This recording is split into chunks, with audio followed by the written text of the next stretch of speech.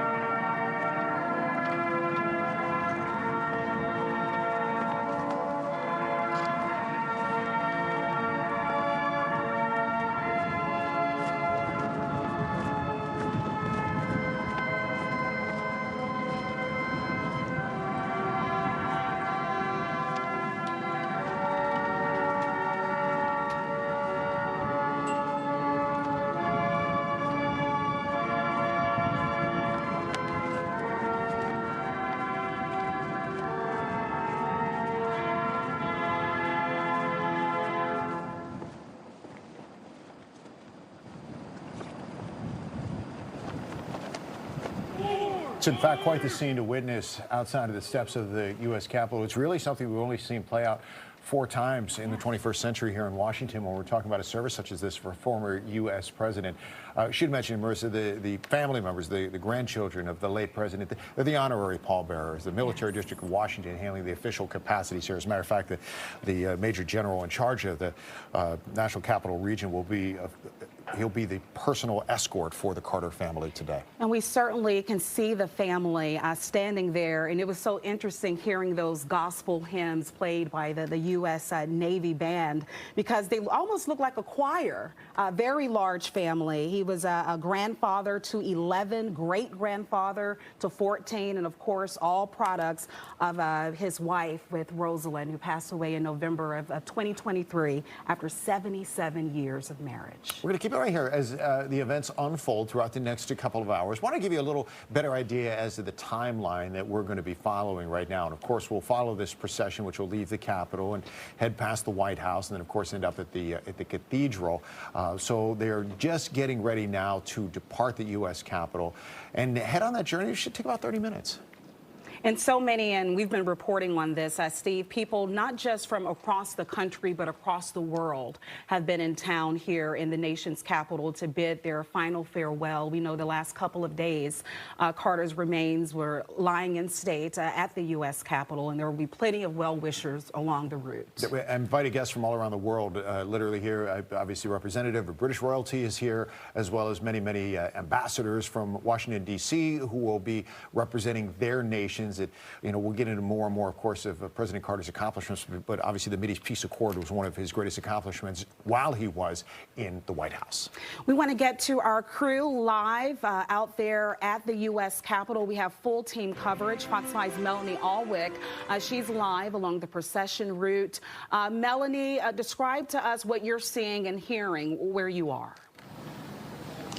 Well, we are here at the U.S. Capitol, right at the entrance where so many people made their way, hundreds of people made their way through these gates to pay their final respects in the rotunda. And then after the gates closed, several people decided they wanted to be here to experience and feel this moment. And when those guns went off, that 21-gun salute, you could feel it. It felt right. It felt honorable. It was the moment when you knew that this, again, was such an honored tradition here in the United States. Many people here standing and watching. And we're going to talk now to Jane Swenson. Hey, Jane, so you were here. It's really cold out, but this is so worth it to you. Why? Well, he was such an inspiration to so many of us, and especially after his presidency, what he's done for America and for the world, he's just made such a difference, and I wanted to honor that. Describe how you're feeling witnessing this. It's amazing. I mean, I was honored to meet him a couple times in his lifetime and saw firsthand what he did, and to be able to pay respects means a whole lot to be and here. Are you from the Washington, D.C. area? I live in Bethesda. What an honor for us, right? Yes, it is. Locals who are able to come here and to be able to bear witness to yeah, this. It was just an incredible experience. So. All right, special moment. I'll let you continue. We can kind of see it from here, but really being able to feel it and experience it, again, just really a special moment here. So we know that very soon that funeral procession is going to leave the Capitol Plaza and make its way up. So many people stopping by and asking, do you know what the procession route is, which way it is going to go? We have not received exactly the information on which way they're going to be departing the U.S. Capitol, but we do have so many of my colleagues out here also braving the very cold temperatures to be along that procession route as well. And I do hope the folks that we met earlier this morning that were not able to get in through the gates and were then trying to hustle uptown to see if they could get to the procession route. I do hope that they made it, because this is certainly the kind of thing that you want to be able to witness if you're able to.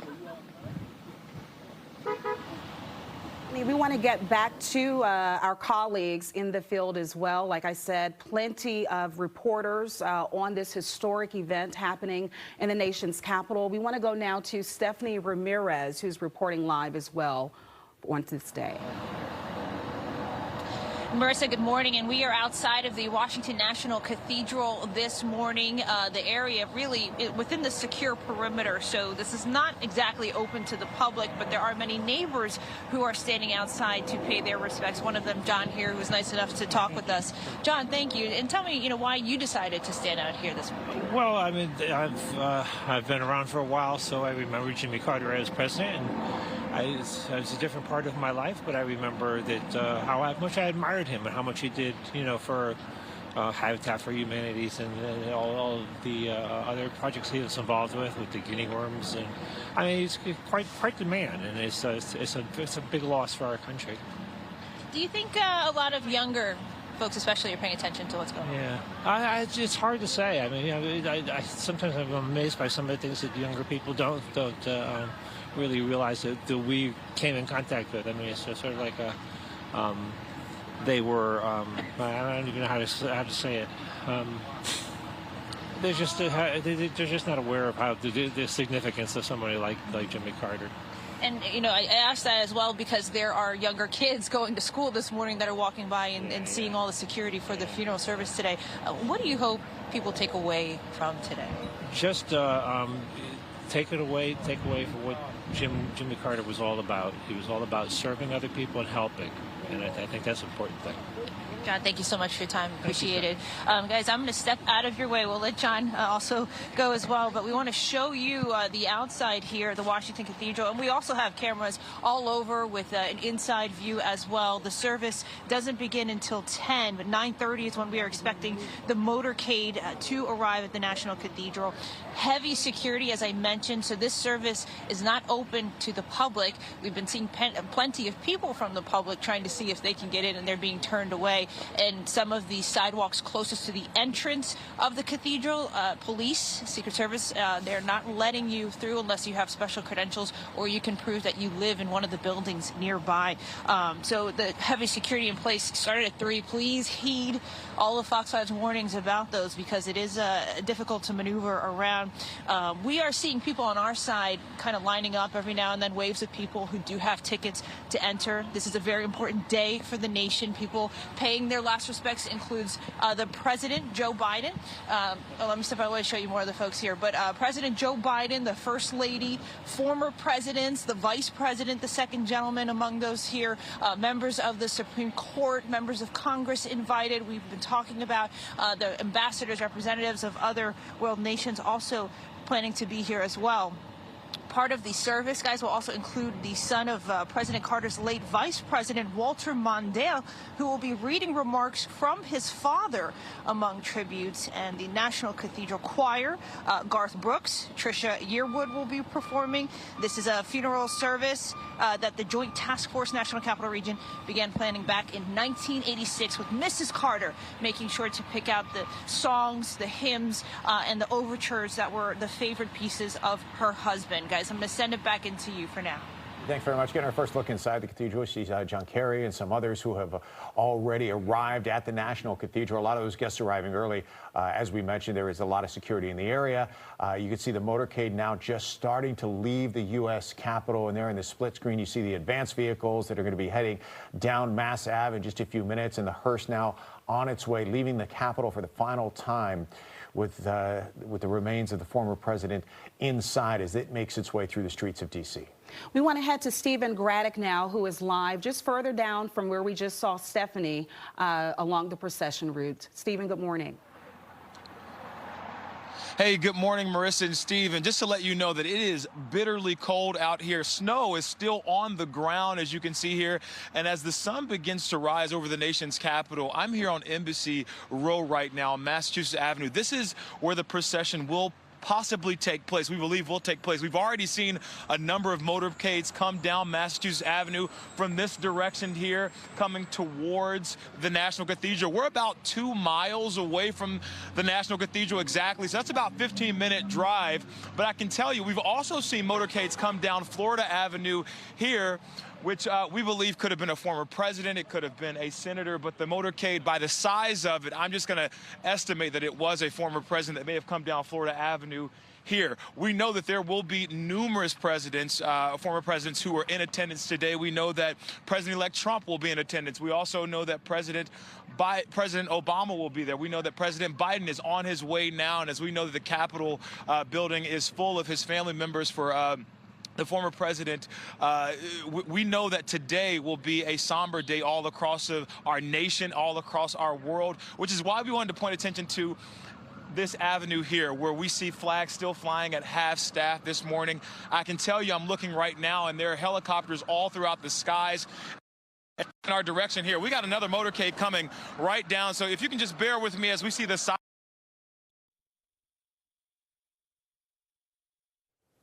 All right, we lost Stephen there, but as you can see, the advance vehicles already leaving down Pennsylvania Avenue from the U.S. Capitol. They're going to be approaching Stephen sooner rather than later. So what is with him now that he was just referencing?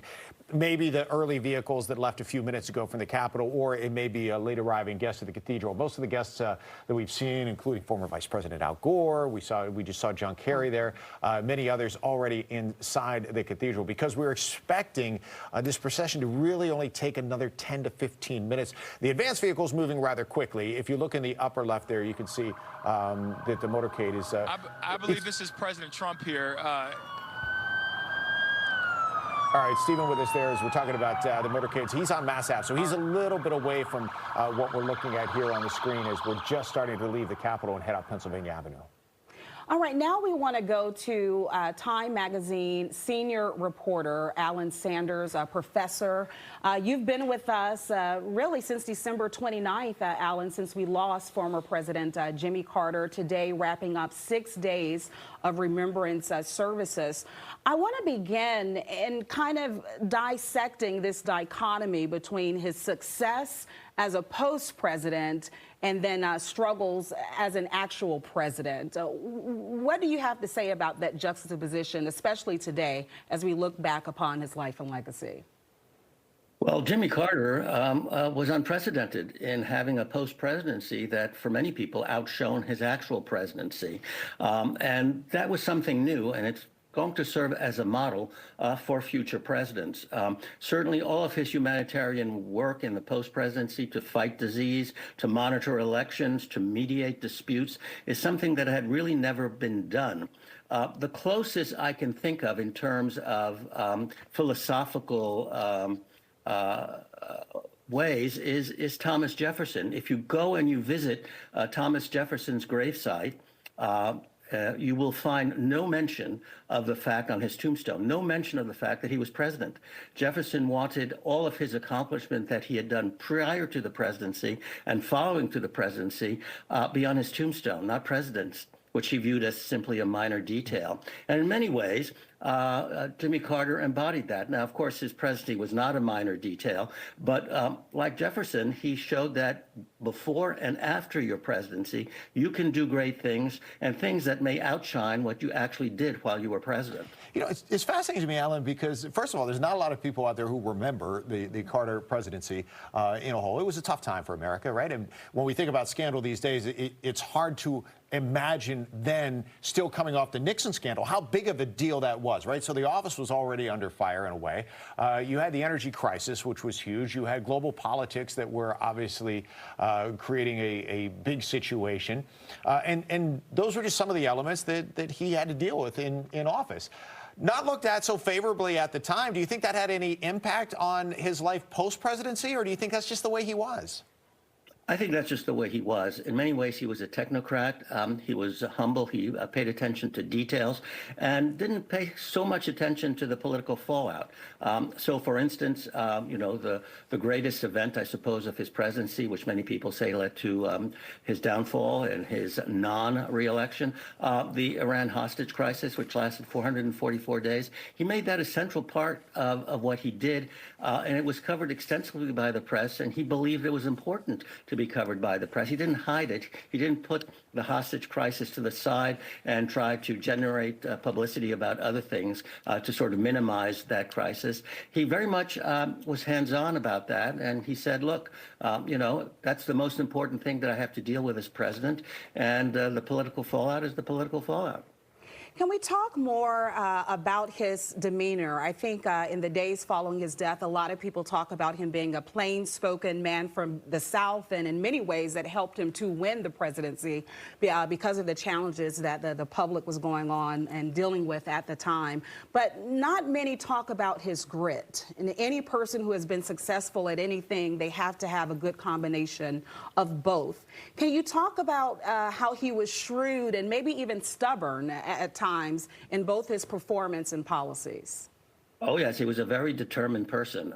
He really believed in what he wanted to do. And, you know, that smile and those blue eyes could turn very cold if you didn't follow what he wanted to do. And so, yes, there was that stern, demanding side to him. And as I say, he was very detail-oriented. So he expected that the people who worked for him would be likewise very much detail-oriented. And he could go, you know, get very cold if you weren't following his orders as he wished them to be followed. Nevertheless, he was also humble. He believed that, look, I have to respect people, even if I disagree with them, even if they make mistakes. And it was this humbleness, this ability to both be stern, but also forgiving and compassionate, which marked his way of politics, his way of conducting the presidency, and his way of conducting his post-presidency. I think we all want to be taken seriously, and we all have that stern side to ourselves.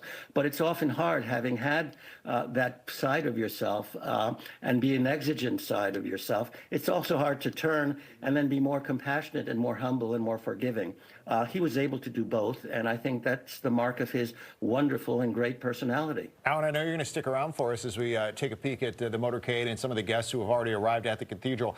Before we let you go for now, one last question, kind of following up as the opposite and the flip side of what Marissa had to say. You know, he also had, Amy was a child in the White House at the time, so you had that fatherly figure, and people were drawn to the fact that there was a child in the White House. Anybody who was around in the 70s remembers Billy Beer. So, you know, did that make us look at the White House in perhaps a different way than we had with previous administrations?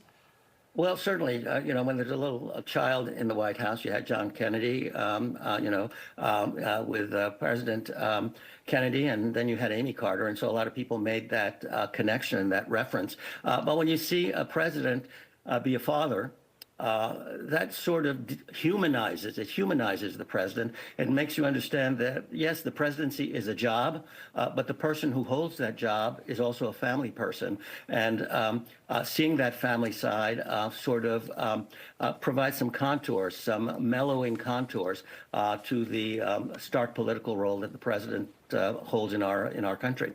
All right, Alan, thank you so much as we take another live view of what's happening inside of the Washington National Cathedral as more and more people come in, including former VP Mike Pence making his way inside. Right. So, yeah, we're talking its family of Carter. Let's get to his extended family, and that's all of those who love and work for the Carter Center. So, Sarah Johnson, good morning, and thank you for joining us. Good morning, and thank you for having me. I want to go straight to the heart. How are you all feeling on this day? It's really with a great sadness that we say goodbye to President Carter. We've been expecting this moment for some time, but when it happens, it's still somehow a shock. Never easy. We're going to hear some great things said, obviously, about the former president today throughout the services, which will air once they begin at 10 o'clock. But you've been close to the family. You've been close to the former president. Obviously, you're sharing the work now moving forward at the Carter Center. What don't we know about the former president that you would like to share? I think a lot of people have talked about his work post-presidency and as a humanitarian, but really he was also just a very kind person. And at the center, I had the opportunity to meet him. The first time I had the opportunity to meet him, he was there for a Carter Center work week, and he was just walking around the office, knocking on doors and introducing himself to the staff and engaging with people and asking them what they were working on. And he really he took interest in everyone, from the CEO down to the interns. It was really remarkable in his, the last speaker said that he had an attention to detail. He really did have an attention to detail, but he also just paid attention on a personal level to who was working for him, what they were doing and supporting them. Did you have to, in that way, almost double check yourself that you're working with a former president? I mean, did he want to be addressed as a former president, or was this just, I mean, forgive the colloquialism of it here, but was it just this was Jimmy who was coming to work? Well, he did want to be addressed as a former president. However, you know, he definitely was very engaged in our work and very caring about all of the programs that we did and really helped set the vision for what the Carter Center would be doing in his post-presidency. And he really touched the lives of so many people around the world. The Carter Center has received condolences from over 130 countries and former leaders, but also just everyday people who had the opportunity to meet with him. Every time he was on an airplane, he would go through the plane and shake hands with people. You know, when he was visiting in country offices, he would introduce himself to the staff and just take the time to really get to know the people who were working with him. So he did demand a certain amount of dedication and respect as a former president, but that was his due, and of course, and it was a tremendous opportunity and an honor to work for him. Well, Sarah, I'm from Georgia originally, and I attended Emory University, which, you know, is practically right around the corner from the Carter Center. I've been to the Carter Center many times, and I had the opportunity to meet and speak with and dine with former President Carter. And at the time, I told him that I wanted to be a journalist, and he asked me and 9 other graduating seniors, well, what's the why? And ended with telling us that service has to be at the center of it. I know that you're well aware, but I saw a report the other day that said most Americans alive today were not when President Carter was president. And so I'm curious to know, what's your message to younger generations on what they can glean from how he lived? Well, I think it is continuing to exemplify his example of being a leader in service to the people and being a humanitarian. He really was very dedicated. He knew that he had a voice and that people would listen to him as a former president, and that and he believed in the power of an individual to do something if they were given the tools to do it.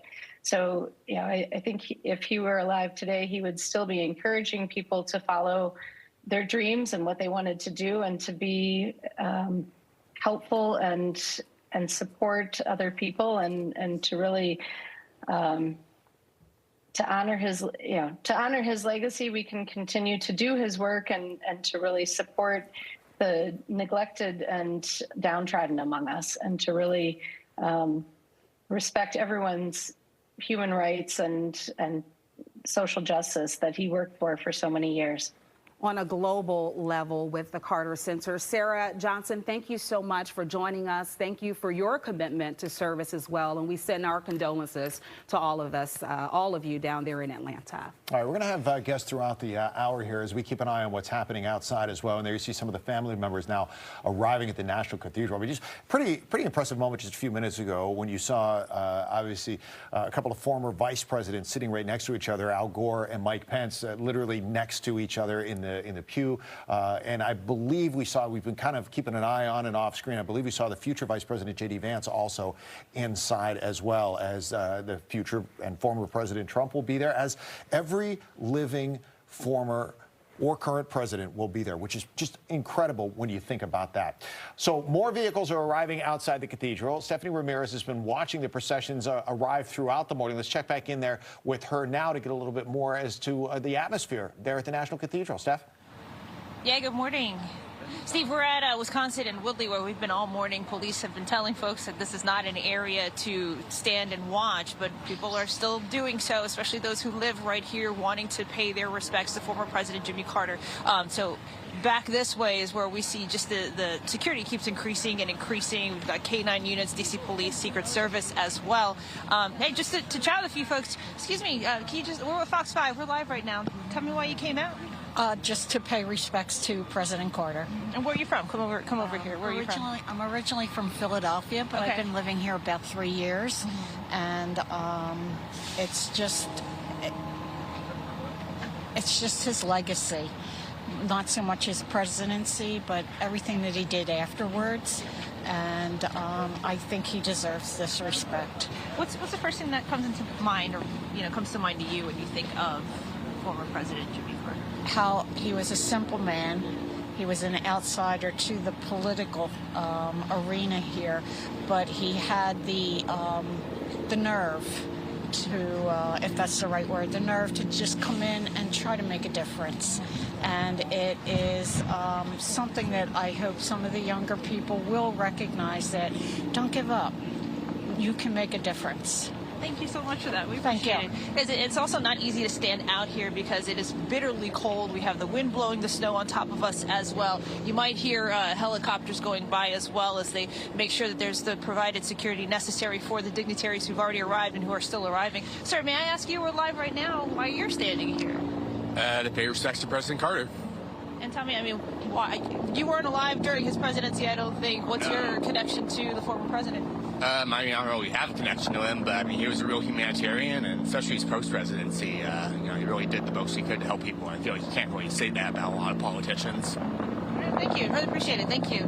And we can just keep moving around here, but actually, let me go to the other side here because the helicopter's moving through. But hey, folks, if you don't mind, we're live right now with Fox 5. Just your thoughts on why you came out here, why you're standing here.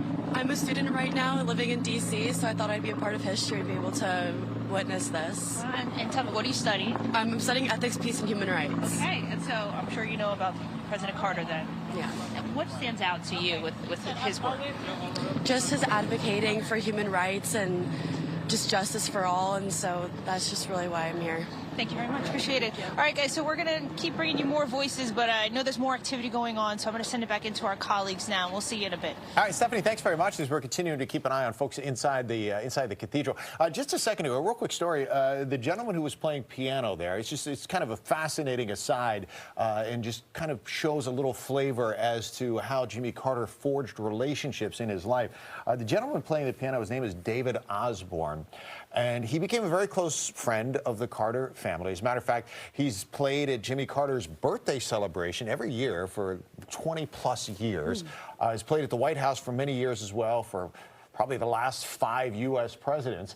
But it all started when he met Jimmy Carter at a book signing, of all things. Met him at a book signing, started talking about what he did as a musician, and Jimmy Carter clearly wanted to find out more information about what he did.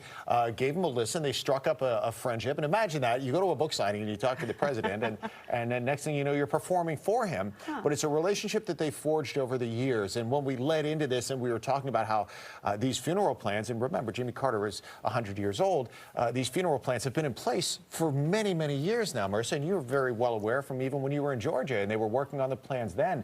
This is someone who they handpicked to be a part of this celebration years ago and ended up being a very close friend of the Carter family, but it all started at just a chance encounter with the president. Isn't that incredible? It just speaks to his personality and how he was able to really mesh with people from first glance, and if it was something that he wanted to do and he could tell that you were earnest about whatever that gift or talent was, he was all about forging that connection. So it's really good to see him here and almost go full circle. That's very touching. We want to get back out live to our reporters and check in with Stephen Braddock, who is live on Massachusetts Avenue. Stephen, what can you tell us? All right, well, what can we tell you is that I'm here on Embassy Row right now. We've seen a couple of motorcades pass by, but it looks like the president, their motorcade went another direction down Rock Creek Park, which is okay, but folks still here on this avenue are standing. As you can see down here, lines of people still hoping that they get a chance to see the former president, his final resting era here in D.C., his final challenge down.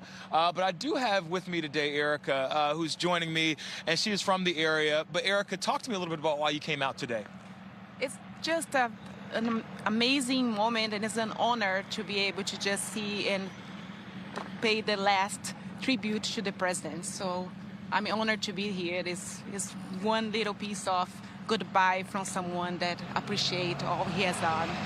And what do you think his legacy will be as we have his final moments here in D.C.? What will his legacy be on the country and the world? I think for me, he was a president that unified everybody. And I think that's something that makes everyone proud of being an American, and to see what you can make, every little bit makes a difference of who you are to the country you love. Yeah. And you work just right up the street here, and you got some friends with you, some of your colleagues here. Come on in, guys. You guys weather the storm. You got on your boots. It's still snowing out here. It is cold. Why did you all come and join this festivity today?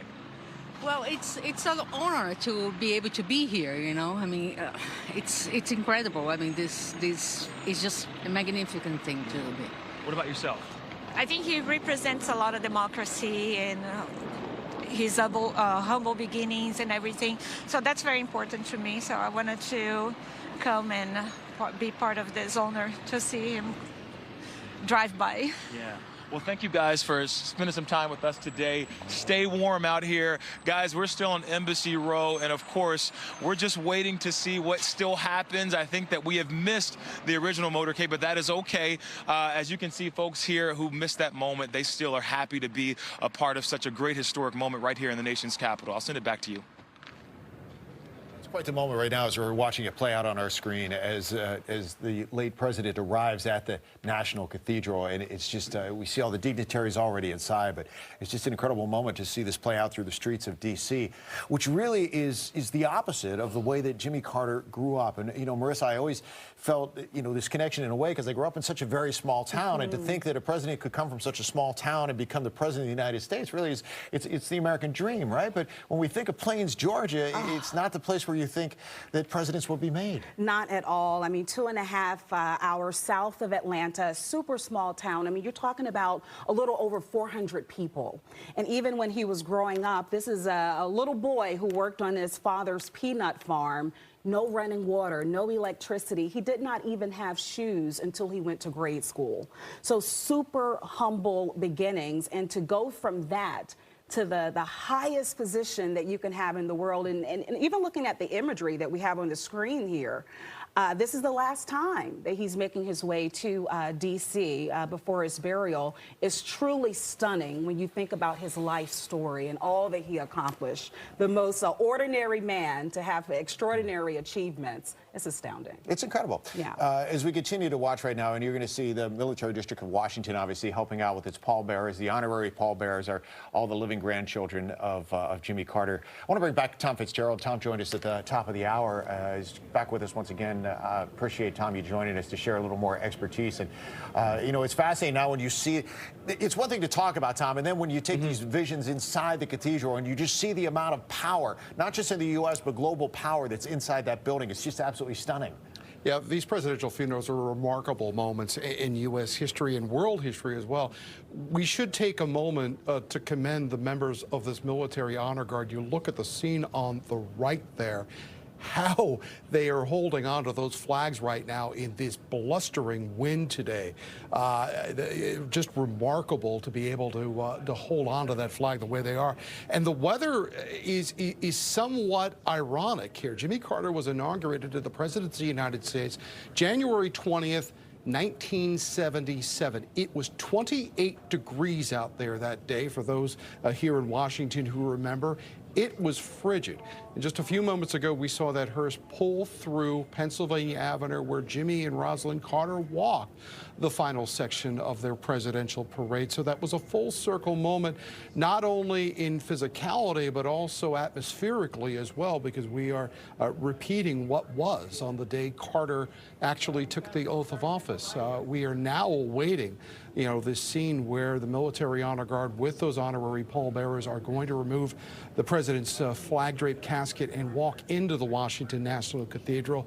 And Steve, you're right. You know, assembled in there are, you know, as historians have remarked about Abraham Lincoln's cabinet, you know, a conspiracy of rivals in there. You're going to have Democrats, you're going to have Republicans, you're going to have people from all over the political spectrum who, despite their differences and probably despite their past battles, many of them have been intense, they've come together today to sit in unison to honor this man and to honor this presidency and in turn honor this country. So it is a remarkable moment, not only for the people in the Washington National Cathedral, but for the country as a whole.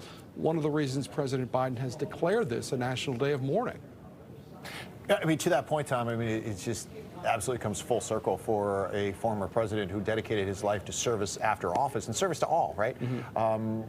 Didn't matter what party you might subscribe to or beliefs you might believe in.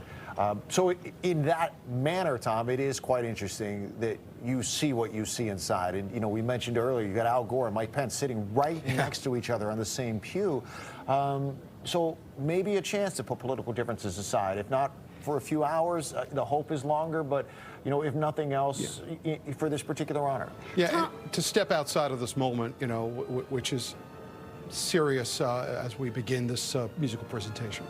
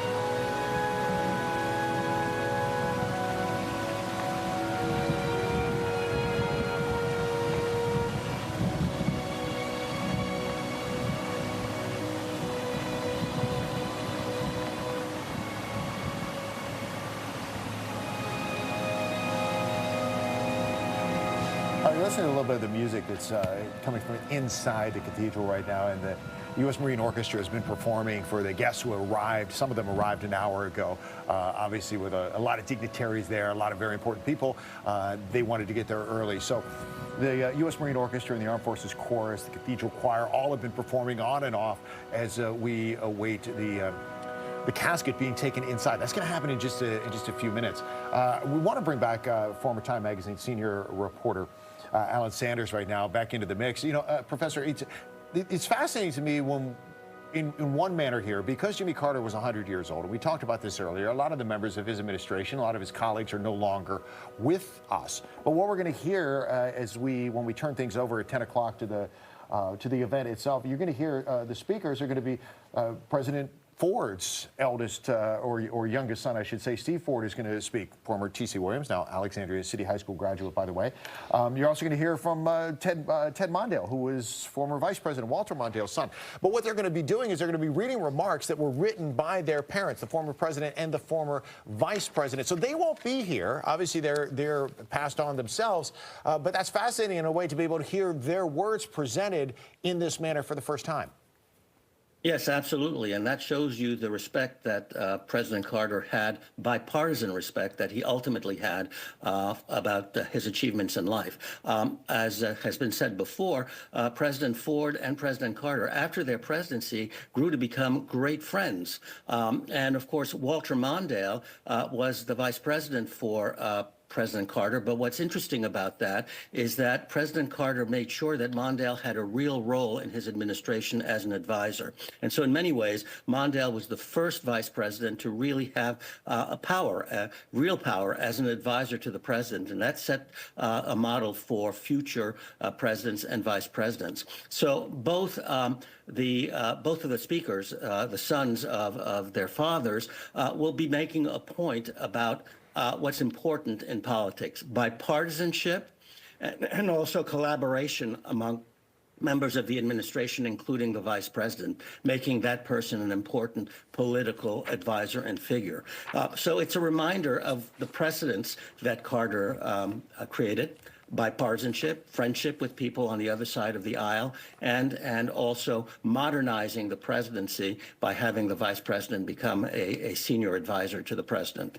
Alan, as I sit here and look at this ceremony and all the pomp and circumstance, which is certainly traditional for an event of this magnitude, I can't help but think about Carter and how he was. I mean, this is a man, he and Rosalind famously got out of their limo on their inauguration day and decided to walk the parade route. And we know that presidents after him now do that. This is a man who wore cardigan sweaters, who would carry his own bags, his own clothing.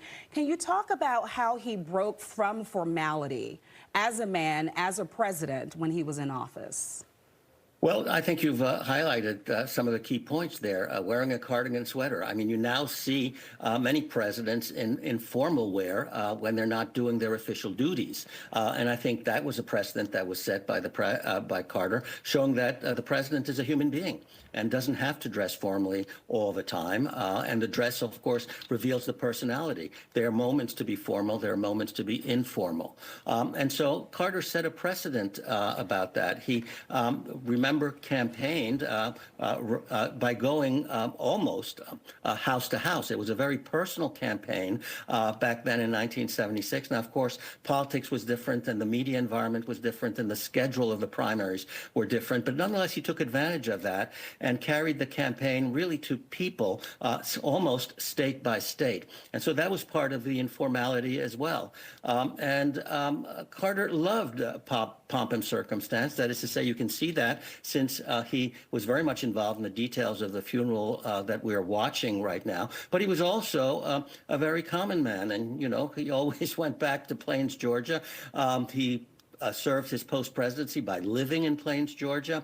He conducted Sunday school before he became president, while he was president, after he was president, being just a normal human being and teaching Bible classes to just fellow congregants. And so in all of the many ways, he was a president. He knew how to be formal. He knew about the pomp and circumstances. We're watching it today. But he also knew that at the bottom, every president is a human being and a person, and needs to reflect that in the way he conducts his life outside of the political pomp and circumstances. As we're listening to you talk and we're watching, obviously, much respect to the military district of Washington. If anybody was around in January of 1977 for the weather conditions Tom Fitzgerald was talking about, 26 degrees and windy, we're playing that out almost to a T today. Right now it's 28 degrees, and you can see how they're struggling with the flags outside of the cathedral. The wind is blowing so much. Alan, I want to go back to what we expect to hear. Obviously, we're going to hear remarks from several people, including one of Jimmy Carter's grandchildren, and you can expect that to be very, very personal. These notes that maybe were written by Walter Mondale and Gerald Ford. I mean, Walter Mondale we lost a few years ago, but Gerald Ford we lost almost 20 years ago. What do you think that he wrote then that we will be hearing about now? I think Ford will probably write a lot about the personal friendship and the personal bond that he developed with President Carter, both developed with each other after their presidencies. I think he'll talk a lot about that. I think Walter Mondale's son will probably talk a little bit more about the role that Carter allowed Mondale to play, and so get into a little bit of politics. And then let's not forget that President Biden will also deliver a eulogy. And Biden and Carter became friends from long ago. Biden was the first Democratic senator to endorse Carter for the presidency way back at the beginning of Carter's campaign. And they were very close throughout the nearly 50 years that both lived together on this planet. And so I think you'll see President Biden deliver the kind of eulogy that he's known to do. Again, personal. He will also, I'm sure, talk about the achievements that President Carter accomplished during his life as president and his life as a former president. And so you'll see a combination of both, a deep assessment of the kind of public figure he was, but also a deep assessment of the kind of person he was and the personal relationships he forged with the people around him. Now we have President-elect Donald Trump just arriving as well. A quick question here for you, Alan. I understand that the Honorable Andrew Young, who is a former UN ambassador, will be there as well. And of course, he had a strong relationship with Carter, who did a lot in terms of helping women, helping African Americans legislatively. Can you speak to his civil rights legacy in that way? Yes, I mean, I think Andrew Young will symbolize, and I'm sure he will speak about it, but he will symbolize President Carter's strong commitment to civil rights. He came from the South. He believed in equality. He believed in diversity. And in the appointments that he made to his administration, he was very conscious to bring in minorities in unprecedented numbers, and also on the federal courts. He brought unprecedented numbers of minorities and women to the federal bench. He never appointed anybody to the Supreme Court, but he appointed 262, a record number of lower court federal judges. And he was very conscious in making sure that the federal judiciary, as well as his administration, looked a lot more like America than it had ever done before. And so he devoted himself to equality, to human rights, and to actually bringing the country together demographically in ways that had not been done before him.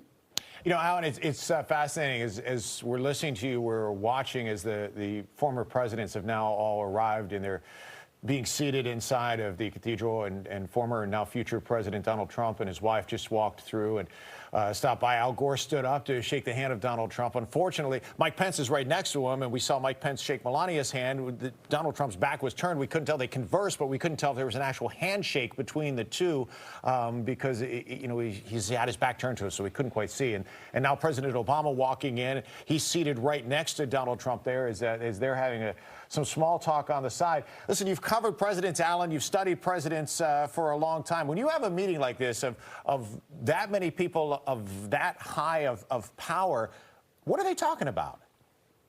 Probably small talk. You know, how are you? What's happening with your family? Details. They're not talking about politics. They're talking about personal warm wishes and so forth. You know, it's an exclusive club. When you're talking about former presidents, only 5 right now are living.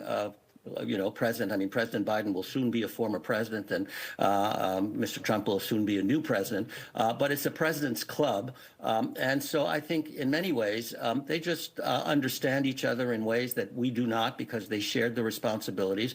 Now, they can come together and do charitable work, and many of them have done that together after their presidency. So when they do that, they actually engage in actual public functions and public duties when they engage in charitable work. But I think otherwise, at functions such as this, it's just probably very polite, small talk, and nice to see you again, and how's your family and what's happening. And I noticed this that you did last week or last month or last year. How was that? That's what I would expect. Yeah, and we're seeing, obviously, President Clinton and Hillary Clinton coming in, sitting down, President George Bush, and obviously his wife Laura coming in and sitting as well. The president seated in order of the term that they served. And we know that Carter, as a former president, he often advised current ones, whether they wanted the advice all the time or not. Can you talk about that relationship that he kept with the Oval Office almost until the very end? Yes. Now, you know, presidents sometimes turn to former presidents for advice, for counsel, for what would you do, what's happening on the outside that you can advise me about while I'm on the inside. But Carter did that. He was called upon at various times, like all former presidents, by the then sitting president. But he also took the initiative, and very often, I shouldn't say very often, but sometimes he took the initiative without the formal approval of the sitting president. And so there were sometimes some irritable moments where they believed that President Carter was being an interloper. Or sometimes he would engage in diplomatic meetings and publicize them before the sitting president wanted to acknowledge that these meetings had happened or these agreements had occurred. And so he was a bit of a thorn on the side of former presidents. President Clinton, in particular, had some issues with the activities of President Carter. But overall, when he was dealing with humanitarian work, dealing with disease in the underdeveloped world, monitoring elections as an independent observer, that did not create animosities or friction with sitting presidents. He was doing that as a global humanitarian and having nothing to do with the policies of the United States, just making sure that elections were free and fair around the world. And of course, trying to alleviate human suffering, by trying to work and eradicate the diseases that have ravaged societies in the underdeveloped world and really all around the world. So that part of his work did not create any friction. We have just a couple of minutes left. Once they bring the casket into the church, we're just going to go to what's happening with the service itself, and we'll leave the commentary silent throughout the extent of the service, and then we'll come back. We'll rejoin you again when it's over. Alan, I appreciate you being with us. Thank you so very much. I mean, it's just been, and feel free to weigh in. I have one more question. I'm going to give it to Marissa first, but if you want to weigh in, Alan, you're more than welcome to. But as we look, there's Kamala Harris and Doug Emhoff walking in as well. This is quite fantastic when you look at the power that is inside that cathedral right now. You have an entire row of former presidents. You have an entire row of former vice presidents. You have the current vice president and her spouse. Family members are going to be in the first row. We've been talking a lot about the political game of Jimmy Carter and a lot of the heavier news. Marissa, I'll ask you this first as a Georgia native, and then Alan, if you want to weigh in as well.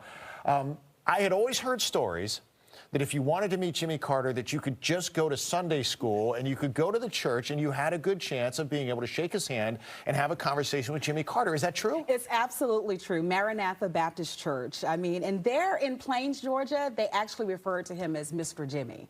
They didn't call him President Carter.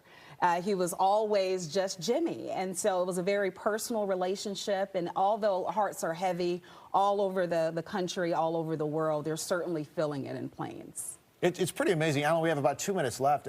If you want to weigh in on maybe some final thoughts here, and listen, whether from your coverage of the president over the years or other presidents during the years, or just some interesting facts or some ways that you think he should be remembered and what we should be thinking about as we watch the service play out over the next hour or so.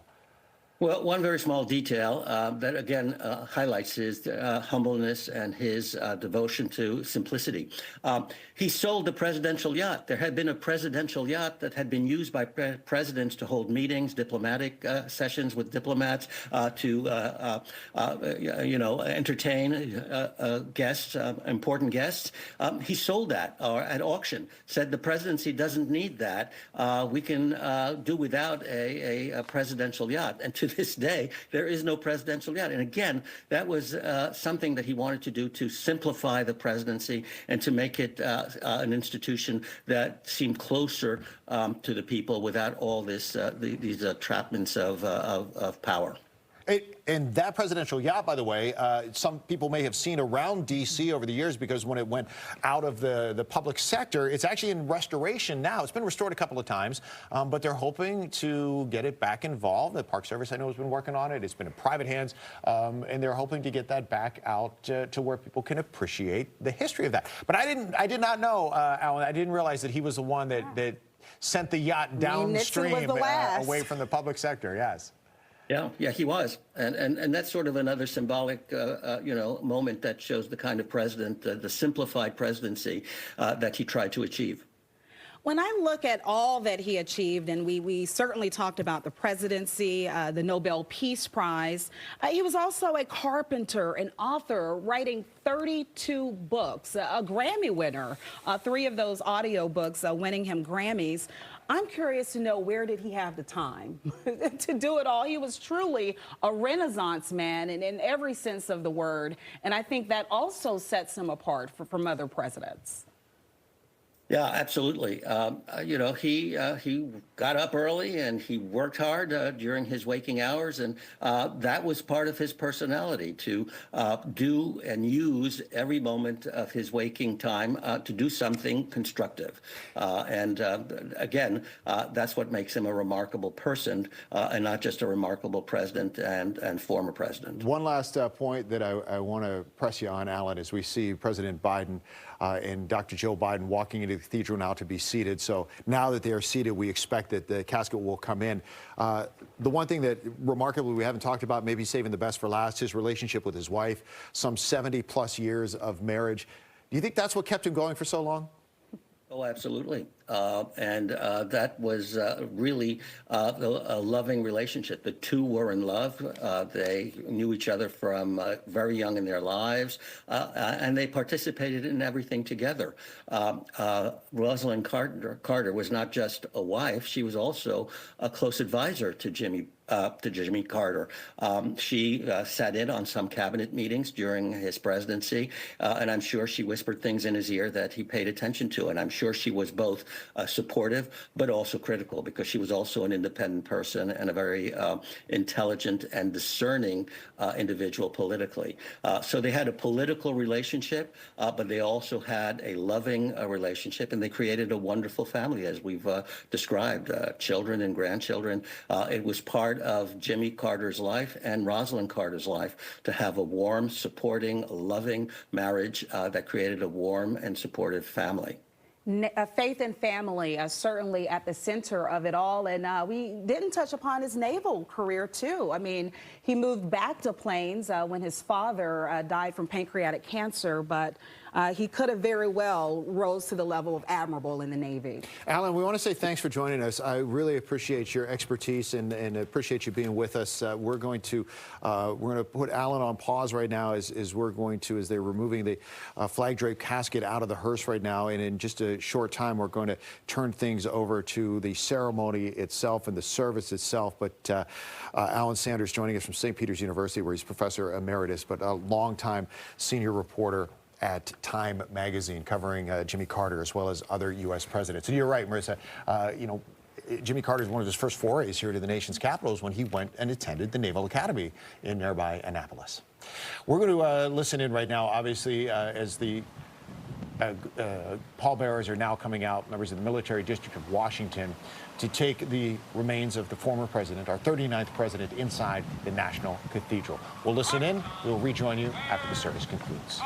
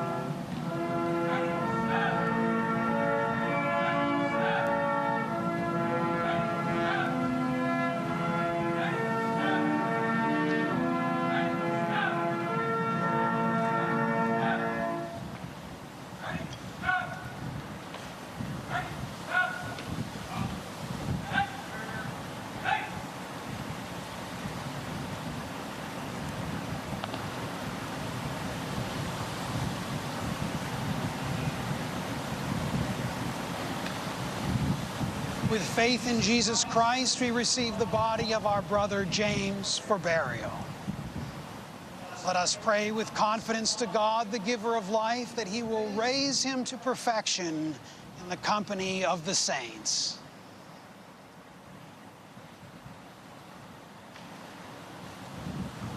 Deliver your servant James, O sovereign Lord Christ, from all evil and set him free from every bond, that he may rest with all your saints in the eternal habitations, where with the Father and the Holy Spirit you live and reign, one God, forever and ever. Let us also pray for all who mourn, that they may cast their care on God and know the consolation of his love. Almighty God, look with pity on the sorrows of your servants for whom we pray. Remember them, Lord, in mercy. Nourish them with patience. Comfort them with a sense of your goodness. Lift up your countenance upon them and give them peace. Through Jesus Christ our Lord. Amen.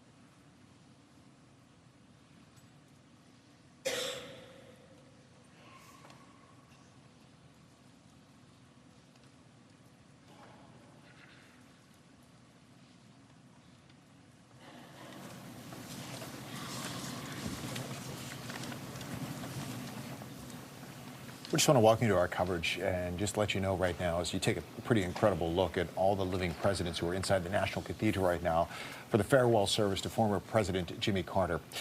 Right now, they're taking a moment to bring the flag-draped casket into the National Cathedral. As soon as the service officially begins, we're going to listen in on that in its entirety, and you won't miss a thing. We do appreciate you standing by with us. As far as speakers that we're expecting coming up, we're going to hear from at least one of Jimmy Carter's grandchildren.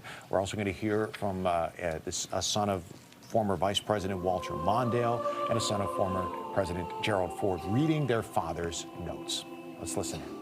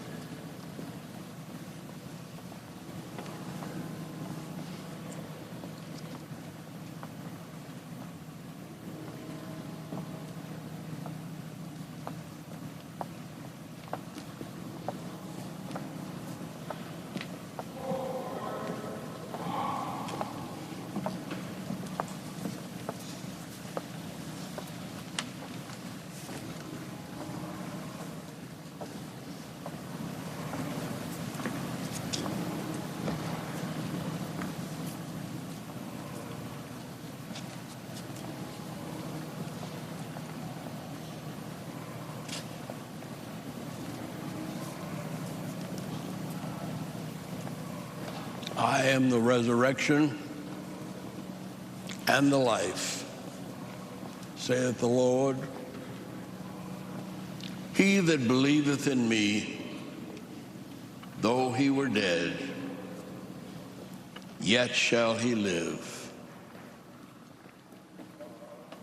And whoever liveth and believeth in me shall never die.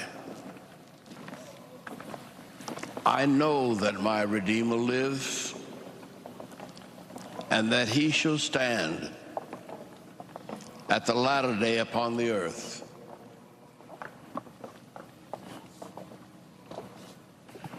And though this body be destroyed, yet shall I see God, whom I shall see for myself, and mine eyes shall behold, and not as a stranger.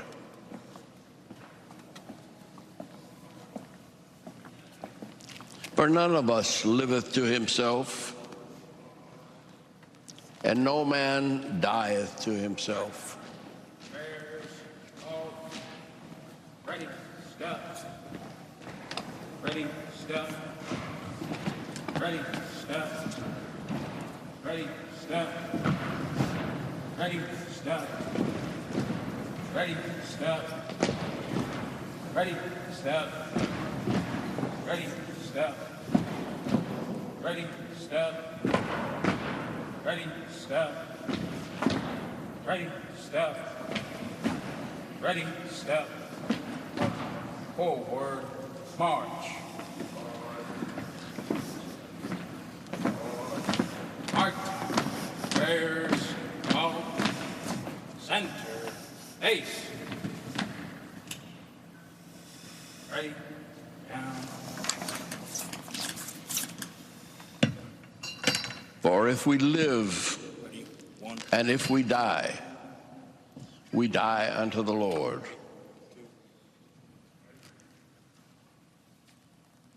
Ready, three. Ready, face.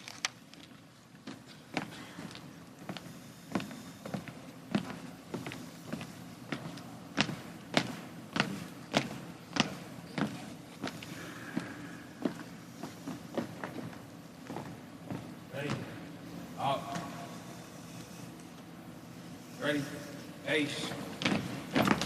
Forward, march.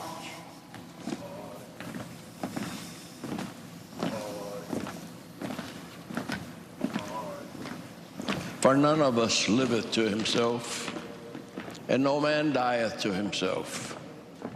For if we live unto the Lord, and we die unto the Lord.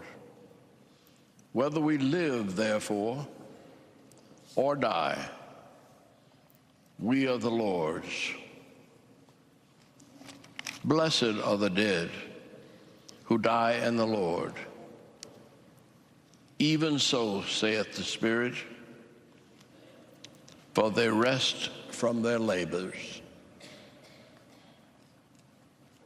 The Lord be with you. Let us pray.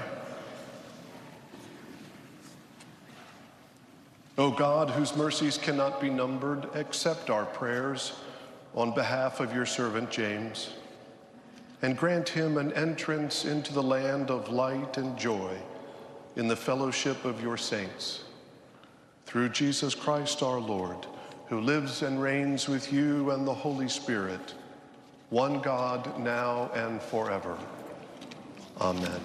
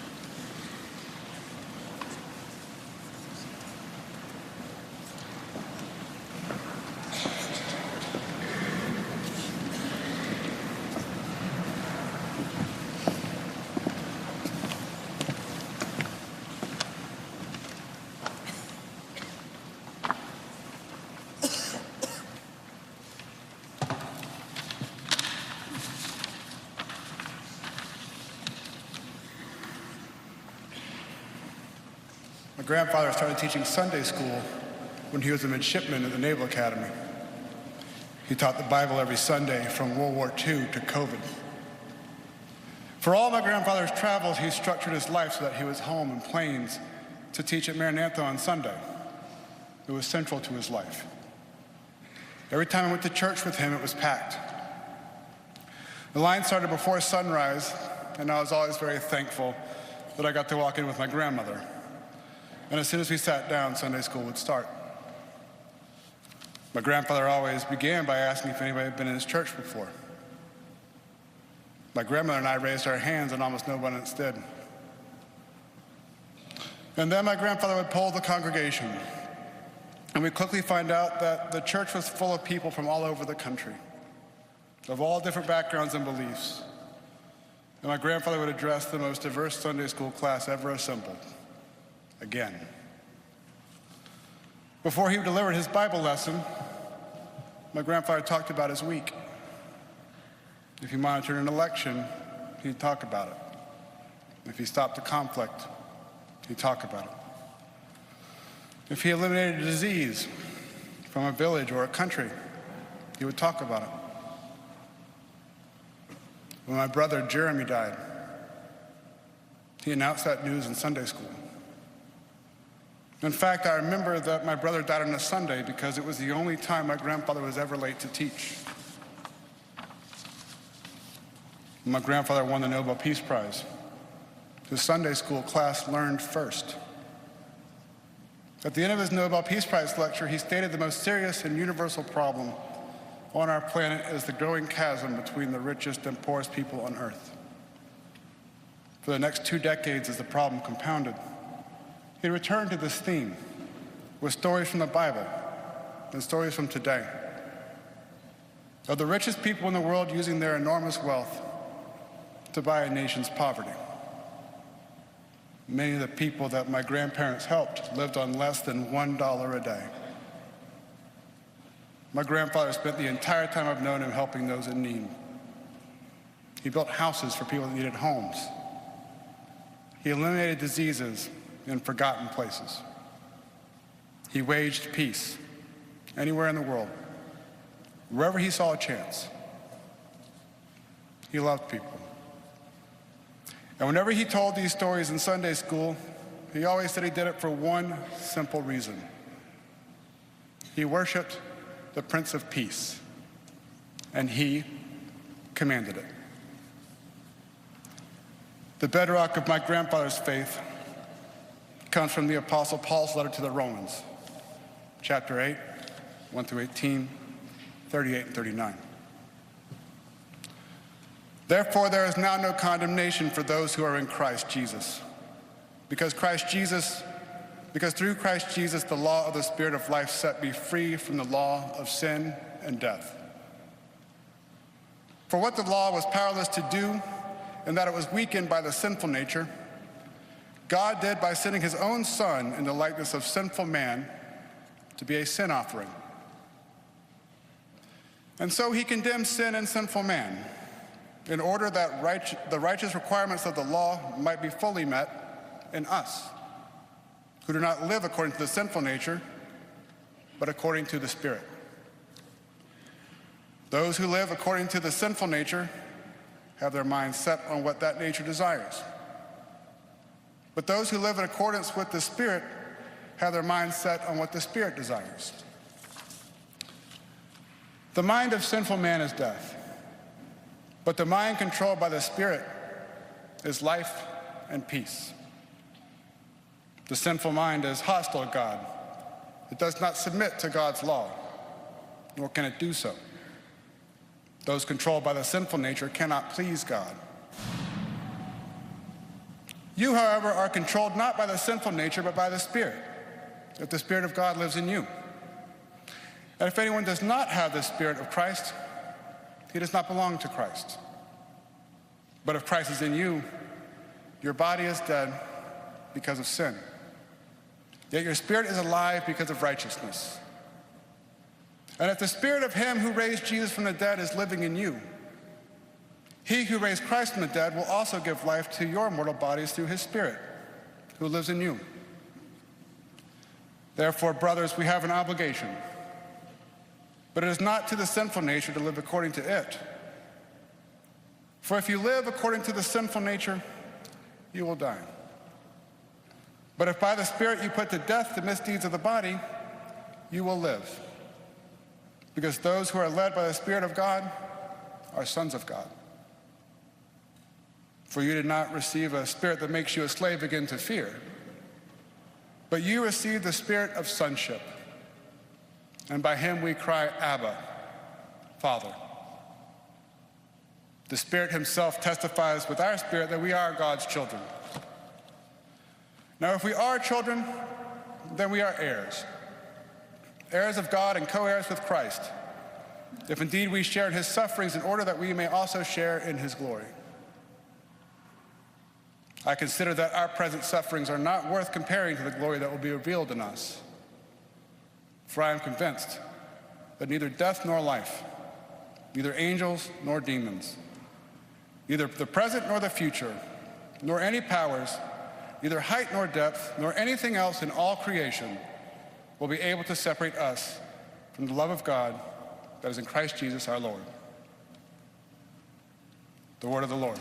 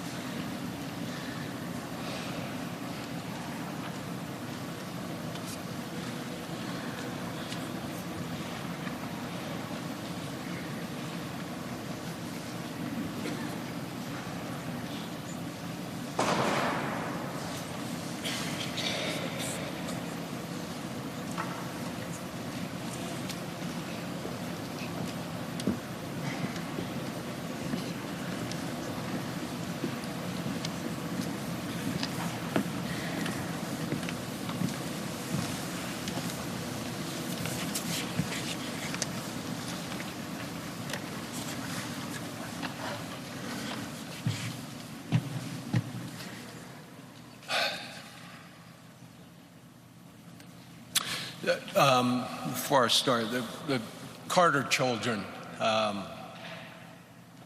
wife and I were sitting several rows behind you, and we were praying for you, and I was humbly reminded that it was 18 years ago, almost to the day, that our family sat in that very row and supporting my mom. And it was your dad and his great faith that supported my mom and gave her hope that week. He traveled with us for several days, and we were blessed. So thank you. God did a good thing when he made your dad. Jack, Chip, Jeff, Amy, Mr. President, Madam Vice President, former presidents, first ladies, members of the House of Representatives and the Senate, justices of the Supreme Court, distinguished guests, ladies and gentlemen. In the twilight of my dad's life, Dad and President Carter spoke by phone, and Dad asked President Carter if he would do a eulogy at Dad's funeral. President Carter graciously agreed, and then he also asked if Dad would deliver a eulogy at President Carter's funeral. Now, Dad was thrilled to agree, After that call, as you can imagine, both of them got off the phone and had a pretty good chuckle, considering which one of them would return in person to deliver that second eulogy. As you know, Dad died in 2006, and President Carter's eulogy continues to bring comfort, smile, laughter, joy, pride to our family. And thus, on behalf of my dad, it's an honor to share Dad's eulogy to his old friend. I can just see my dad getting his yellow legal pad out with his pen and writing this for his beloved friend. By fate of a brief season, Jimmy Carter and I were rivals. But for the many wonderful years that followed, friendship bonded us as no two presidents since John Adams and Thomas Jefferson. It is said that President Adams' last words were, "Thomas Jefferson still survives." Now, since Jimmy has a good decade on me, I'm hedging my bets by entrusting my remembrances of Jimmy to my son, Steve. According to a map, it's a long way between Grand Rapids, Michigan, and Plains, Georgia. But distances have a way of vanishing when measured in values rather than miles. And it was because of our shared values that Jimmy and I respected each other as adversaries, even before we cherished one another as dear friends. Now, this is not to say that Jimmy never got under my skin. But has there ever been a group of politicians that didn't do that to one another? During our 1976 contest, Jimmy knew my political vulnerabilities, and he successfully pointed them out. Now, I didn't like it, but little could I know that the outcome of that 1976 election would bring about one of my deepest and most enduring friendships. In the summer of 1981, the two of us found ourselves together again, this time aboard Air Force One, bound for the funeral of the great peacemaker Anwar Sadat. There's an old line to the effect that two presidents in a room is one too many. Frankly, I wondered how awkward that long flight might be to Cairo, and it was a long flight, but the return trip was not nearly long enough, for it was somewhere over the Atlantic that Jimmy and I forged a friendship that transcends politics. We immediately decided to exercise one of the privileges of a former president, forgetting that either one of us had ever said any harsh words about the other one in the heat of battle. Then we got on to much more enjoyable subjects, discussing our families, our faith, and sharing our experiences in discovering that there is indeed life after the White House. We commiserated over the high cost of building presidential libraries and the even more regrettable fact that most of that fundraising for these otherwise admirable institutions fell to us personally. On the spot, we agreed to participate in programs at each other's library, beginning with a series of conferences on arms control. And if that wasn't newsworthy enough, we told reporters on the plane that a lasting Middle East peace would require the United States to make tough decisions, like confronting the Palestinian issue directly, thereby building on the work to which President Sadat had literally given his life. It was the first time, but by no means the last time, that our unlikely partnership ruffled feathers in the Washington establishment. Now, honesty and truth-telling were synonymous with the name Jimmy Carter. Those traits were instilled in him by his loving parents, Lillian and Earl Carter, and the strength of his honesty was reinforced by his upbringing in the rural South, poised on the brink of social transformation. He displayed that honesty throughout his life as a naval officer, state legislator, governor, president, and world leader. For Jimmy Carter, honesty was not an aspirational goal, it was part of his very soul. Now, I think Jimmy wrote more books than any former president. Once asked if he really enjoyed writing, he replied with that familiar twinkle in his eye, "It beats picking cotton." But I think he enjoyed writing for another reason. As an author, he was under no pressure to tailor his opinions to some political constituency or potential contributor.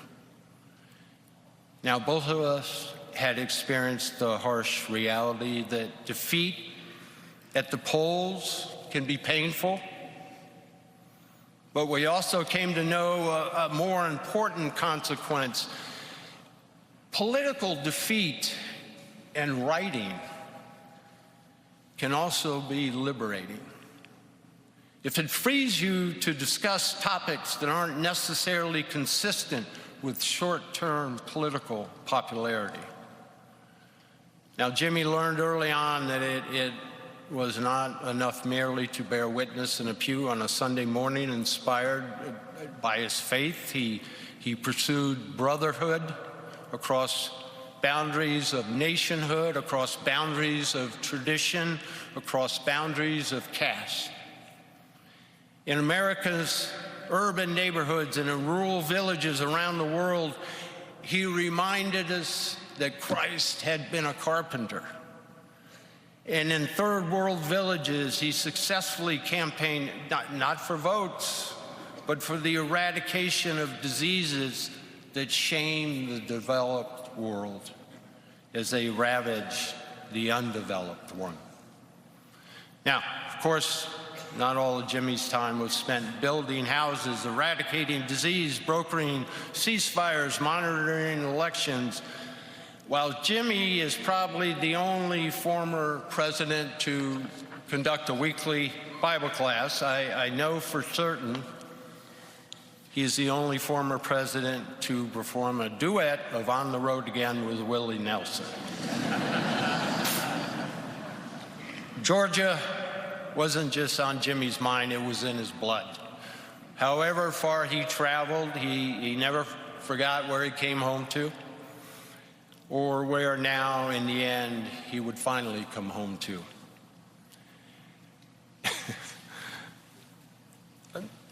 Of the many things Jimmy and I had in common, the most important is this: we both married way above ourselves, way above.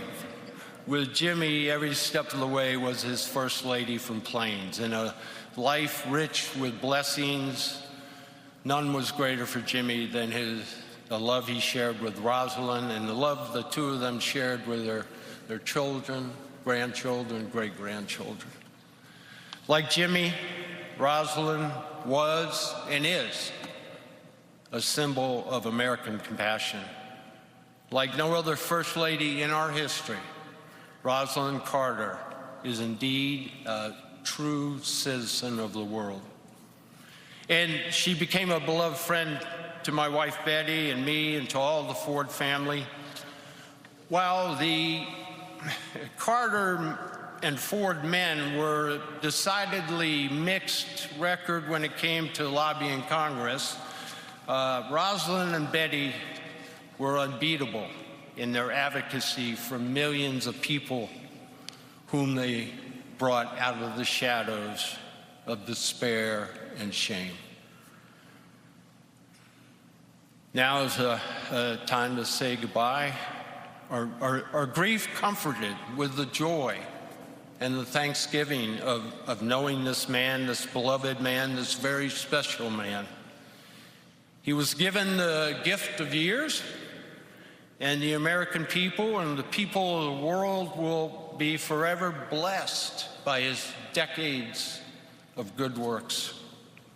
Jimmy Carter's legacy of peace and compassion will remain unique as it is timeless. The entire Ford family, we extend our love to you, and we add our prayers to the prayers of tens of millions of people around the world. May God bless and watch over this good man. May he grant peace to the Carter family as they say goodbye to a man whose life was lived to the fullest, with a faith demonstrated in countless good works, with a mission richly fulfilled, and a soul rewarded with everlasting life. As for myself, Jimmy, I'm looking forward to our reunion. We have much to catch up on. Thank you, Mr. President. Welcome home, old friend.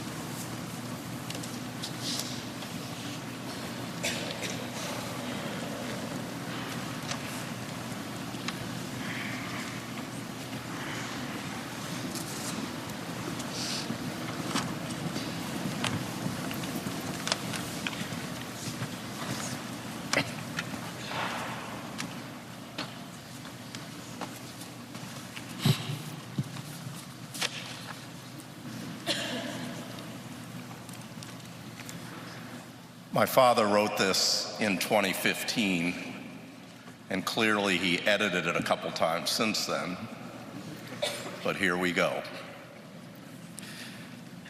Today we join in sadness to honor our dear friend, President Carter, for his extraordinary years of principled and decent leadership and his courageous commitment to civil rights and human rights. I remember the emergence of Jimmy Carter on the national stage, in particular his 1971 inaugural address. For the first time, a Georgia governor called for a commitment to the traditions of Martin Luther King Jr. and for the decency that his leadership stood for over his lifetime.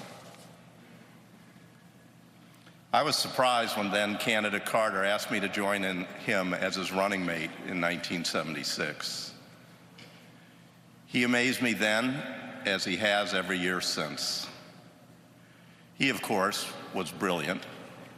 He also had a great sense of humor. And while we had only 4 years in the White House, he achieved so much in that time. It stood as a marker for Americans dedicated to justice and decency. Carter was a man of his word. I remember when he talked about the concept of the vice presidency. I told him I'd like to do it and had only 2 requests. I wanted to make a real contribution, and I didn't want to be embarrassed, as many of my predecessors have. He agreed, welcomed my full participation, and directed his staff to treat me as they would him. He was very careful to protect me from the frustration and too often humiliation that had cursed the lives of many vice presidents. I want to thank the president for the good choices he made with his key personnel. We don't have time to mention many of them, but Stu Eisenstadt comes as close as possible to rivaling President Carter's formidable work ethic. Hamilton Jordan and Jody Powell were blessings every day, to me, to the president, and to the nation. One of the things that dawned on me during the course of our time together is how well we worked together and how we understood each other. I think one of the realities was that Carter was a devout Christian who grew up in a small town and was active in his faith for almost every moment of his life. I was also a small town kid who grew up in a Methodist church where my dad was a preacher, and our faith was core to me, as Carter's faith was core to him. That common commitment to our faith created a bond between us that allowed us to understand each other and find ways to work together. He allowed me to take a leadership role on issues that never would have happened before. For instance, he directed and trusted me to take a central role in trying to bring decency to the Vietnamese and Southeast Asian boat people who were fleeing their country. With President Carter's orders, the boat people were picked up by our great Navy from their flimsy boats, which were capsizing, and taken to safety. Most became good American citizens working for a healthy and prosperous nation. Joan loved her time as the second lady. And we have Jimmy and Rosalind to thank for helping her champion the public arts and for just being so kind to her. These were good years for Joan and I. President Carter and I became very close friends. We often spent hours together throughout the day. We were working on real problems, not wasting time. The personal relationship we established while in office continued throughout our life. Carter was farsighted. He put aside his short-term political interests to tackle challenges that demanded sacrifice, to protect our kids and grandkids from future harm. Very few people in the 1970s had heard the term climate change. Yet Carter put his presidency on the line to pass laws to conserve energy, deregulate new oil and gas prices, and invest in clean, renewable alternatives to fossil fuels. It wasn't a perfect program, but thanks to President Carter, U.S. energy consumption declined by 10% between 1979 and 1983. In many ways, he laid the foundation for future presidents to come to grips with climate change. Some thought he was crazy to fight so hard to pass these laws, but he was dead right, and we know that now. We also know that President Carter elevated human rights to the top of his agenda. Sometimes we forget how seriously he pushed to advance the rights of women. He proposed and signed the law extending the period for states to approve the Equal Rights Amendment. He appointed women to head the departments of Commerce, Education, HUD, and what is now HEW. Women on his White House staff played crucial roles in developing his highest priority energy and environmental proposals.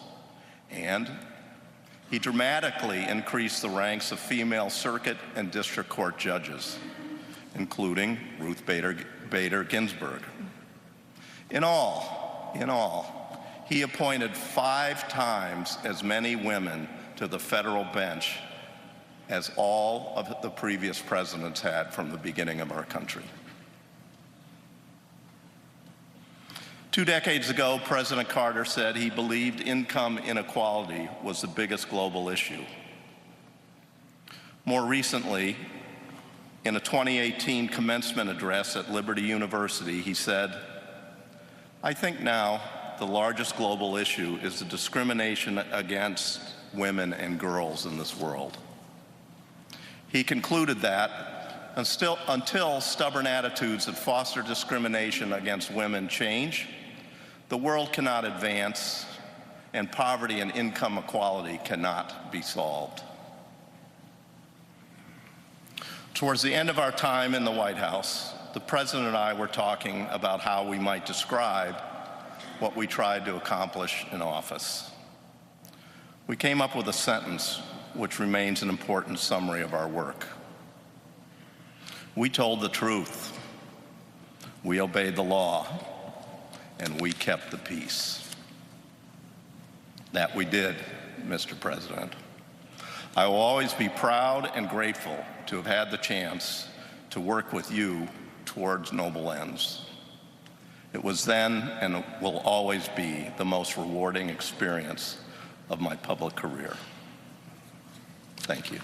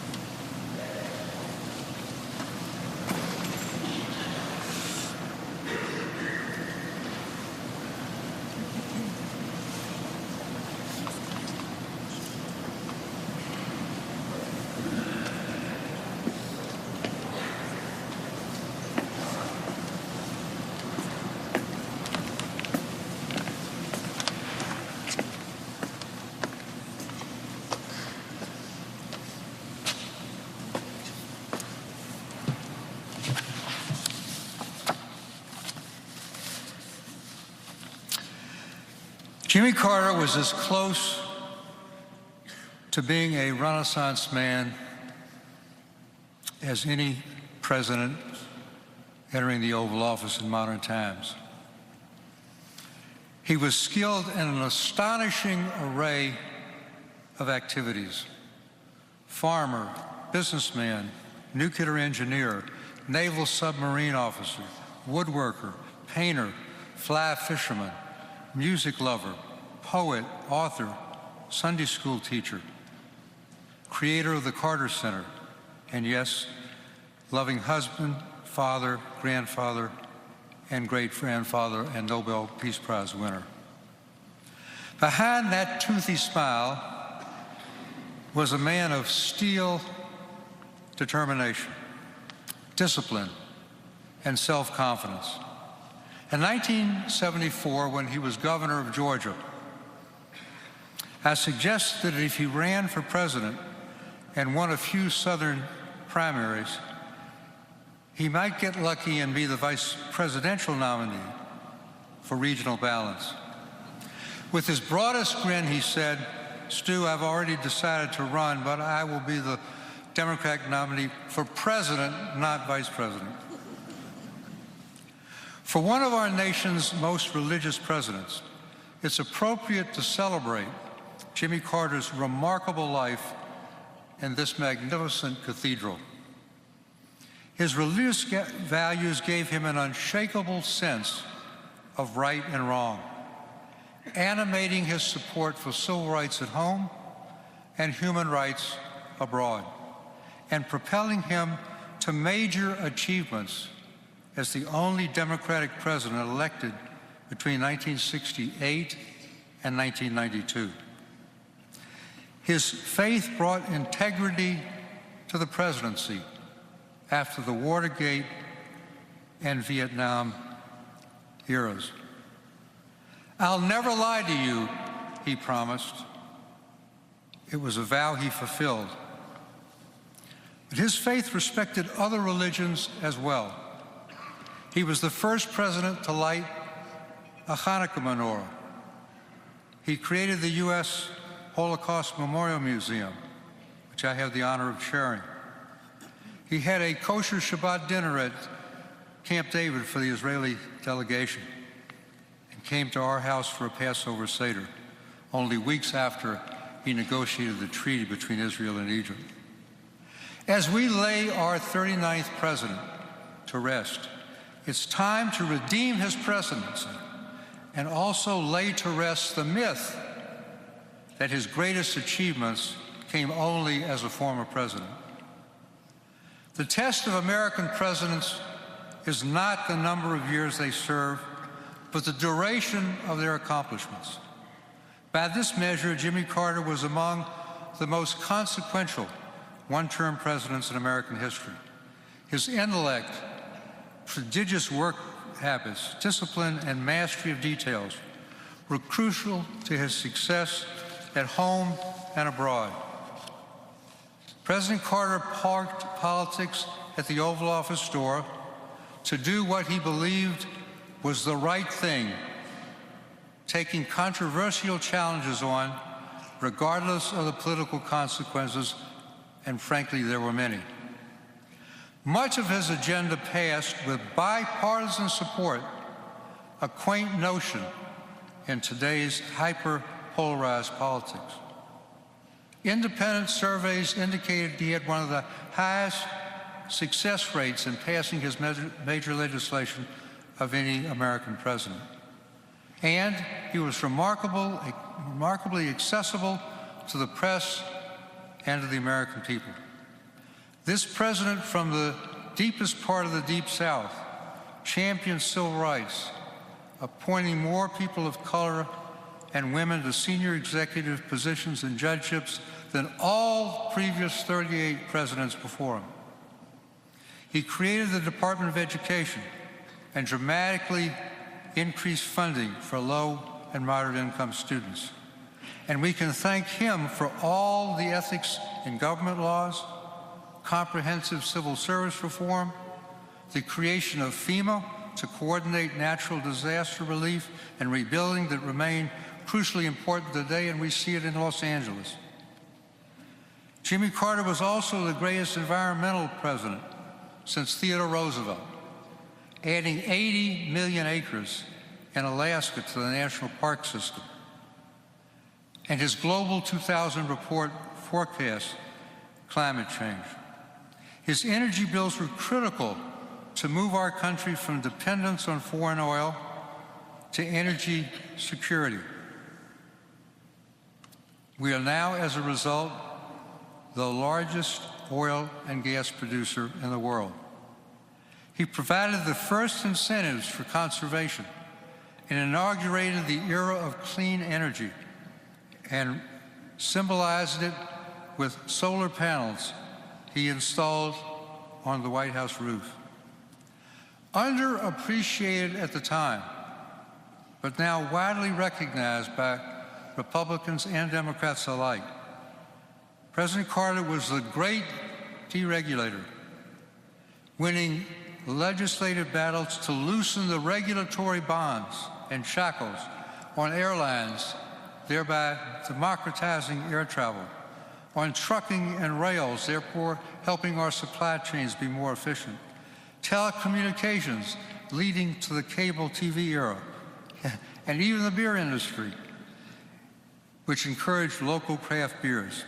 And he did so without compromising health and safety. These laid the foundations for today's innovative economy. Nothing better embodies President Carter than how he dealt with the inflation that beleaguered the nation under 3 presidents, 2 Republican, Nixon and Ford, and himself during the 1970s. Over the objection of all of his advisors, he chose Paul Volcker to lead the Federal Reserve, knowing in advance that Volcker's tough monetary policy would raise interest rates and unemployment because Paul told him that, and would do so in a presidential election year. You take care of the economy, Paul. I'll take care of the politics. Inflation indeed dropped like a rock after he left office and remained low for decades. Abroad, Jimmy Carter laid the building blocks for a better world. He was the first president to make human rights a priority for U.S. foreign policy. And this led directly to the release of thousands of political prisoners in Latin America and stimulated them to a lasting democratic transition. He ushered in a new era of hemispheric relations with the Panama Canal treaties, the toughest legislative battle of his presidency. He uniquely combined the soft power of human rights, championing freedom for the communist East Bloc countries and tripling the emigration of Soviet Jews. He combined that with hard power, rebuilding America's military strength after its post-Watergate decline. He negotiated a major nuclear arms treaty with the Soviets, while at the same time initiated every single weapons system that came online in the 1980s. Those new weapons helped end the Cold War. He normalized relations with China, and even his critics applauded his tough measures after the Soviets invaded Afghanistan. Jimmy Carter's most lasting achievement, and the one I think he was most proud of, was to bring the first peace to the Middle East through the greatest act of personal diplomacy in American history, the Camp David Accords. For 13 days and nights, he negotiated with Israel's Menachem Begin and Egypt's Anwar Sadat, personally drafting more than 20 peace proposals and shuttling them between the Israeli and Egyptian delegations. And he saved the agreement at the 11th hour, and it was the 11th hour, by appealing to Begin's love of his grandchildren.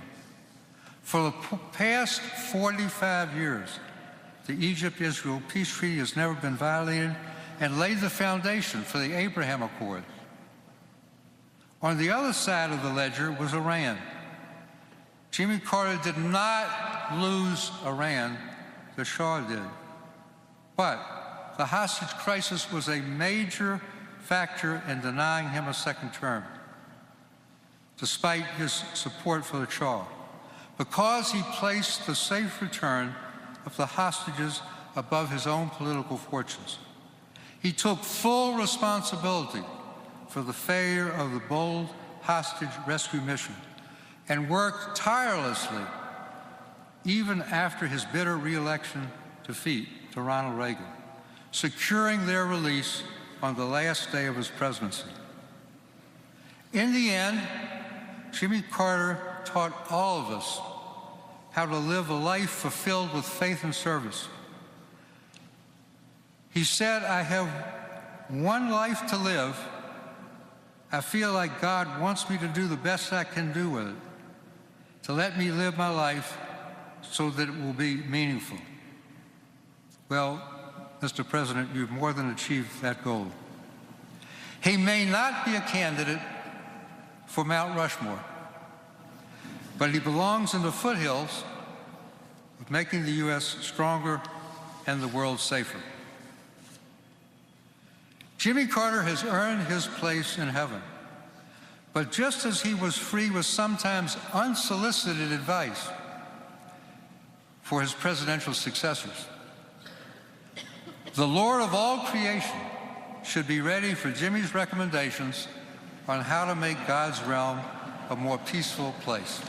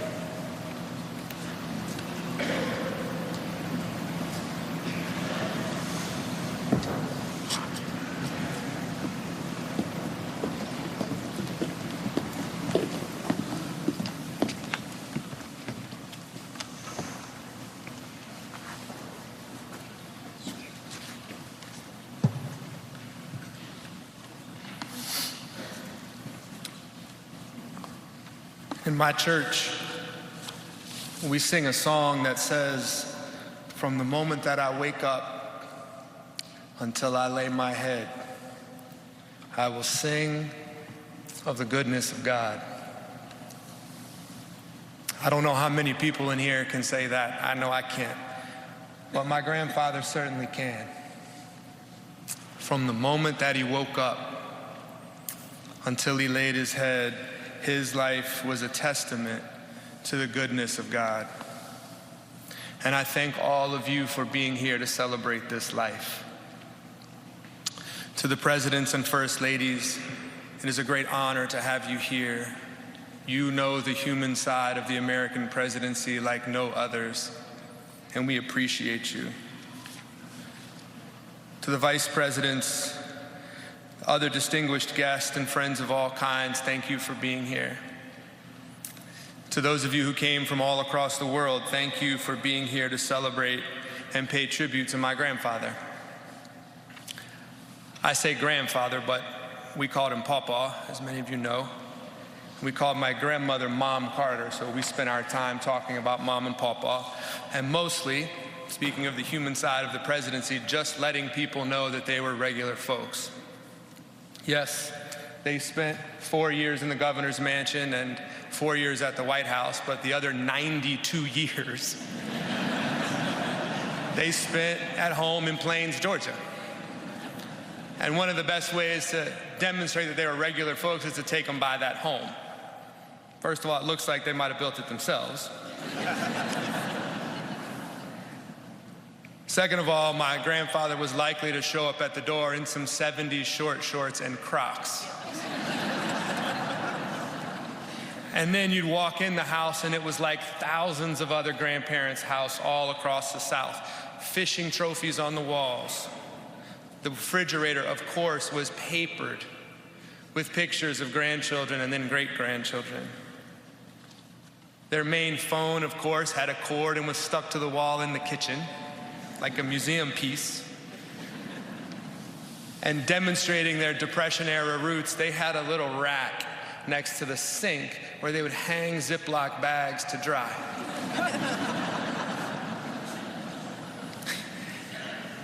And demonstrating that they changed with the times, eventually he did get a cell phone, and one time he called me sort of early on in that process. And on my phone it said, "Papa Mobile." So I answered it, of course. I said, "Hey, Papa." He said, "Who's this?" I said, "This is Jason." He said, "What are you doing?" I said, "I'm not doing anything. You called me." He said, "I didn't call you. I'm taking a picture." It was nuclear engineer, right? I mean, they were small town people who never forgot who they were and where they were from, no matter what happened in their lives. But I recognize that we are not here because he was just a regular guy. As you've heard from the other speakers, his political life and his presidency for me was not just ahead of its time, it was prophetic. He had the courage and strength to stick to his principles even when they were politically unpopular. As governor of Georgia half a century ago, he preached an end to racial discrimination and an end to mass incarceration. As president in the 1970s, as you've heard, he protected more land than any other president in history. 50 years ago, he was a climate warrior who pushed for a world where we conserved energy, limited emissions, and traded our reliance on fossil fuels for expanded renewable sources. By the way, he cut the deficit, wanted to decriminalize marijuana, deregulated so many industries that he gave us cheap flights and, as you heard, craft beer. Basically, all of those years ago, he was the first millennial. And he could make great playlists, as we've heard as well. Maybe this is unbelievable to you, but in my 49 years, I never perceived a difference between his public face and his private one. He was the same person no matter who he was with or where he was. And for me, that's the definition of integrity. That honesty was matched by love, it was matched by faith. And in both public and private, my grandparents did fundamentally live their lives in an effort, as the Bible says, to do justice, love mercy, and walk humbly with their God. Sometimes I feel and felt like I shared my grandfather with the world. Today is one of those days. But really, he shared the world with me. The power of an atom, the beauty and complexity of a South Georgia forest. When we fished, he celebrated the majesty of everything from the smallest minnow to that grand circulation of waters. And he shared this love with my boys, taking these Atlanta public school kids out into the fields to show them about row crops and wild plums. In the end, his life is a love story. And of course, it's a love story about Jimmy and Rosalind and their 77 years of marriage and service. As the song says, they were the flagship of the fleet. And rest assured that in these last weeks, he told us that he was ready to see her again. But his life was also a broader love story, about love for his fellow humans and about living out the commandment to love your neighbor as yourself. I believe that love is what taught him and told him to preach the power of human rights, not just for some people, but for all people. It focused him on the power and the promise of democracy, its love for freedom, its requirement and founding belief in the wisdom of regular people raising their voices, and the requirement that you respect all of those voices, not just some. That conviction made him a naval officer who believed and demonstrated, as you've heard, that the greatest power of America was not the military, but its values. And those values were personal to him, and he lived them both publicly and privately. As you heard Stu say, as president, he gave voice to dissidents, stood up to dictators, brought countries together in peace. His heart broke for the people of Israel. It broke for the people of Palestine, and he spent his life trying to bring peace to that holy land. And he talked about it at the dinner table. It was the same in public as it was in private. And for the last 40 years, as you've heard, he spent his time living out that love and that faith alongside the poorest and most marginalized people in the world. And that work, again, has been based fundamentally on love and respect. The Carter Center has 3,500 employees, but only a couple hundred in the United States. The rest are spread throughout the countries where we work: Ethiopia, South Sudan, Chad, Bangladesh, and all of the Carter Center's programs are based on a respect, that same respect for the power of regular people, even if they are in tiny villages miles from anywhere else. To give one example, we've all heard a lot lately about guinea worm disease. It's an ancient and debilitating disease of poverty, and that disease will have existed from the dawn of humanity until Jimmy Carter. When he started working on this disease, there were 3.5 million cases in humans every year. Last year, there were 14. And the thing that's remarkable is that this disease is not eliminated with medicine.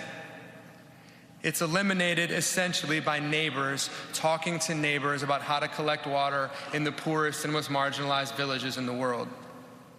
And those neighbors truly were my grandfather's partners for the last 40 years. And as this disease has been eliminated in every village in Nigeria, every village in Sudan or Uganda, what's left behind in those tiny 600-person villages is an army of Jimmy and Rosalind Carters who have demonstrated their own power to change their world. And that is a fundamental truth about my grandfather. It begins where it ends.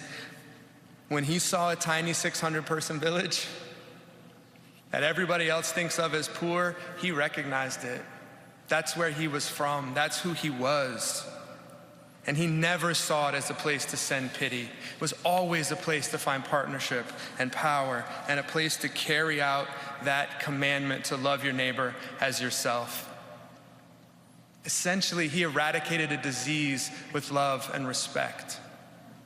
He waged peace with love and respect. He led this nation with love and respect. To me, this life was a love story from the moment that he woke up until he laid his head. Conclude with this. As Andy Young told me, he may be gone, but he's not gone far. The outpouring of love and support that we have felt from you and from around the world shows how many lives he has touched and how his spirit will live on in many ways for us. He'll be in the kitchen making pancakes,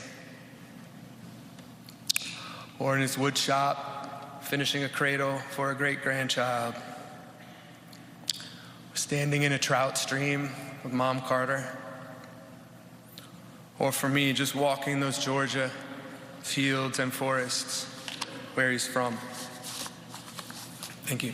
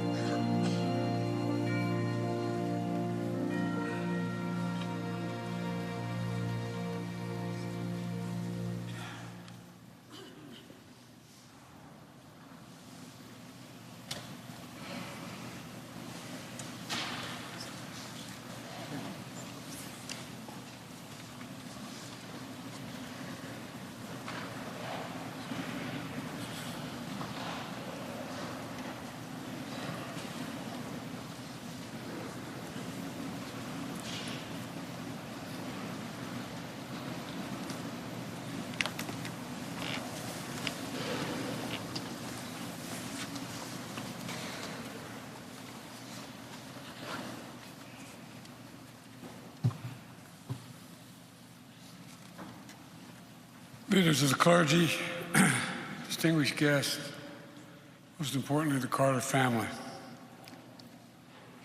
In April 2021, Jill and I visited Jimmy and Rosalind on a warm spring day down in Plains, Georgia. We wanted to see them. Rosalind met us at the front door with her signature smile. Together, we entered a home that they had shared for almost 77 years of marriage. An unassuming red brick ranch home that reflects their modesty more than any trappings of power. We walked into the living room where Jimmy greeted us like family. That day, just the four of us sat in the living room and shared memories that spanned almost 6 decades. A deep friendship that started in 1974. I was a 31-year-old senator, and I was the first senator outside of Georgia, maybe the first senator, to endorse his candidacy for president. It was an endorsement based on what I believe is Jimmy Carter's enduring attribute: character, character, character. Because of that character, I believe, is destiny. Destiny in our lives, and quite frankly, destiny in the life of the nation. It's an accumulation of a million things built on character that leads to a good life in a decent country. Life of purpose, life of meaning. Now, how do we find that good life? What does it look like? What does it take to build character? Do the ends justify the means? Jimmy Carter's friendship taught me, and through his life taught me, the strength of character is more than title or the power we hold. It's the strength to understand that everyone should be treated with dignity, respect, that everyone, and I mean everyone, deserves an even shot. Not a guarantee, but just a shot. You know, we have an obligation to give hate no safe harbor, and to stand up to what my dad used to say is the greatest sin of all, the abuse of power. That's not about being perfect, because none of us are perfect. We're all fallible. But it's about asking ourselves, are we striving to do things, the right things? What values? What are the values that animate our spirit? Do we operate from fear or hope, ego or generosity? Do we show grace? Do we keep the faith when it's most tested? For keeping the faith with the best of humankind and the best of America is a story, in my view, from my perspective, Jimmy Carter's life. A story of a man, to state the obvious, you've heard today some great, great eulogies, who came from a house without running water or electricity and rose to the pinnacle of power. The story of a man who was at once driven and devoted to making real the words of his Savior and the ideals of this nation. The story of a man who never let the tides of politics divert him from his mission to serve and shape the world. The man had character. Jimmy held a deep Christian faith in God, and that his candidacy spoke and wrote about. Faith as a substance of things hoped for and evidence of the things not seen. Faith founded on commandments of Scripture. Love the Lord thy God with all thy heart and all thy mind and all thy soul, and love thy neighbor as thyself. Easy to say, but very, very difficult to do. In his life, in this life, any walk of faith can be difficult. It can be lonely, but it requires action to be the doers of the world. But in that commandment lies the essence, in my view, found in the gospel, found in many faith traditions, and found in the very idea of America. Because the very journey of our nation is a walk of sheer faith. To do the work, to be the country we say we are, to be the country we say we want to be, a nation where all are created equal in the image of God and deserve to be treated equally throughout our lives. We've never fully lived up to that idea of America. We've never walked away from it either because of patriots like Jimmy Carter. Throughout his life, he showed us what it means to be a practitioner of good works and a good and faithful servant of God and of the people. And today, many think he was from a bygone era. But in reality, he saw well into the future. A white Southern Baptist who led on civil rights. A decorated Navy veteran who brokered peace. A brilliant nuclear engineer who led on nuclear nonproliferation. A hardworking farmer who championed conservation and clean energy. And a president who redefined the relationship with a vice president. Jimmy and I often talked about our dear friend Walter Mondale, whom we all miss very much. Together, they formed a model partnership of collaboration and trust, because both were men of character. And as we all know, Jimmy Carter also established a model post-presidency by making a powerful difference as a private citizen in America. And, I might add, as you all know, around the world. Through it all, he showed us how character and faith start with ourselves and then flows to others. At our best, we share the better parts of ourselves: joy, solidarity, love, commitment. Not for reward, but in reverence for the incredible gift of life we've all been granted. To make every minute of our time here on earth count. That's the definition of a good life. The life Jimmy Carter lived during his 100 years. To young people, to anyone in search of meaning and purpose, study the power of Jimmy Carter's example. I miss him, but I take solace in knowing that he and his beloved Rosalind are reunited again. To the entire Carter family, thank you, and I mean this sincerely, for sharing them both with America and the world. We love you all. Jill and I will cherish our visits with them, including that last one in their home.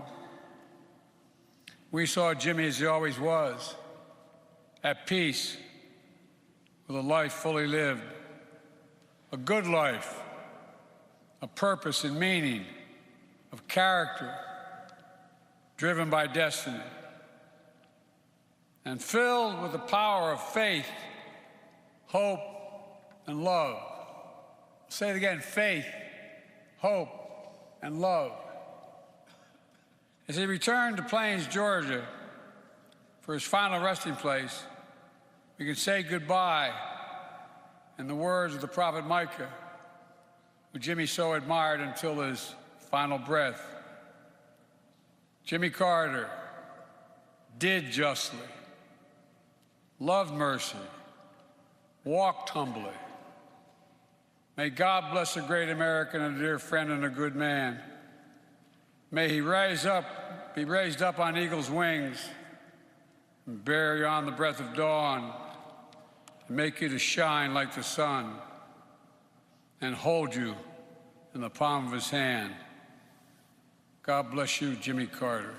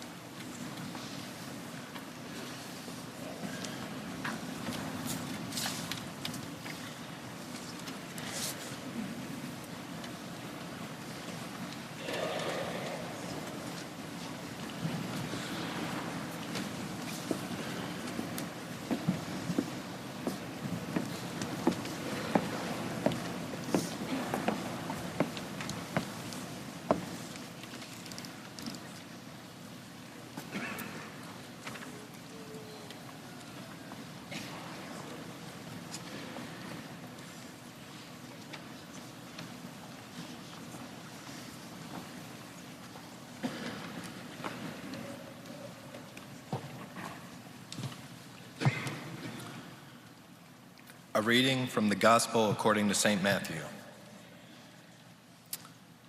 Now when Jesus saw the crowds, he went up on a mountainside and sat down. His disciples came to him, and he began to teach them, saying, "Blessed are the poor in spirit, for theirs is the kingdom of heaven. Blessed are those who mourn, for they will be comforted. Blessed are the meek, for they will inherit the earth. Blessed are those who hunger and thirst for righteousness, for they will be filled. Blessed are the merciful, for they will be shown mercy. Blessed are the pure in heart, for they will see God. Blessed are the peacemakers, for they will be called sons of God. Blessed are those who are persecuted because of righteousness, for theirs is the kingdom of heaven. Blessed are you when people insult you, persecute you, and falsely say all kinds of evil against you because of me. Rejoice and be glad, because great is your reward in heaven, for in the same way they persecuted the prophets who were before you. You are the salt of the earth, but if the salt loses its saltiness, how can it be made salty again? It is no longer good for anything, except to be thrown out and trampled by men. You are the light of the world. A city on a hill cannot be hidden. Neither do people light a lamp and put it under a bowl. Instead, they put it on its stand, and it gives light to everyone in the house. In the same way, let your light shine before men, that they may see your good deeds and praise your Father in heaven." The word of the Lord.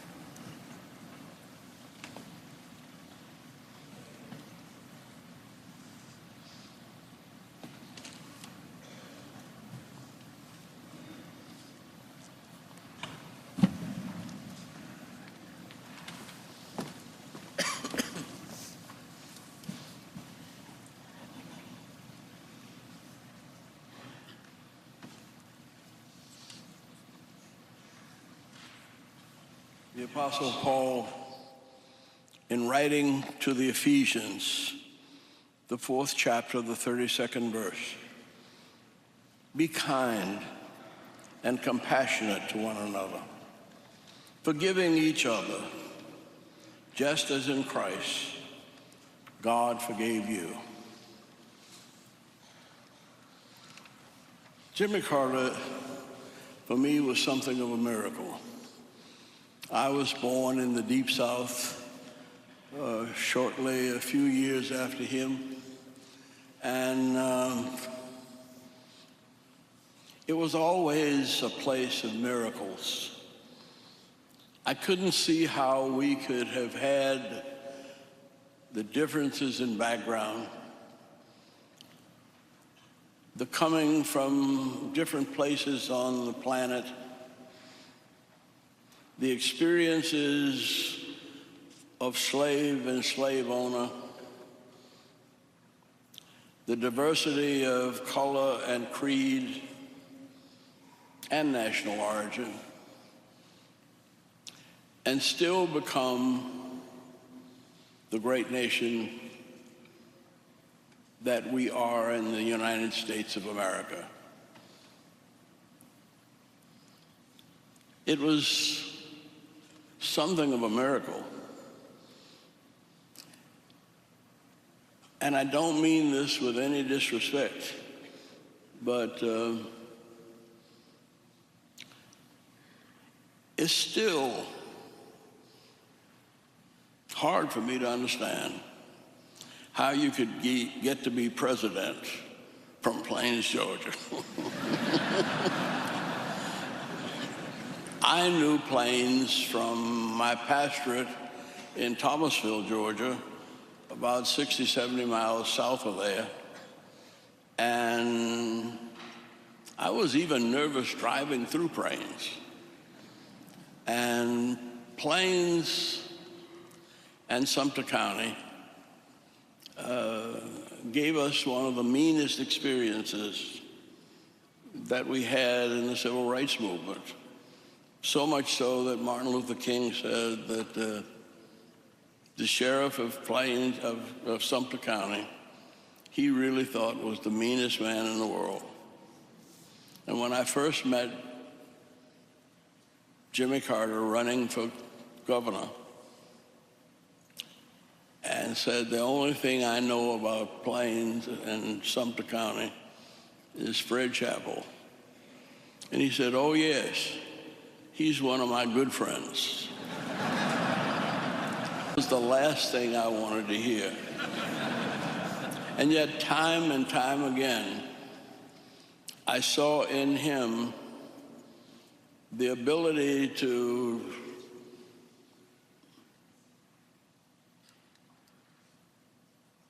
achieve greatness by the diversity of his personality and his upbringing.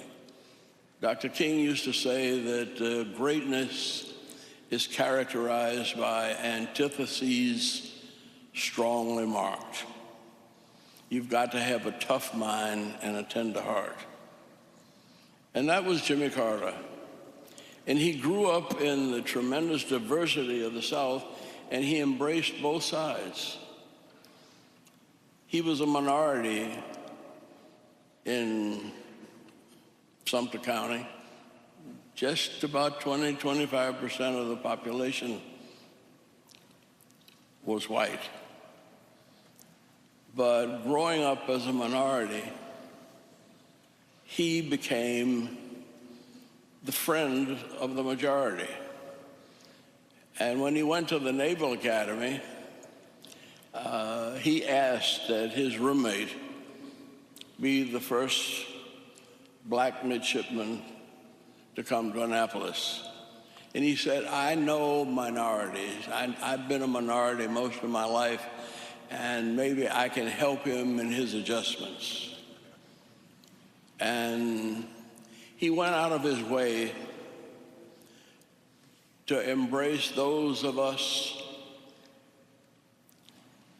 who had grown up in all kinds of conflict. But that was the sensitivity, the spirituality that made James Earl Carter a truly great president. James Earl Carter was truly a child of God, not only a good farmer, but a nuclear physicist chosen by Admiral Rickover to assist him in developing a nuclear navy. But at the same time he was working on a nuclear navy, he was thinking of peace on earth and goodwill toward all men, and especially women and children. I've known President Carter for more than half of my life, and I never ceased to be surprised. I never ceased to be enlightened. I never ceased to be inspired by the little deeds of love and mercy that he shared with us every day of his life. It was President James Earl Carter that for me symbolized the greatness of the United States of America. And I am truly grateful for him, because in spite of the harshness of the Depression and the explosions of inflation,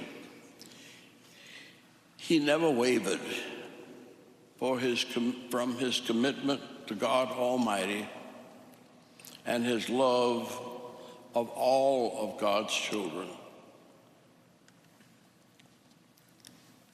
Jimmy Carter was a blessing that helped to create a great United States of America. And for all of us, and many who are not able to be here, I want to say thank you. You have been a blessing from God, and your spirit will remain with us. And as Jason said, he may be gone, but he ain't gone far. Thank you, President Carter, and thank you, Almighty God.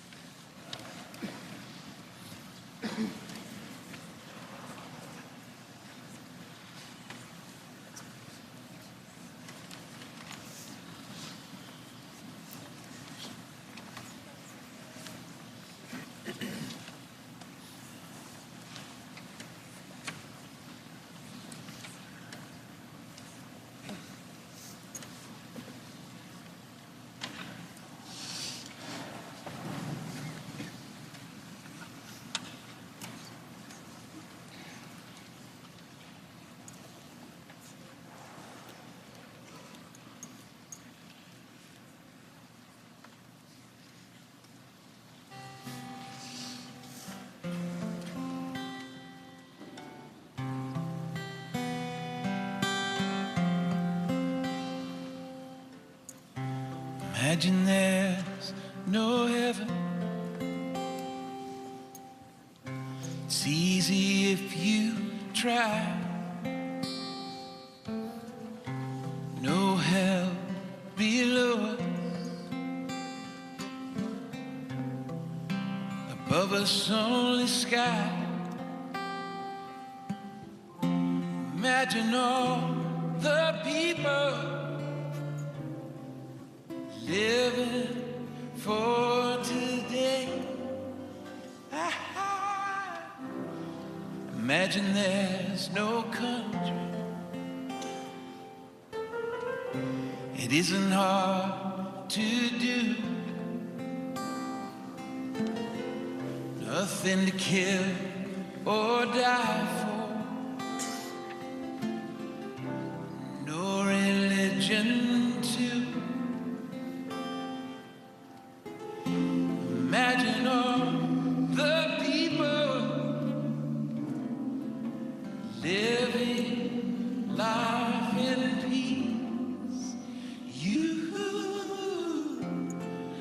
may say I'm a dreamer,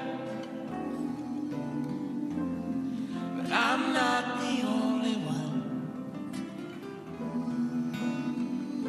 I hope someday you'll join us and the world will be as one. Imagine no possession. I wonder if you can. No need for greed or hunger. A brotherhood of man. Imagine all the people sharing all the world. You may say I'm a dreamer, but I'm not the only one. I hope someday you'll join us and the world will live as one.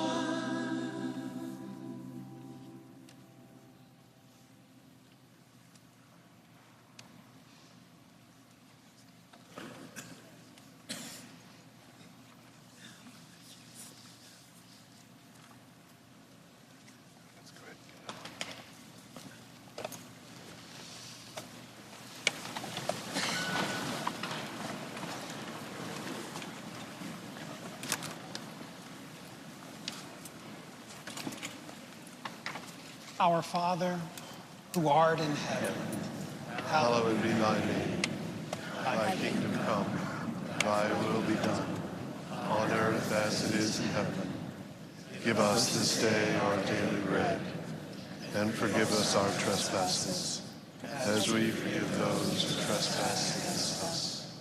And lead us not into temptation, but deliver us from evil. For thine is the kingdom, and the power, and the glory, forever and ever. Amen.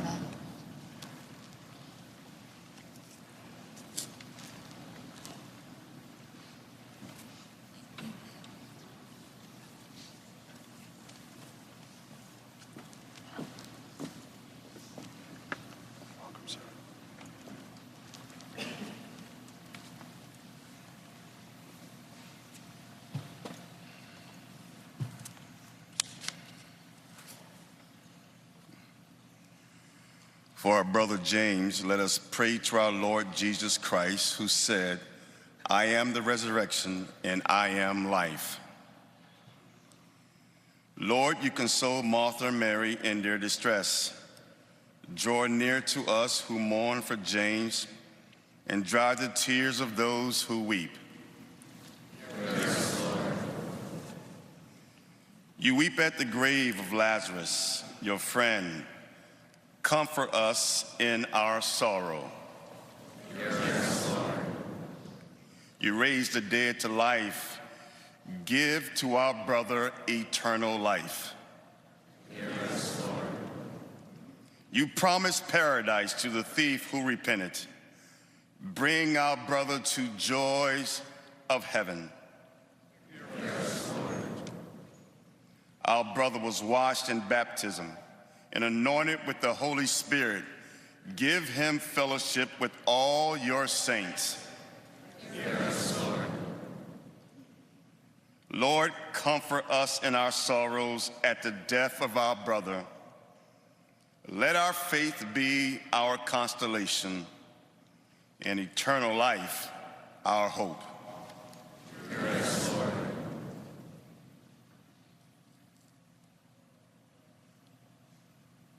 Father of all, we pray to you for James and for all those whom we love but see no longer.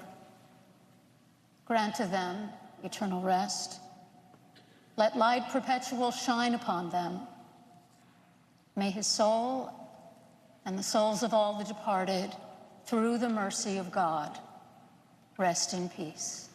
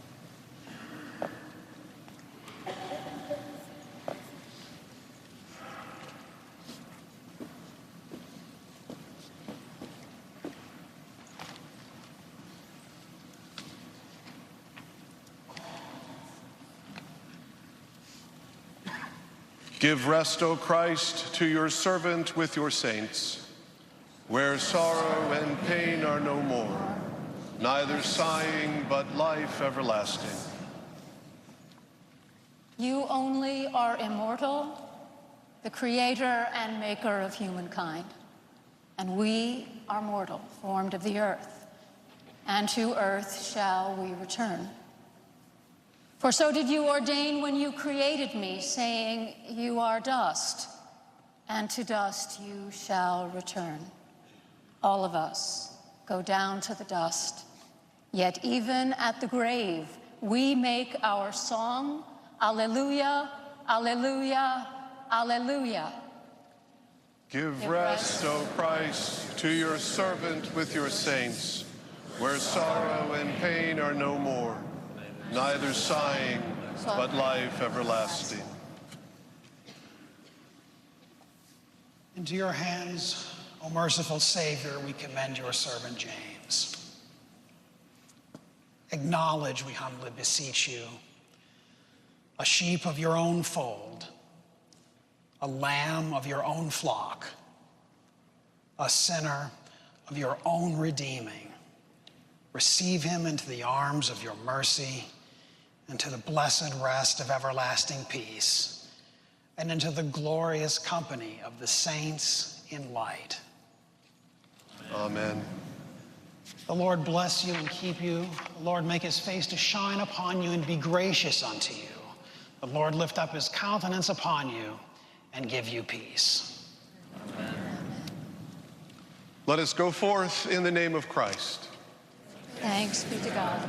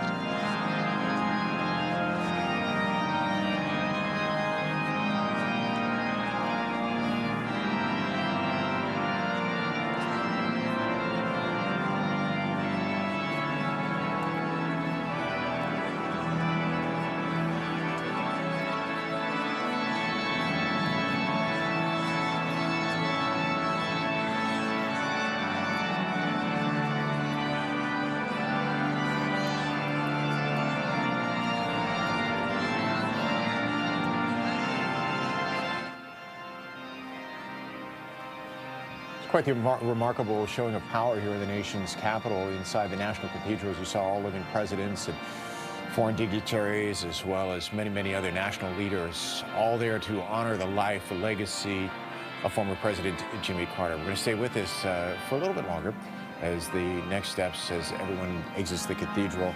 The hearse carrying the casket, the flag draped casket, will make its way eventually to Andrews Air Force Base before the family and the body of the former president head to his final resting place in Georgia. I know we'll touch upon those highlights of that service in just a bit, but I have to say, in the days leading up to this, we knew that it would be a somber ceremony because he will be dearly missed. But we also heard that they wanted a celebration of life, and if that was the goal, I have to say mission accomplished. I mean, 3 pillars that stood out to me: faith, family, and service. And I believe when you hear all the anecdotes and the history of Jimmy Carter, our former president, I think he proved that public service, it's not just noble, but it's necessary. And I think that's the message that I and others will take away from this today. You heard a variety of speakers today from the faith angle. I thought it was interesting that his grandson Joshua talked about what we had mentioned previous to the service, which was those Sunday school classes in Plains, Georgia, were quite diverse. Every week it would be a different group of people who came down to wish the former president well.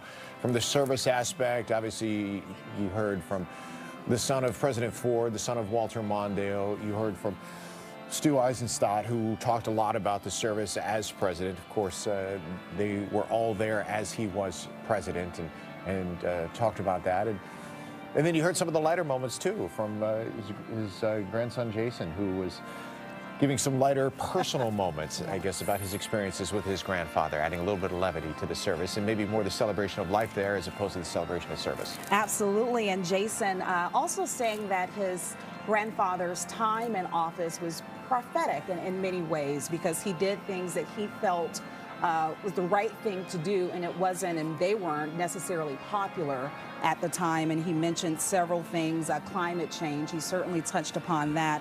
But then he also talked about his commitment to civil rights, even going back to him serving as governor of Georgia.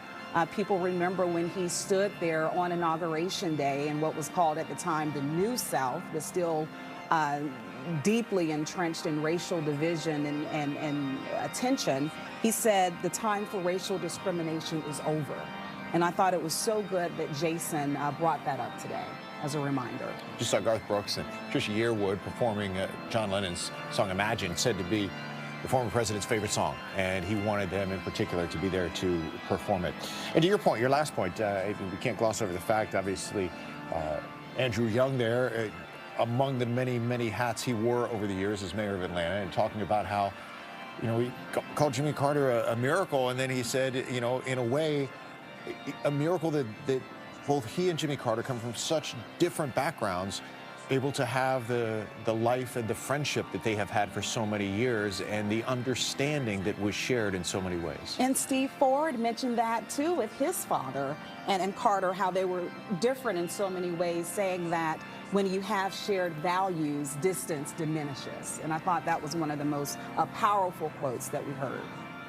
Yeah, absolutely. It's an incredible gift of storytelling and shared memories across the aisle, across boundaries, you know, across literally everything that you can. Steve Ford, I think, in one of his opening statements, and he was reading the words of his father, former President Gerald Ford, and saying that, you know, his leading story that came out was just saying the difference between Grand Rapids, Michigan, and Plains, Georgia, not measured in miles, right, but measured in so much more than that.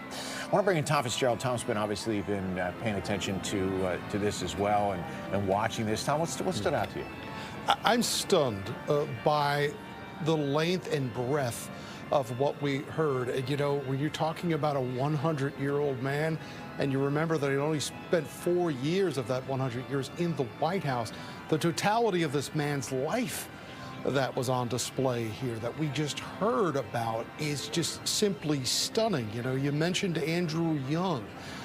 There was an anecdote the ambassador told of saying that he didn't know anything about Plains, Georgia when he was in the civil rights movement with Martin Luther King, except that it had the meanest sheriff in Sumter County, and that King himself said that when he finally went on to meet Jimmy Carter when he was running for president, mentioned to him that he knew Sheriff Fred Chappell, and Carter sprung up and said, "Oh yeah, he's a friend of mine."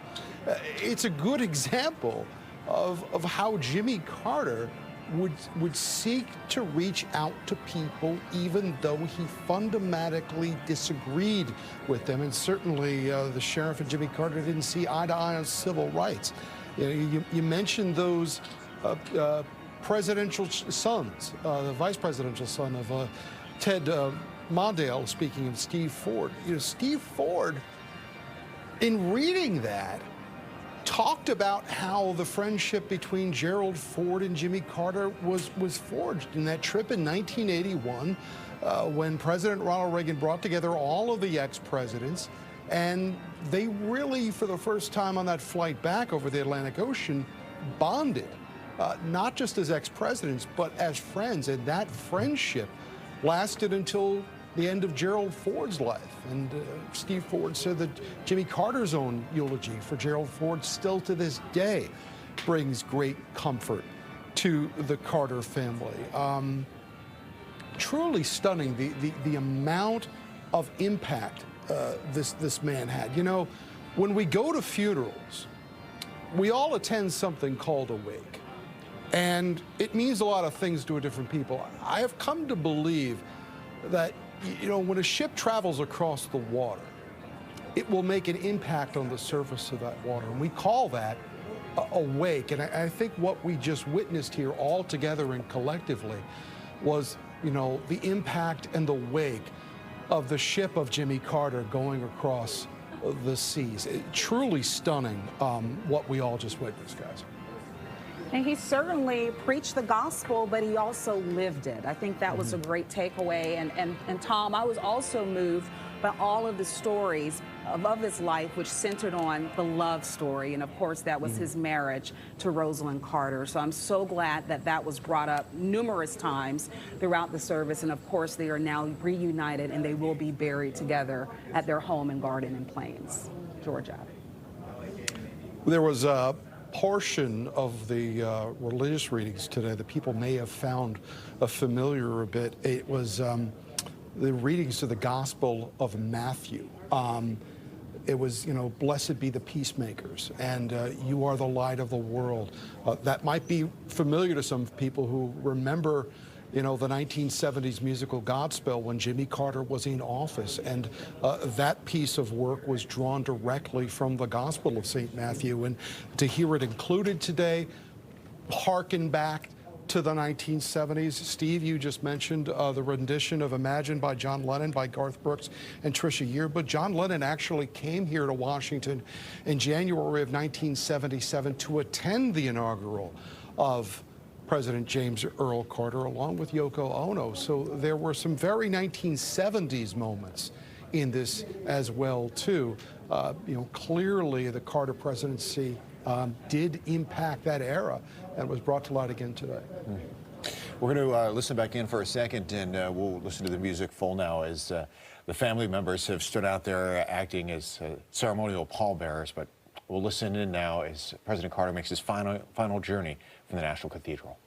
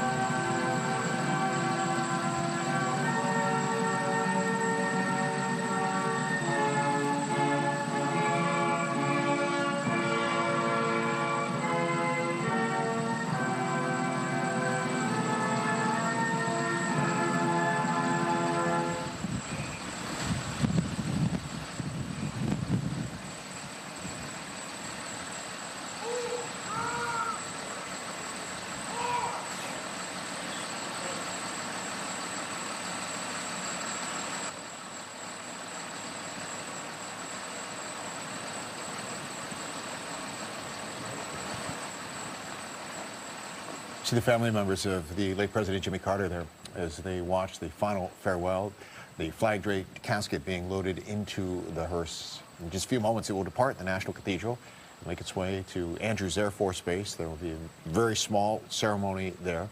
And then the family will board that special Flight 39, and they will head to Georgia, and that will be the place of his final resting. Absolutely. And thinking back to the service, I believe the first time I saw the Carter children begin to cry is when they talked about their late brother Jeremy.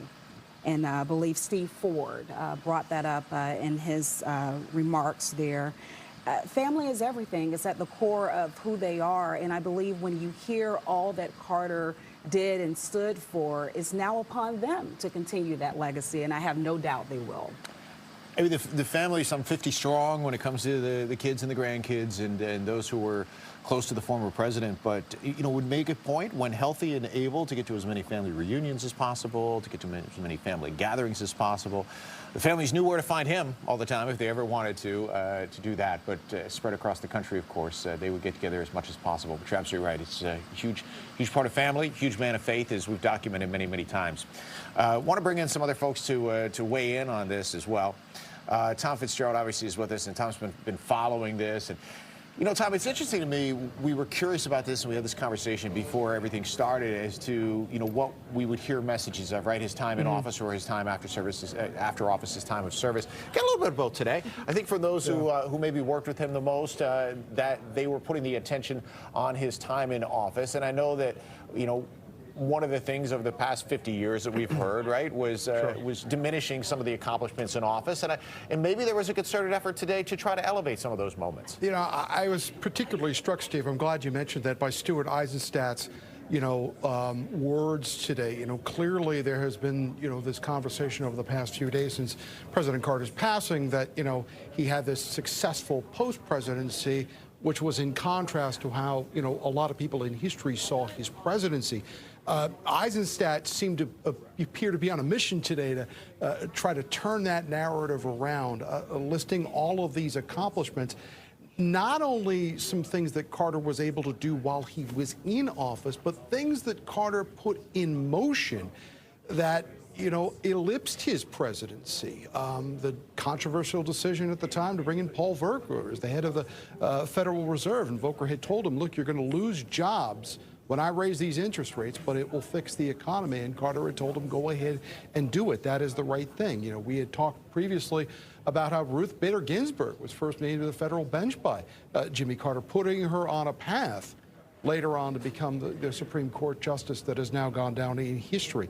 You know, there were other things that he listed like that, but, you know, his core argument there, Stephen, Marissa, was that perhaps Jimmy Carter, in his words, wasn't a candidate for Mount Rushmore, but maybe upon second reflection deserves a place in the foothills, in his words. So it'll be interesting to see as we move forward, you know, how people start to, you know, reimagine the presidency of Jimmy Carter and how they look at him in, you know, in the pantheon of American presidents. I do have a question for you, Fitz. You know, looking at your reporting, of course, and maybe what you were able to hear today, I'm curious to know.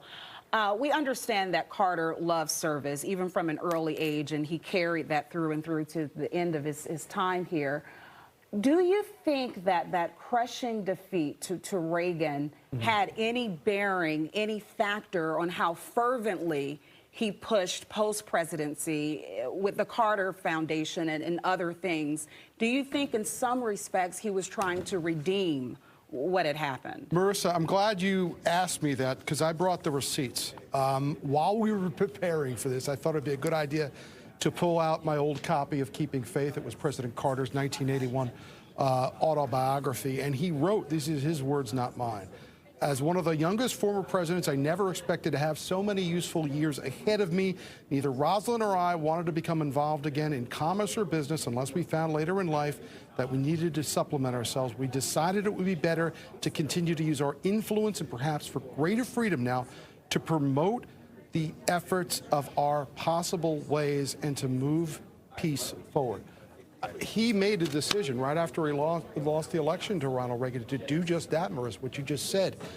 Dive into this post-presidency and use this fame he now had to advance these causes that he just didn't discover in the White House, that he brought with him to the job, you know, tantamount of all of them, his faith.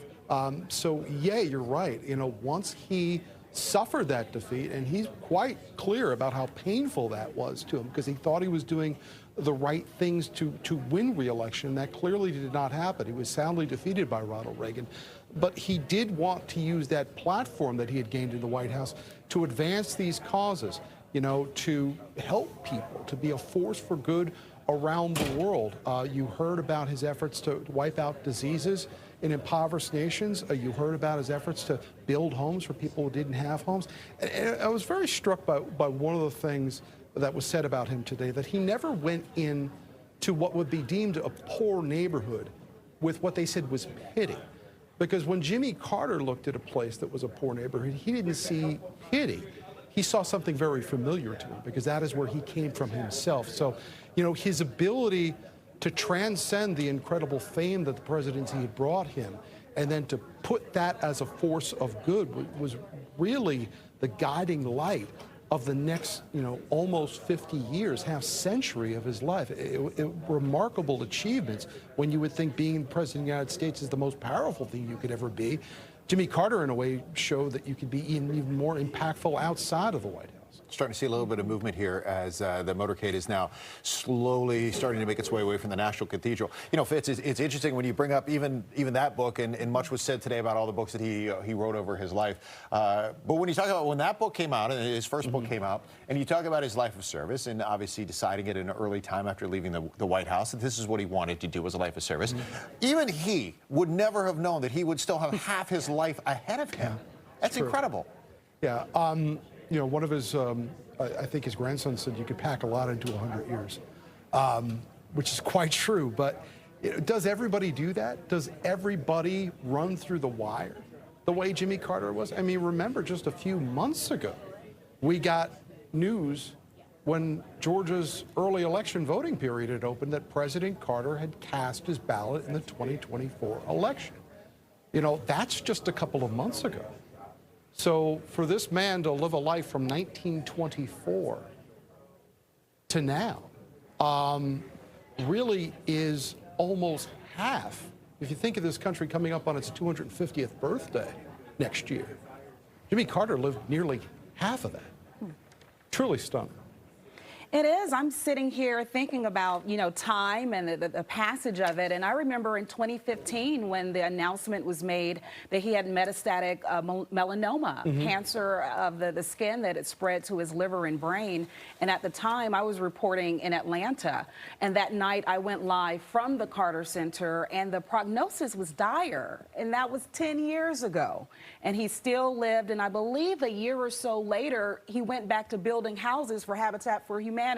So he certainly used every bit of his time and his strength to make a difference.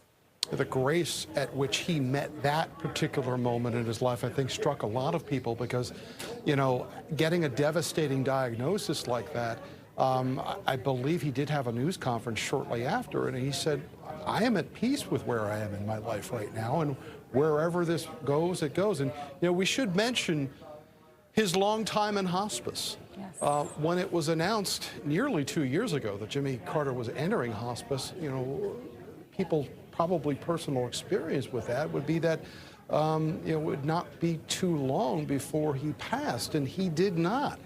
So his final service to a lot of people is educating a lot of us about what hospice is and what hospice is not. It is, you know, not necessarily an immediate death sentence. Jimmy Carter, you know, lived over, you know, almost 2 years in hospice, which is remarkable in and of itself. It's pretty amazing when you think about that, packing a lot into 100 years. As we watch the motorcade make its way through Cathedral Heights neighborhood and on its way eventually going to end up at Joint Base Andrews.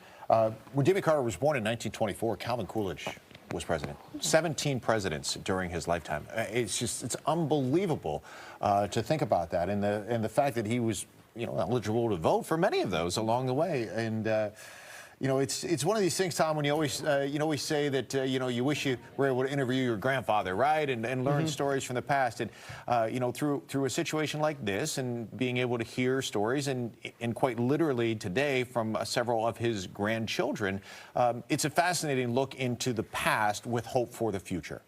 Yeah, you know, Jason Carter in his remarks today was saying that, you know, all of these stories which relate to Jimmy Carter being a regular guy have to be balanced out with the fact that this was not a regular guy. You know, the regular guys don't do the things that Jimmy Carter does, but however, there was something about him that aspired others to be able to do the things he did. When I was down at the United States Capitol the other day, I can't tell you how many people I met who told me that they volunteered for Habitat for Humanity projects because they saw Jimmy Carter do it. How many people said that they volunteered in their churches more because they saw Jimmy Carter do it?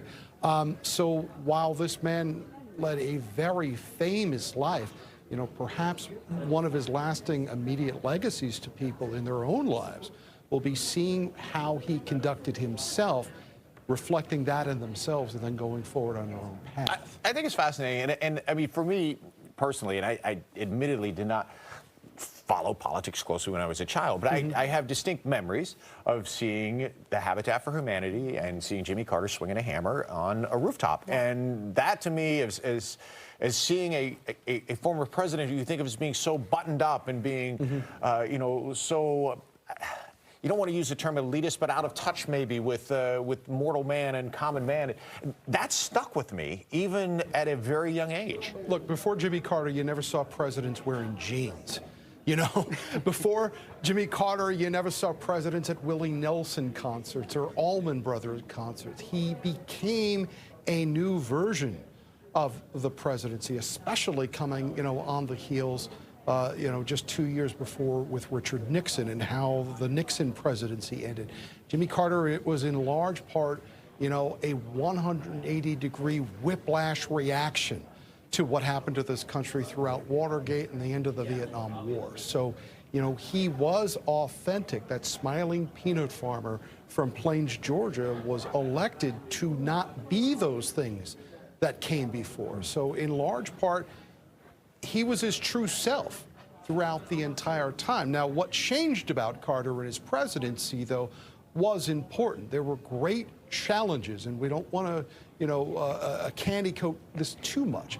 There were incredible challenges in the 4 years of the Carter presidency, whether you're talking about, you know, an energy crisis, whether you're talking about trying to bring inflation down, the Middle East peace process, and of course, the taking of the Iranian hostages in the American embassy in Tehran for 444 days, the Soviet invasion of Afghanistan, which eventually led to the cancellation of the United States participation in the 1980 Olympics. So, you know, a lot of this dragged on Carter. That famous smile that he was known for when he ran for president and early on in his presidency seemed to disappear for a couple of years, but it came back.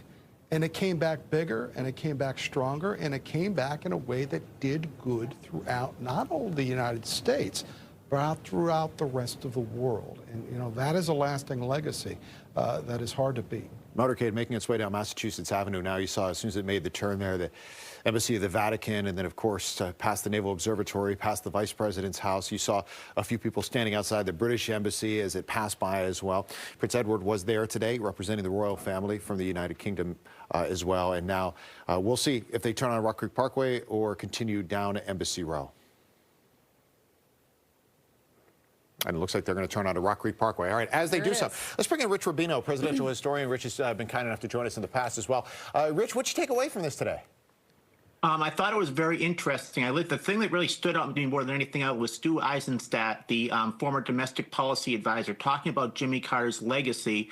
And really, it was more conservative than it was liberal, and I think that's what they were trying to present. He talked about how, for example, in 1979, when he was appointing the chairman of the Federal Reserve, he chose Paul Volcker, who very much would have a tight money policy, and that was something that was kind of anathema very much to many in the Democratic Party. And he said to him, you know, you worry about the policy, I'll worry about the politics. And consequently, in 1979, 1980, he had challenges from the left wing of the Democratic Party from both Jerry Brown, the governor of California, and Ted Kennedy, the United States Senator from Massachusetts. But he also talked about how, for example, he tried to increase the military budget and how that really began the winning of the Cold War. So it was really more of a concern and deregulation as well. Who would have ever thought it was a Democrat that would institute a lot of deregulation of the trucking industry, the craft beer industry, for example? So it was very much a different, I think, portrayal than a lot of people today who contemporaneously look at Jimmy Carter and think he was a traditional Democrat or even that he was a liberal. And we also heard from Ted Mondale, of course, the Yes. son of Walter Mondale. Can you talk about Carter's move to really elevate the role of the vice presidency? And I found that to be intriguing today to hear more. Yeah.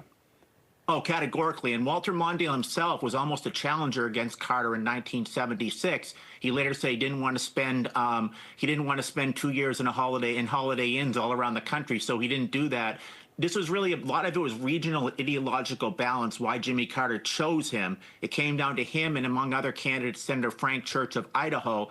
And Carter was seen as more of a moderate or conservative Democrat, and he was somewhat anathema to the political establishment, the Democratic, a liberal establishment of the party. So he chose a liberal senator from Minnesota, Walter Mondale, who was a protege of the more liberal former Vice President Hubert Humphrey. And you might think that when they became president and vice president, they wouldn't have much in common, but actually they did. And Carter really trusted Mondale with a lot of his agenda. He gave him a West Wing office, for example, and it really became kind of a co-presidency, if you will. And other vice presidents in the future, for example, I think Dan Quayle is actually, who's certainly on the other side ideologically, is somebody that has certainly heaped a lot of praise on Walter Mondale as being the contemporaneous or beginning, the kind of the beginning, if you will, of the modern presidency. And it was very interesting that you saw both Ted Mondale speaking and also Steve Ford, the son of Gerald Ford. Gerald Ford and Jimmy Carter ran a very spirited campaign against each other in 1976. But in 1981 and 1982, on their way back from the funeral of Anwar Sadat, they really became fast friends. So it was very interesting that you had both Walter Mondale's son and Gerald Ford's son reading eulogies that were written by their deceased fathers. We're watching the motorcade right now as it carries the body of the late President Jimmy Carter, about to pass by the Kennedy Center, of course, in honor of President John F. Kennedy. You know, Rich, it's fascinating. The first thing that you said when you were talking about Stu Eisenstadt and what he had to say, do you think Yes. that those stories just didn't come out? I mean, or they were known and the attention wasn't given to them at the time, or we didn't know about them? I think we look at history differently. And Jimmy Carter, in his post-presidency, he did frankly move a little bit to the left. For example, he supported Bernie Sanders over Hillary Clinton in 2016. But when he actually was president, first of all, when he was nominated for president, he was one of the most conservative Democrats probably since Grover Cleveland to be nominated. That's why when it appeared that he was going to win the nomination in 1976, this was the first time Jerry Brown ran. Jerry Brown, the governor of California, and Frank Church, the senator from Idaho, got in the race late. It was the way for the political establishment, the liberal establishment, wanted somebody other than Jimmy Carter. They were very much afraid of him. When Jimmy Carter became president, he vetoed a lot of water projects that Democrats like Tip O'Neill from Massachusetts, Jim Wright from Texas wanted. And consequently, it was the Democratic Party, that very much had an adversarial relationship with Jimmy Carter. So sometimes he actually had to work with the other side of the aisle. They call it the last great Senate, but he really worked with folks like Howard Baker from Tennessee to get some of his legislation done. It's just interesting. We look back on Jimmy Carter today as a liberal, but at the time, certainly folks who supported Ted Kennedy and Jerry Brown and their challenges of 1980 would say that Jimmy Carter was the most conservative Democratic president since Grover Cleveland left office in 1897. It's absolutely fascinating when we look back at the history. Some of it we're learning for the first time. Some of it is being retold. Rich, I know you've been just following it. It's just so very, very long. I want to keep you on standby, if you don't mind, because I want to, as we watch the motorcade come through, I want to go back to where the motorcade started, which was at the cathedral. Stephanie Ramirez has been out there since the early hours of this morning, watching people kind of come and go as the events have unfolded. And I want to check back in with Stephanie right now as we see some of those vehicles obviously still leaving behind you as the motorcade now is already down by West Potomac Park. Steph? Yeah, and officials are starting to leave. We just saw John Kerry walk past us. Got to tell you guys, though, it was pretty incredible and actually an honor because the Secret Service and police, they do not share where these movements are going. And so there was a large crowd of people here trying to catch the motorcade as it was coming into the cathedral. We did not see anything because it did not come this way. But to our surprise, the few folks that were here afterward, they did actually get to see the motorcade go by. One of them here, a gentleman in from Philadelphia, George, thank you for waiting to talk with us here. Just, you know, what was it like for you to see it go by? Extremely moving. I got in from Philly late last night. I stood in line for 3 hours to pay my respects at the Capitol, and it was a tremendous honor to come down. I felt compelled to come down here to pay my respects to a great human being. And I stayed overnight, and I went to the Capitol to see the motorcade leave this morning, and I was hoping to catch a glimpse of him leaving today, and I fortunately was able to catch after the service. And you did watch the service as well. Yeah, I was actually streaming on my phone. We were standing on a couple blocks down the street. We had no idea, who was going to come out, which exit. But what was your experience watching, and what did you take away from the service? It's just extremely moving to see the outpouring of love. I mean, you could see all these politicians from all different walks of life that you would never see in the same room together otherwise. And just to see how well this man was respected from every side of the political aisle, he's truly someone I don't think we're ever going to see again, sadly. But well, you got to see the service here. Thank you so much for your time, for talking with us. Guys, do want to know, while George goes and gets warm, hopefully, we did spot him here with his hat over his heart as he was watching the motorcade go by. Again, things are starting to depart now. I just have a quick question for you, Stephanie. Ran a little bit later than planned. Sure. I have a quick question for if your guest is still there. I'm just curious because we have so many people that have come to D.C. He easily could have watched the entire service at home. He could have stayed in Philadelphia. I recognize that he sees Jimmy Carter as a great man, but what is it that would drive somebody to actually come all the way to Washington, D.C. just to be a part of it in person? Is he still there? Hey, George, come back for me, sir. I'm sorry. So we were chatting just a little bit, and George, I was asking you about your connection to President Carter earlier. You told me it has to do with a late uncle of yours who was a political science professor. Is that? Yeah, my late uncle Bob taught politics and history at Curry College in Massachusetts for many years, so I credit him with a lot of my upbringing and my interest in politics. And I've long admired President Carter for both his work in office and what he's done in the 40 years since he's left. Just a tremendous individual, along with Rosalind. I cannot express enough praise and admiration. What was one of your earliest memories of President Carter, or something you've done? Oh gosh, I can't pinpoint a specific memory, but I greatly respect the work he's done for humanitarian causes and disease eradication, and the election monitoring, and also the work he did in office with the national parks and all of those initiatives. Well, George, thank you again so much. Thank you.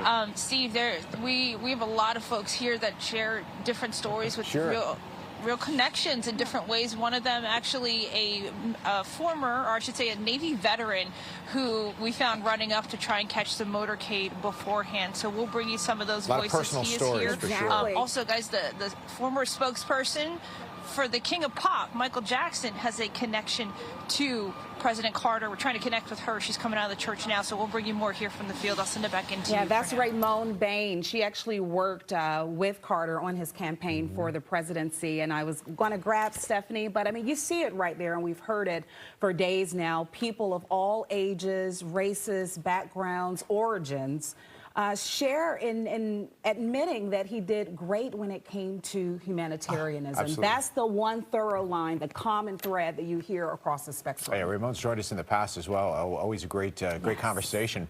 there. Let's bring Tom Fitzgerald back in. We also have Rich Rubino still with us. But Tom, I want to start with you first of all, because to that last point that Marissa was making, you know, one of the things that we heard today as a through line throughout the service was not just crossing racial barriers, but also bringing a lot of women into the government workforce, into the highest offices in the land, into the judgeships. And that was something I think that that point was made over and over today in the service. Yeah, it was a remarkable impact, because that's what Stu Ansett was talking about today, was that it was maybe only 4 years of his presidency, but what came out of that was remarkable. You saw Andrew Young, you know, there today in his, you know, role as a homilist today. But Andrew Young was at Martin Luther King Jr.'s elbow throughout the civil rights struggle.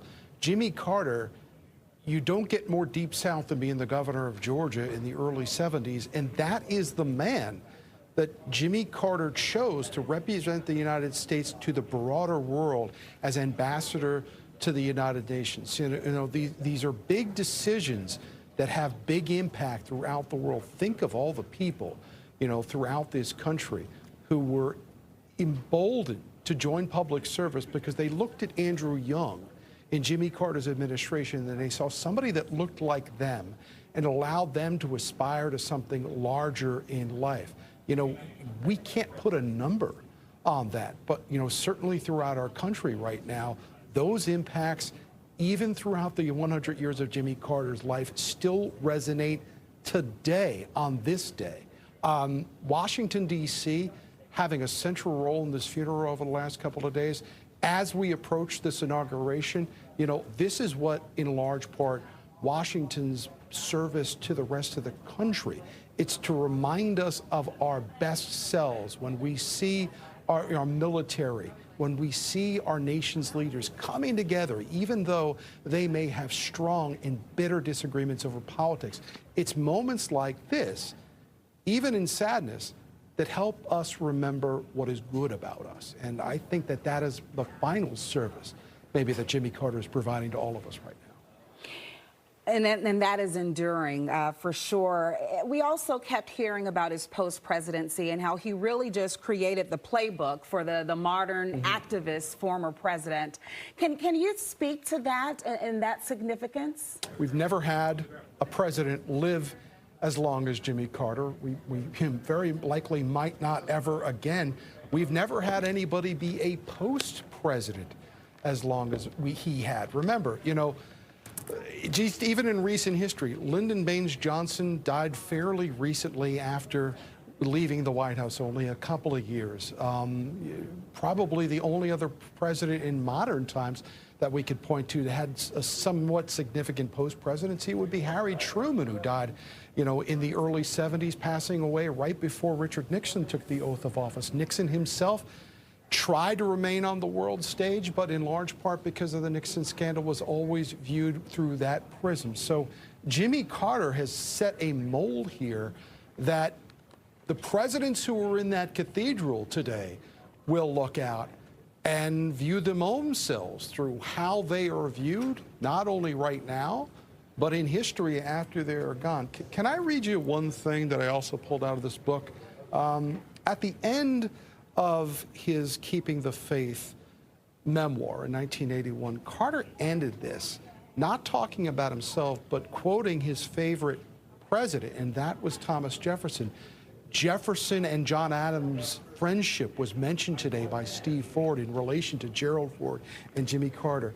And he ended with this quote. He says, "I have the consolation to reflect that during the period of my administration, not a drop of blood of a single citizen was shed by the sword of war.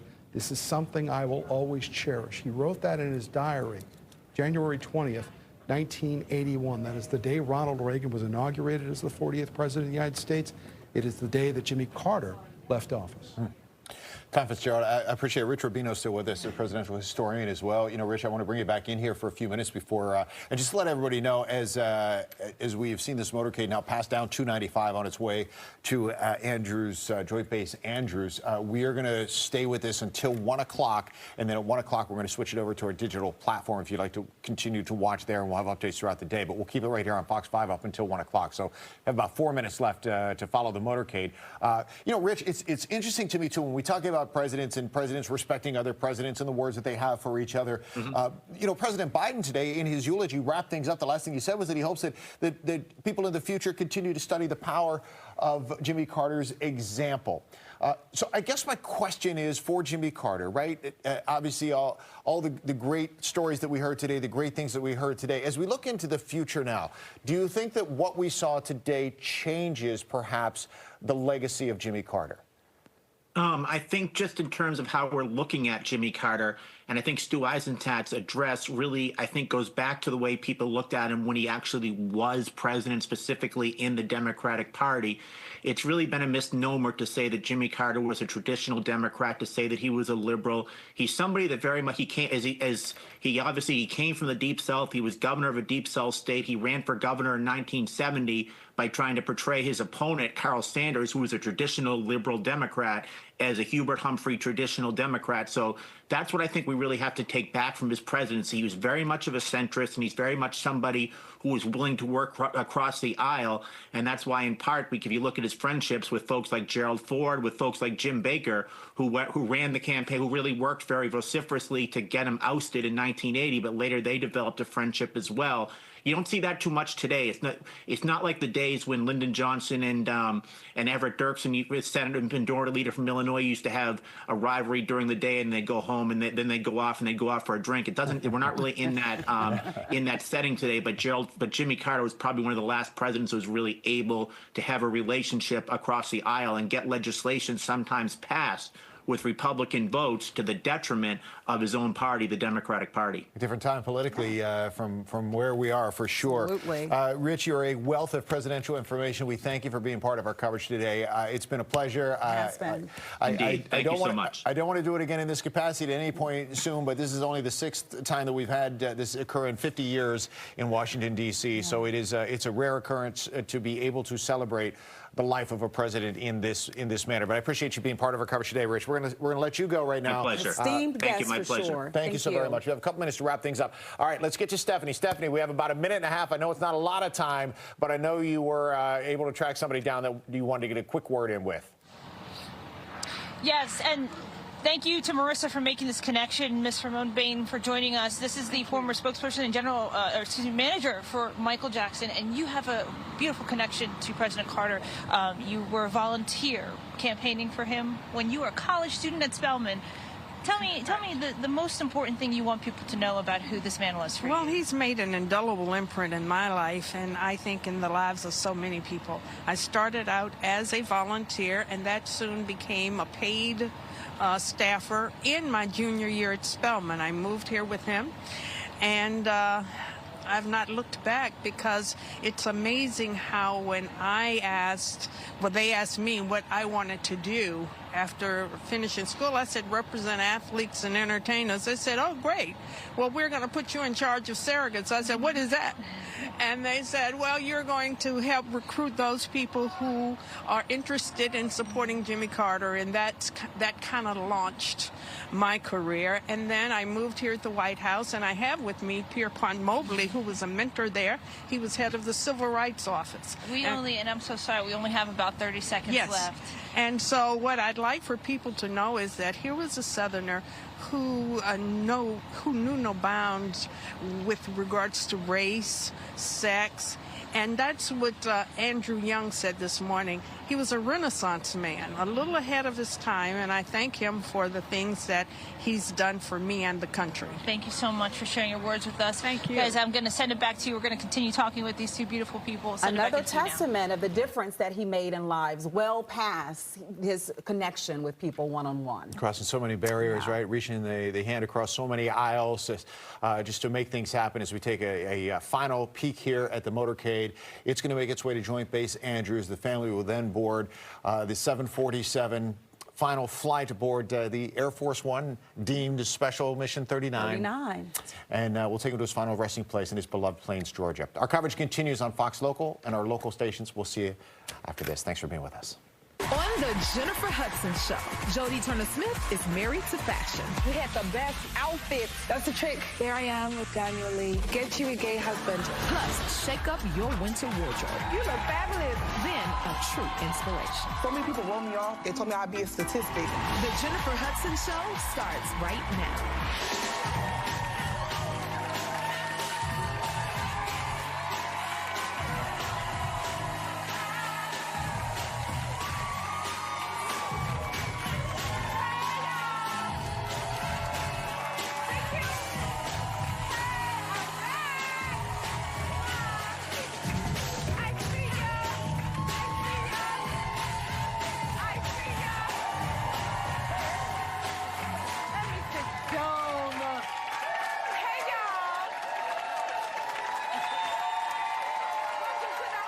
His political life, his presidential life, and all aspects of that life were characterized by a love of humanity, respect for others, truth-telling, compassion, decency.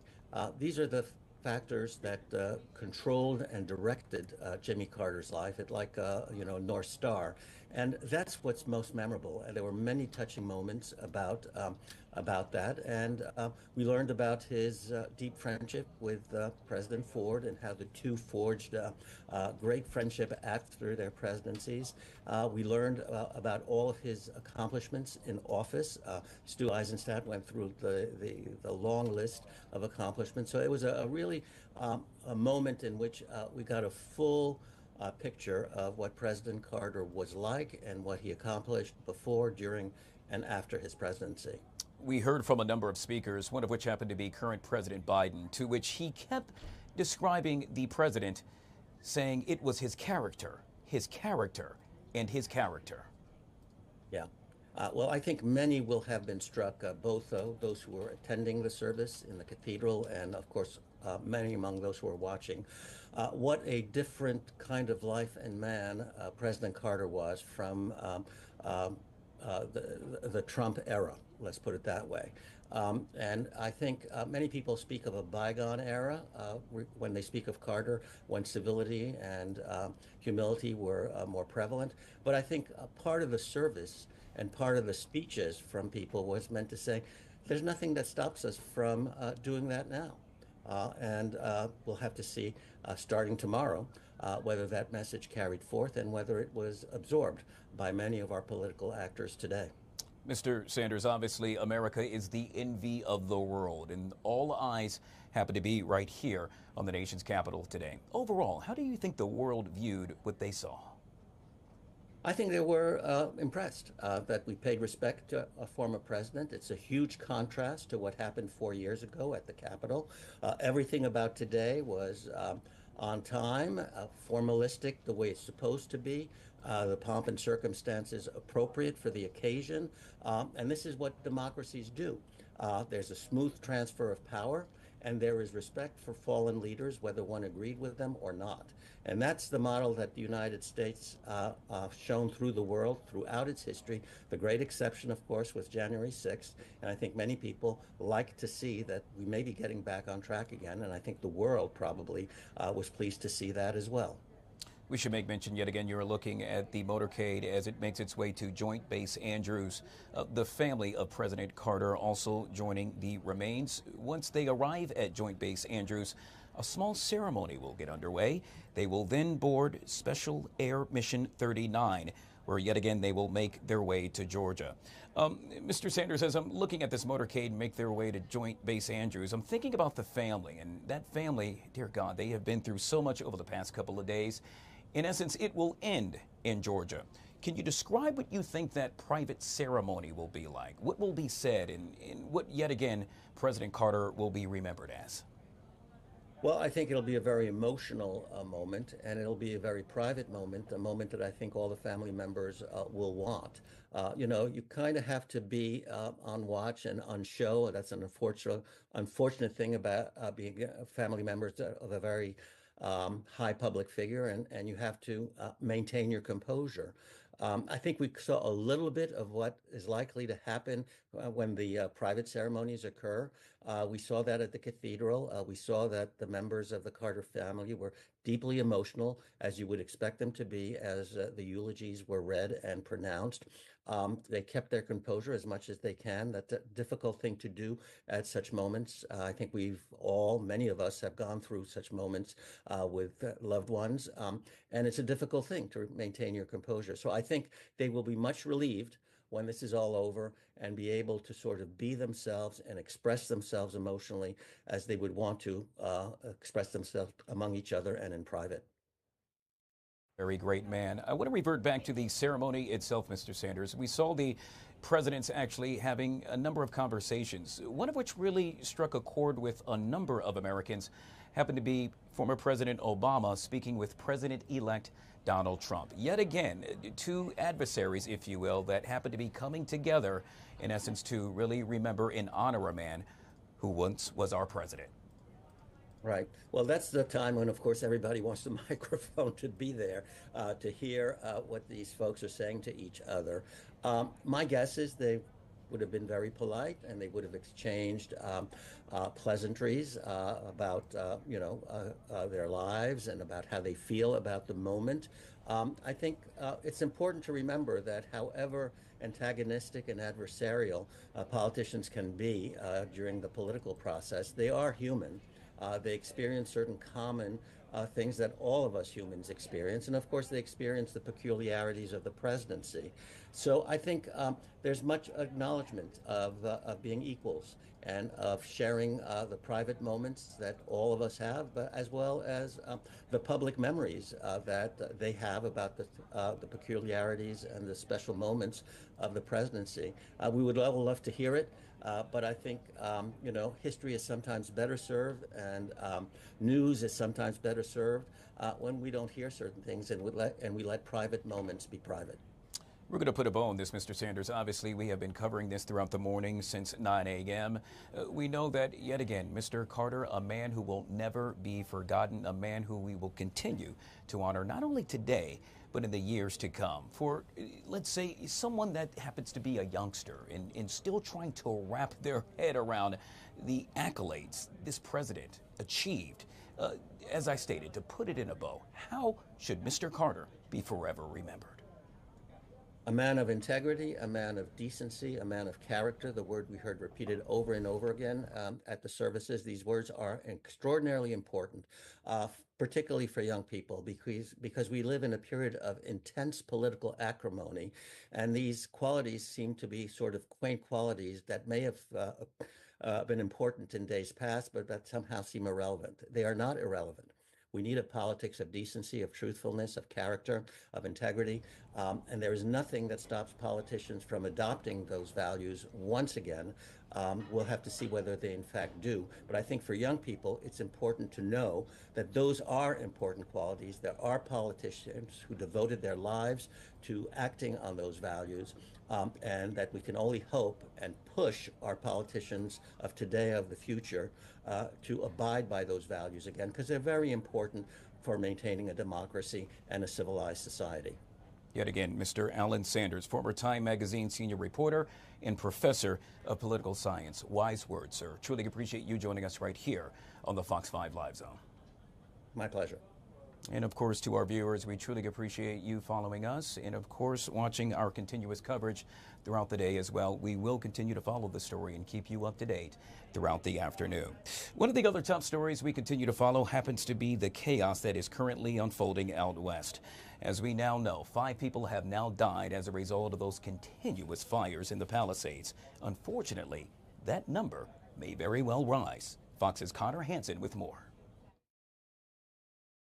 With the sun now up in California, you can start to see the extent of the destruction from some of these wildfires here in the Pacific Palisades area. The largest of the wildfires passed through here. We're taking a look at the Tahitian Terrace neighborhood, once filled with homes and vegetation, now completely destroyed. This is one area where firefighters had trouble getting enough water. They actually had thousands of gallons stored there, but they ran out. They're now bringing in huge tankers filled with water so they can refill. They're hoping that, along with slower wind speeds, can give them the momentum they need to finally start containing these wildfires. More than 30,000 acres burned across Los Angeles and no end in sight. Block after block, piles of ash now sit where homes and businesses once stood. While we are still facing significant threats, I am hopeful that the tide is turning. West of downtown Los Angeles, the Palisades fire is now the most destructive in LA history. It's destroyed more than 1,000 structures and left displaced people scrambling to find shelter. When we walked down to the corner, I actually started tearing up. It's really scary. After being grounded due to high winds, firefighting aircraft returned to the sky on Wednesday. Overnight, the calmer weather helped crews make progress on the Sunset fire that broke out in the Hollywood Hills. But critical fire conditions are in the forecast through the end of the week, threatening to spark more flames. One estimate puts the costs from these fires at more than $52 billion.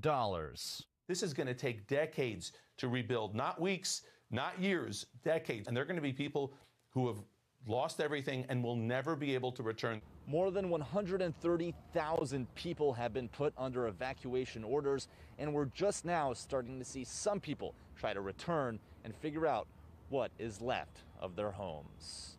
In Pacific Palisades, Connor Hansen, Fox News. What a travesty. Yet again, 5 people now confirmed dead, more than 1,000 homes destroyed as a result of those fires. We're going to speak with a California resident who, well, bear witness to those fires. That's coming up next, right here on the Live Zone.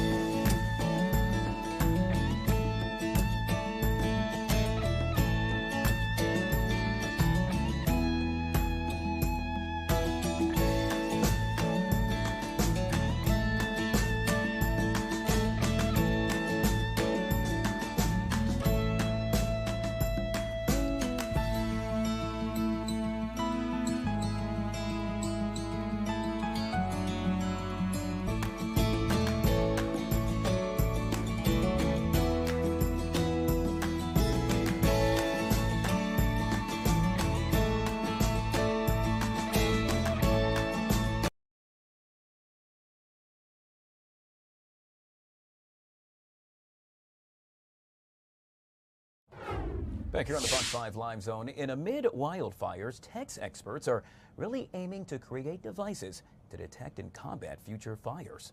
Fox News' Ted Linder with more. Multiple deaths are being reported as several wildfires continue burning across Southern California. Our hearts are breaking for you, and we stand with you. The Los Angeles area is under siege as more than 1,000 firefighters battle the blazes, including the Palisades, Eaton, and Hearst fires. Our community's gone. The inferno's forcing tens of thousands of evacuations, with powerful Santa Ana winds carrying embers through the air. These are hurricane force winds that are combined with extremely dry drought conditions. Dire situations like these are prompting the Los Angeles Fire Department to ask all off-duty crews in the city to help. This as new blazes continue popping up, with the Sunset Fire breaking out Wednesday night in the Hollywood Hills. The sooner you detect the fire, the more quickly you can get resources to that fire. Meanwhile, innovators have been racing to provide solutions, with tech experts at this year's CES in Las Vegas unveiling gadgets they hope could combat future blazes. Those include camera alert systems armed with artificial intelligence. Every 30 seconds, the AI on board of our system itself is scanning for flame or smoke. And when we detect something, we backhaul the data and we send an alert with a picture. Radar and weather apps are also hoping to save lives. We not only are able to plot the location of the fires on the map, but using satellite imagery are also able to show our users where potential hotspots are burning. Ted Linder, Fox News. Yet again, truly a travesty that's taking place in California. We are going to be joined momentarily by a California resident who barely escaped one of the fires. In the meantime, back here on the East Coast, I want to take you to Joint Base Andrews, where the motorcade has officially arrived. Former President, the 39th President of the United States, his remains, Jimmy Carter, has arrived yet again at Joint Base Andrews along with his family members. They will then board Special Air Mission 39. Now, that plane will then make its way back to Georgia, where later on this afternoon, a private funeral service will take place. Following that, the late president and family members will travel by motorcade through downtown Plains. The public has been invited to actually align themselves and view that motorcade. That motorcade will then arrive at the Carter's residence for a private interment, before which the U.S. Navy will conduct a missing man formation flyover in honor of former President Carter's naval service in time as Commander-in-Chief. Let's take a listen in.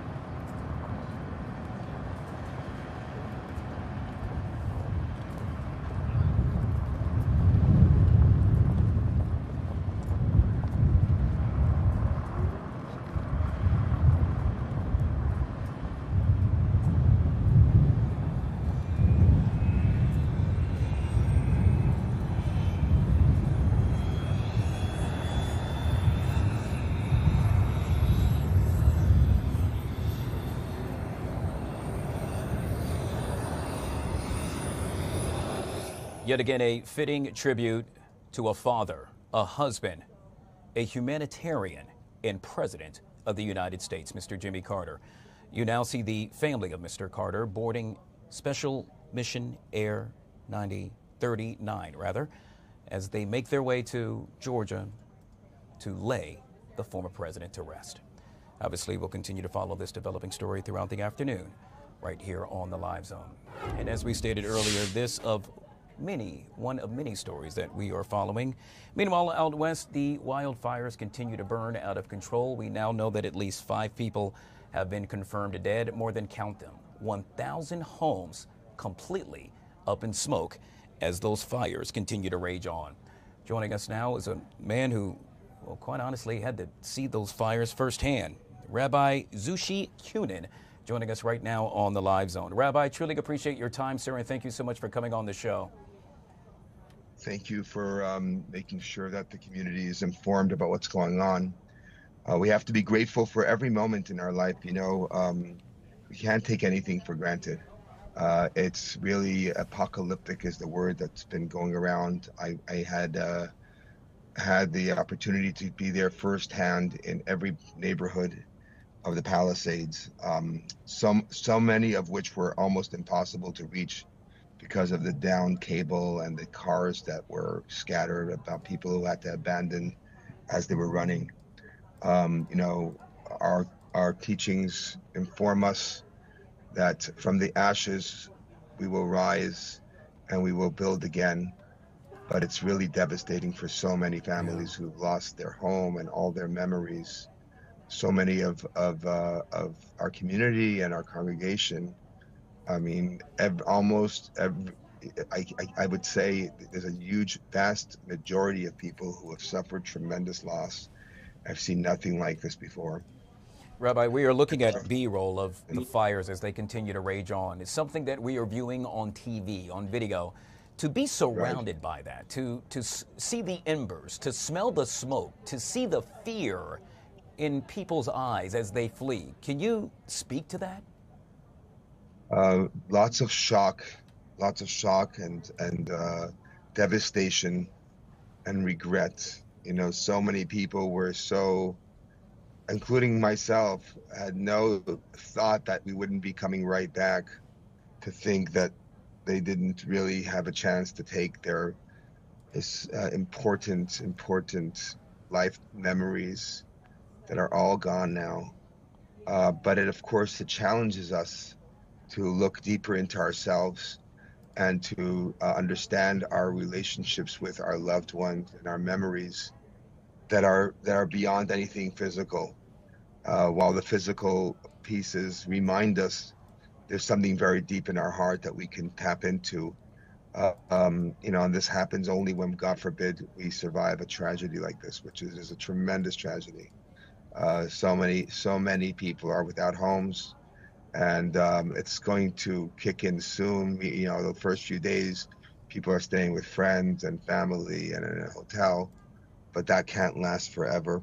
And we're talking about just wonderful, hardworking, you know, middle to upper class Americans, and many just, you know, people who are teachers and nurses and all kinds of support people who don't have jobs.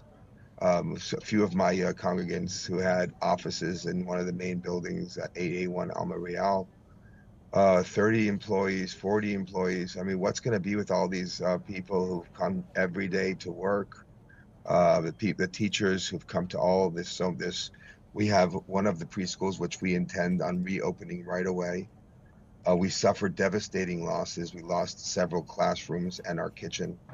Thankfully, we do have many classrooms that were untouched, and our infant center as well as our main building is intact, which is a miracle. And thanks so much to our firefighters, and thank to God Almighty. Thank you, God, for blessing and allowing, first of all, for there to be a minimal amount of God forbid casualties, but also for that which was saved and that which was spared, and for the first responders who have put their lives on the line to try to do their best.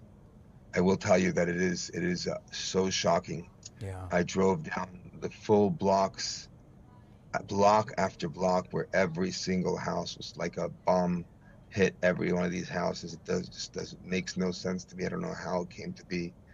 And apartment building after apartment building, which of course those are people who are renting or just here because they want their kids to go to a school, or they want to live near where they work, or live near where they study, and all those units are gone. So many, I can't even imagine. And so many of our beautiful mom and pop store owners in the village just wiped out. Rabbi, I got about 2 minutes left, and I want to make sure I ask this question. We are getting reports that a number of insurance companies actually canceled the fire insurance policies to a plethora of homes based in that area, and a number of residents are now crying foul. Have you heard anything about that? And we saw one story where I too suffered that cancellation on a home of ours in the Highlands, and I'm sorry.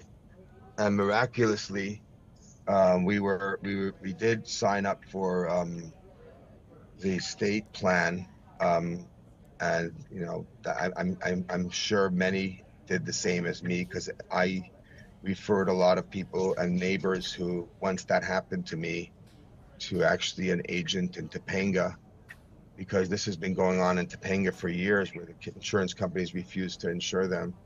And there was I'm going to put a plug out for this agent. His name is Max Kramer.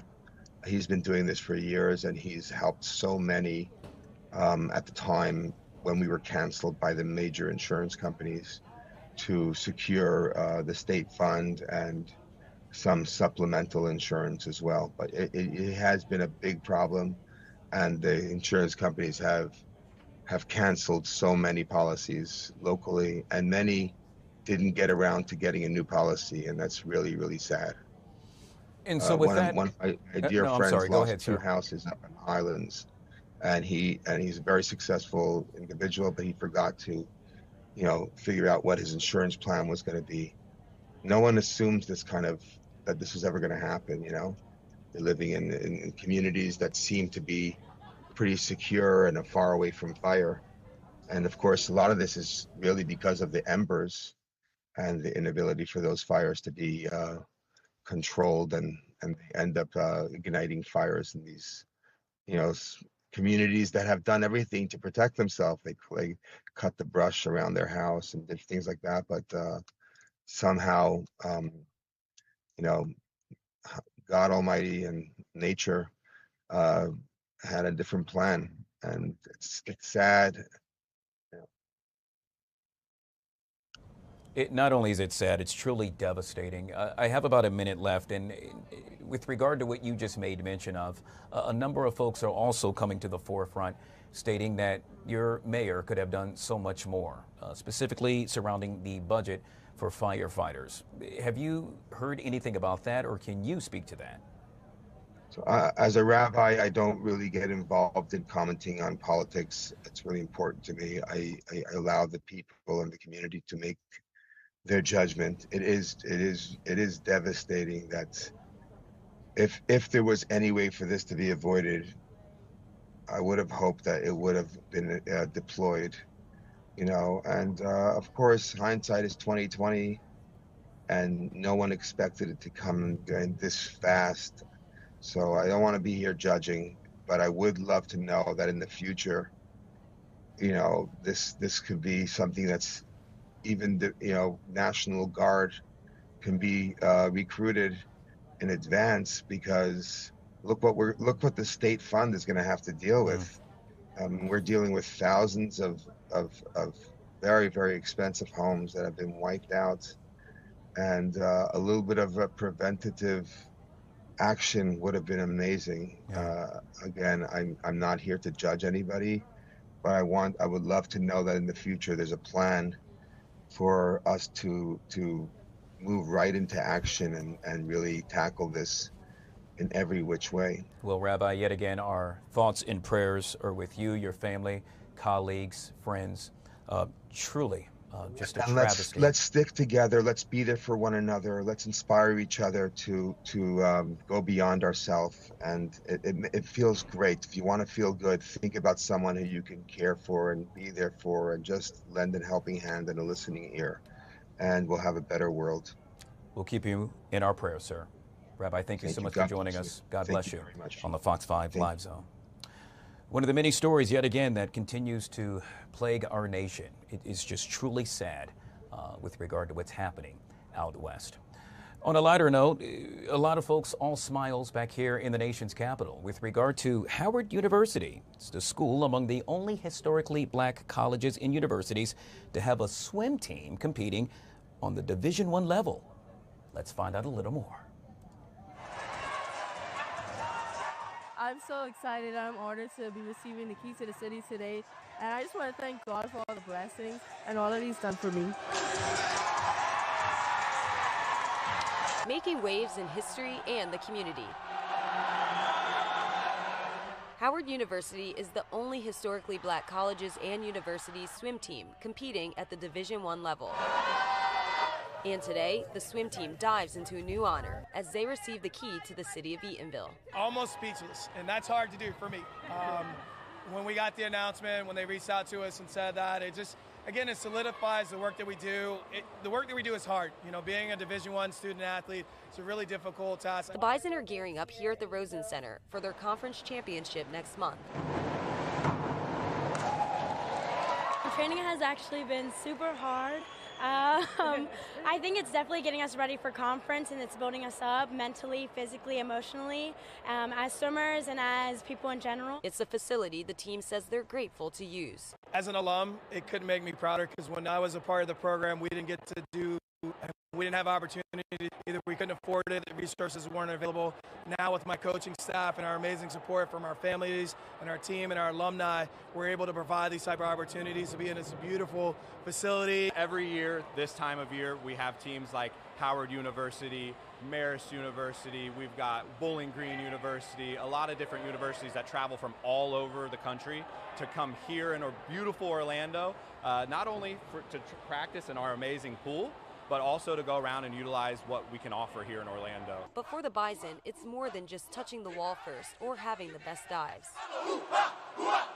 It's really special. We want to contribute to the legacy, the people that came here before us and made it even possible for us. It's really an honor to be a part of this team and to get to work for Howard and, you know, dive as a family. Just remembering that we are historic and we're paving the way for future black Americans to also learn how to swim. Solidifying the legacy both in and out of the pool. I absolutely love that, solidifying the legacy in a major way. Joining us now is the Howard University swim team coach. Job well done, sir. Congratulations. Coach, I got to tell you, when I just watched that package, it brought butterflies to my stomach. I'm thinking about, to your point, to know that you are an alum, to know that you experienced what you experienced during your time at HU, and then to see what you've been able to do and what folks have been able to do under your tutelage. Yet again, it's got to put a smile on your face.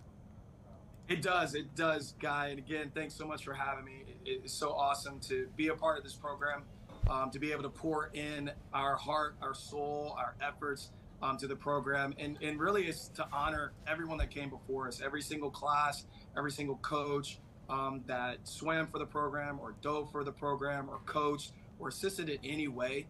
To be able to be where we are now is really just paying them, tribute and saying thank you for all the hard work you did to allow us to be right here, right now, and to set the stage for what's to come. I've always said that when something becomes tangible, it becomes yet again real, the definition, if you will. And so in this case, for those kids to not only now know that they're going to the conference championship, but get the key to the city. Sir, I saw smiles all around, including you as well.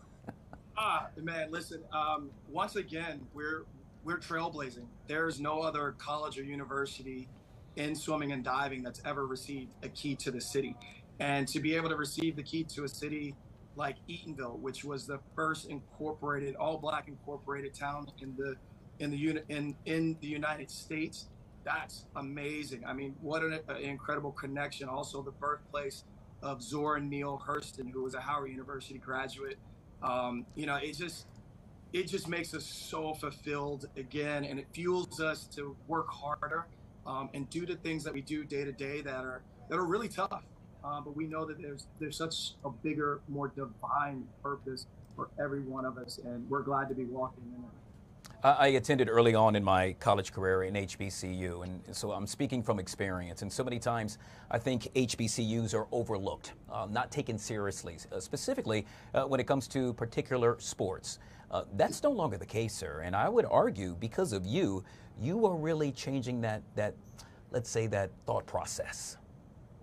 Yeah, I mean, the revolution that's going on in collegiate swimming and diving, and really the awareness, more importantly, to water sports and learning how to swim and being safe around the water is something that has taken off in the last couple years, and we're happy to be at the front of it. You know, the landscape is absolutely changing, and people are seeing competitive swimming and diving as more of an entertainment sport now. We're seeing a dramatic uptick in attendance, and that's all, you know, a testimony to the work that we've been doing and putting on great events where not only do you get to see amazing athleticism, but you also have the entertainment factor that comes with it that you normally don't get at an Olympic sport, you know, such as swimming and diving, that you normally only associate with basketball and football games. So it's really cool to be at the forefront. You know, we're happy to see other university programs and college programs, you know, taking bits and pieces and making it fit for them and getting that excitement about swim. And again, for us, it's 100% about the culture, and it's 100% about making sure that we do something about the drowning statistics that, you know, are not discriminate, but unfortunately are also disproportionate in the Black and brown culture. Coach, I said it in the beginning and I'll say it again. Job well done. We salute you, sir. Congratulations on all the success. Go Bison. HU, you know. You know. Absolutely love it. We'll take a quick break, guys, and we'll be right back.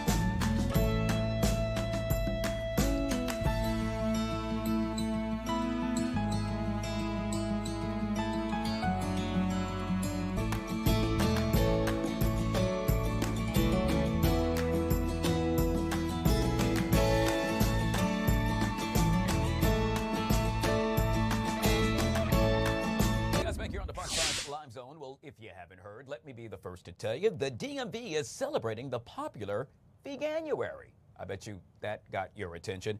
You see, Veganuary promotes veganism by encouraging people to eat vegan food and avoid buying non-vegan items for the month of January. Now they're celebrating in a major way, but don't let me tell it. I'm pleased to say that I'm joined by the spokesperson of Veganuary. Try saying that fast 3 times, by the way. Miss Sandra Hungate joining us right here on the Live Zone. Good to see you, Miss Hungate, and welcome to the show. Thank you. Good morning. Yeah, so the DC and DMV area has been celebrating more than ever this year, like you were saying, and it's really exciting to see. We have over 13 restaurants that are participating with some specials and like adding new menu items. And you know, some of the restaurants are already vegan and others also not vegan completely, and they still celebrate in that way. Because Veganuary is the chance to participate and try this new vegan plant-based food. So for example, there's Ben's Chili Bowl, Gregory's Coffee, Hip City Veg, and Pizza Rush Bowls, and many more. Yeah, I'm really excited about this, mainly because I probably need to do better. And so with that being said, this is giving me an opportunity to do just that. I got to be honest with you, Sandra, I was not familiar with this. How long has this been around? It's been around in the US for the last 5-ish years, 5, 6. And we started actually in the UK 11 years ago. And it's only become a global phenomenon in around 2020. Amazing. Over 2,000 new vegan products and menu options have been introduced worldwide during Veganuary, which is truly, truly one of a kind, because I think yet again it introduces folks like me that perhaps have not done something like this before to the whole lifestyle. Can you talk about that? Yeah, so the idea is to invite people in and giving them this opportunity and the information and the recipes so that they can give it a try. And we've had participants from every country in the world except North Korea as of yet. We had about 25 million people who took part just this past January 2024. And yeah, people try it for health, people try it for the environment and also for the animals. And then there's also many, many other benefits that they see. About half of our participants after just 1 month say that they've noticed an improvement in their health. And a lot of people just talk about how this helps them live in line with their values. And so to give it a try, like you were saying, you're interested, you can basically go to our website, and then we have all these free resources. And you can take part like officially by signing up, and then you receive 31 daily emails with all the tips and the support, the recipes. And we also have celebrity cookbooks. Woody Harrelson and his wife joined in that one this year, and just lots of information, lots of help. I am so glad a number of DMV restaurants are taking part in this, which leads me to my next question. How hard was that? Is it as simple as you guys and gals picking up the telephone and giving the restaurant a call and saying, hey, you want to be down? You want to take part? It's a mix of things, because Veganuary is also growing like a snowball effect through word of mouth. And then as businesses participate, more people hear about it and vice versa. So some businesses also just call us or email us and say, hey, we're going to do something. Some don't even let us know. They don't have to. They can celebrate. Our logo is free to use. Our name is free to use. And then others, yeah, we actually reach out to. We do outreach mostly throughout most of the year, and reach restaurants as much as possible in those big cities like yours, and also regional and mainstream chains and big product companies. So Sandra, those who know me know I'm a storytelling type of guy, and I'm hoping perhaps you could share with us a story about someone that's kind of like me, that yet again they never did anything like this. Have you encountered anyone during your years that said, you know what, I'm going to give it a try, and well, now they too are hooked? Yes, there are so many stories, and what's also beautiful is every story is unique. Everybody has another path and finds different reasons and different moments in their life. So one, for example, is one of my colleagues actually recently told me that 7 years ago she started and tried Veganuary and thought, okay, I'm going to do this for just a month. And then she never actually went back, and now she works on the team and helps to spread the word.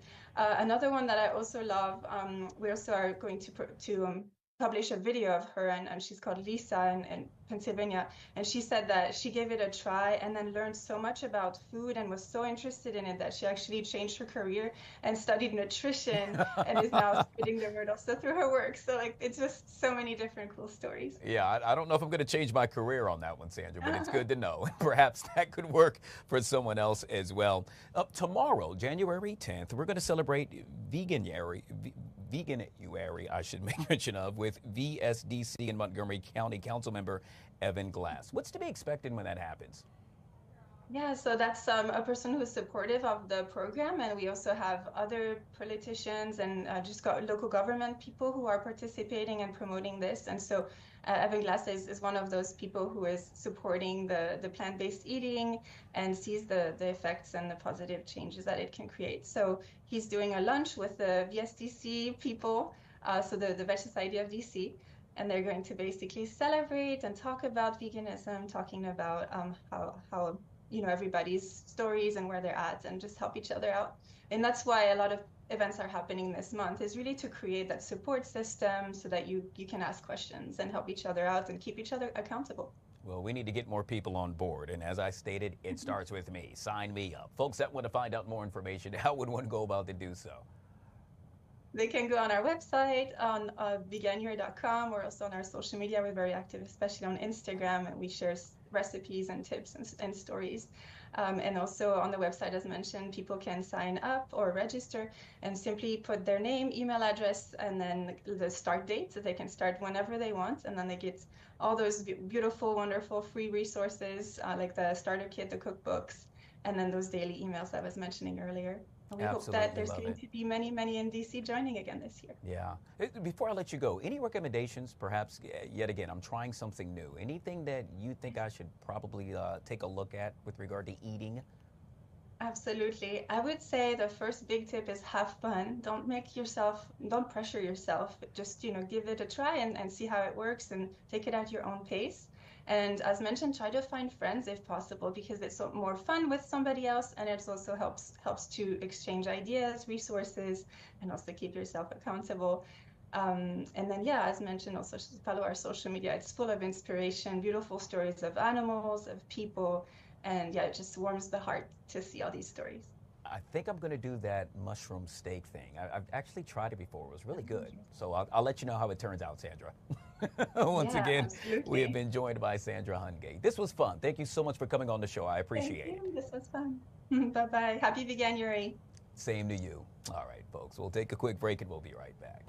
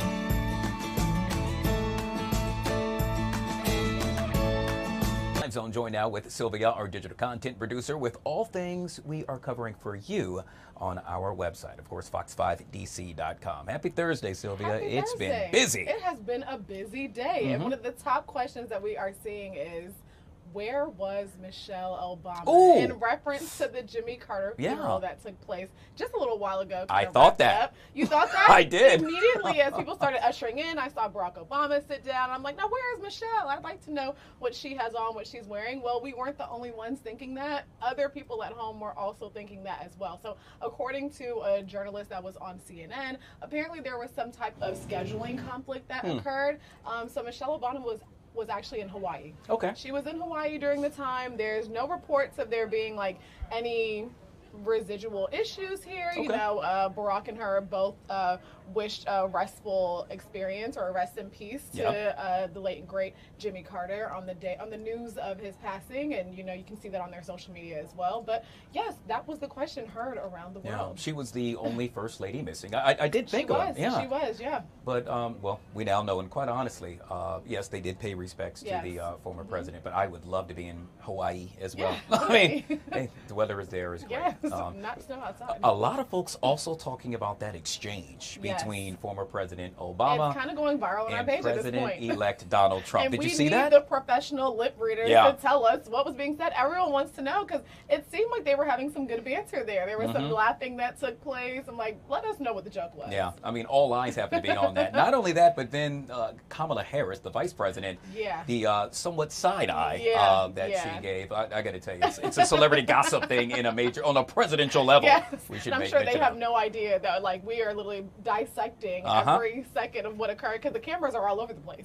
So we're looking at it in real time, but they're just just living their lives and expressing themselves. I can't wait to get her take on it. So we'll have to see in the near future. You know that's right. So a lot of folks today, including my mom, said, "Hey, Guy, obviously we are going to honor the late and great President Jimmy Carter, but I got to tell you, I got to go to the bank. Is it open?" I said, "Mom, you know what? I don't know." That is a top question that we're seeing as well. It is a national day of mourning, so federal offices, courts, and U.S. Postal Services are actually closed today. So you probably will not be receiving your mail. Flags are being flown at half staff for 30 days. That's something that you probably see throughout the city or wherever you are. But businesses such as banks do not have to necessarily close today. It's kind of on a bank by bank notice. No, so they really? can kind of make that decision whether they have shortened hours potentially because it is a day of mourning, so you could think of it as like holiday hours to some degree, and basically check in with your bank to figure that out. But those other businesses that I listed are definitely closed for today. Yeah, I'm expecting a Cash App at some point today, so I hope my bank is open. I think that should come through. Actually, it's not the same. Really? Maybe it's not the same. Okay. I was gonna say because I usually use Apple Pay. I think they'll usually send that over. I'm not the way my bank account is set up. I'm not on that level yet. One of the things that I love are playlists. Yes. I have I think I have 4 altogether for different times of the year. Yes. Oh, I have a couple, guys. I was Really? just talking about my playlist this morning, and they are gold. I think I really have curated the best experiences with playlists. And apparently Spotify is helping users do that as well with their capsule, they're calling it, I believe. Let me see the exact thing. It's the 2024 Music Time Capsule. So basically they're allowing you to put your Spotify playlist basically in a bottle. It's of a year. So like your year playlist of what you have listened to the most or the least frequently. So it can take you back to an experience that you were having. That's what's so amazing about music. It allows you to kind of go back to when that song was dropped or when that actually happened. Okay, I'm confused. One more time? How does it work? So it's a playlist that is basically a wrap of whatever you have listened to in the year. Wow. Yeah, so it's a time capsule. So it takes from each one of your playlists? Yes, I think it's taking from like whatever you have listened to the most to create a time capsule of like, hey, this is what you have been playing, and take a look at this, enjoy this. Now users will have access to this until January 31st. I absolutely love this. Yes. I'm curious. So I have, let me see, my summer playlist is probably my favorite one. It's a good time. Maybe I should do that. I don't have season-based playlists. I have vibe-based playlists. Okay. So I have like an R&B vibe, an old school smooth jazz vibe, a Christmas vibe, a gym vibe, whatever you may need. A vibe playlist. What's your favorite vibe, by the way? I think I call it the Quiet Storm. Oh, so that's my smooth jazz playlist. And I was listening to that in the car this morning. Luther Vandross was going up and down my speakers this morning. Let me see.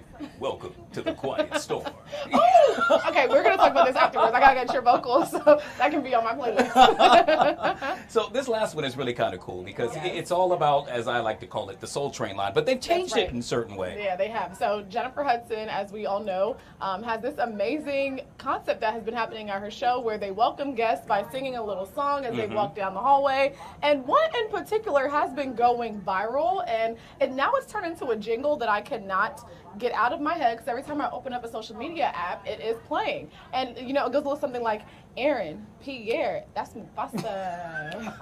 Aaron, Pierre, that's Mufasa. So what's our take on this? Do we like these new things that are happening? You know, it's allowing actresses and stars to show a little bit of personality. Ice Cube's son was recently pictured in the hallway. What's your take? Do we love it? I actually like this. Yes. It's kind of like they're reviving something of the past. It's a blast from the past, as we like to say. Yes, so that to is see very true. them do something like that. I think I saw the First Lady. We made mention of Michelle Obama. That was I think also I saw a good her one. do it. That was a good one as well. Who else did I see? The folks from Abbott Elementary. Abbott Elementary. Yeah, I saw them do it as everyone well. can be seen going down this line, and what I love is that the jingle is personalized for that person. Yeah. So the star of Squid Games was recently there, and they actually introduced him by speaking his language. Wow, coming down the aisle. So I love that. Although some people are saying that there is a clapper that is offbeat, Jennifer Hudson. Someone is saying that your hallway has an offbeat clapper. I'm saying that's what they're saying. By I the haven't way, heard it yet. I'm surprised you haven't made mention of this gentleman's looks. My mom texted me said, "Oh my God, he's the finest ever." I'm like, "Mom, you're married." You know, he is definitely easy on the eyes. I don't understand all the hoopla about him as much, but he's easy on the eyes. I like that he has a little rhythm here. He did his own, the high five to the side while moving down. That's good. I like that. He's very personable. So that's your take on it. That's my take, and I like it. Speaking of the take, we are so excited about our brand new show. Obviously, it is coming up right after this. We call it The Take, and we call it The Take in a major way. I know you had a chance to see it so far. It is just downright cool. Oh, I love it. The fact that we're hearing from viewers, we want to hear your take. We want people to be calling in so we can discuss. What is your take? What are you talking about? Yeah, for me, I have so much to say. So you need to call in. I know. Matter of fact, you see I have my phone right here. I plan to do that in just about 2 minutes or so. The cool part about it is you get a chance to do that, share your thoughts, and of course we all interact with each other. Yeah, I love that. All right, so don't let us tell it. How about you watch it for yourself? The Take, coming up next. Obviously, we thank you so much for joining us. On behalf of Emmy, I'm Guy Lambert. This is Sylvia. We're the Live Zone. The Take, up next.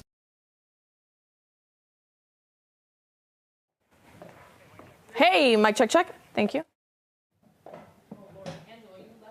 5, 4, 3, 2. Check, check, check. Check, check, check.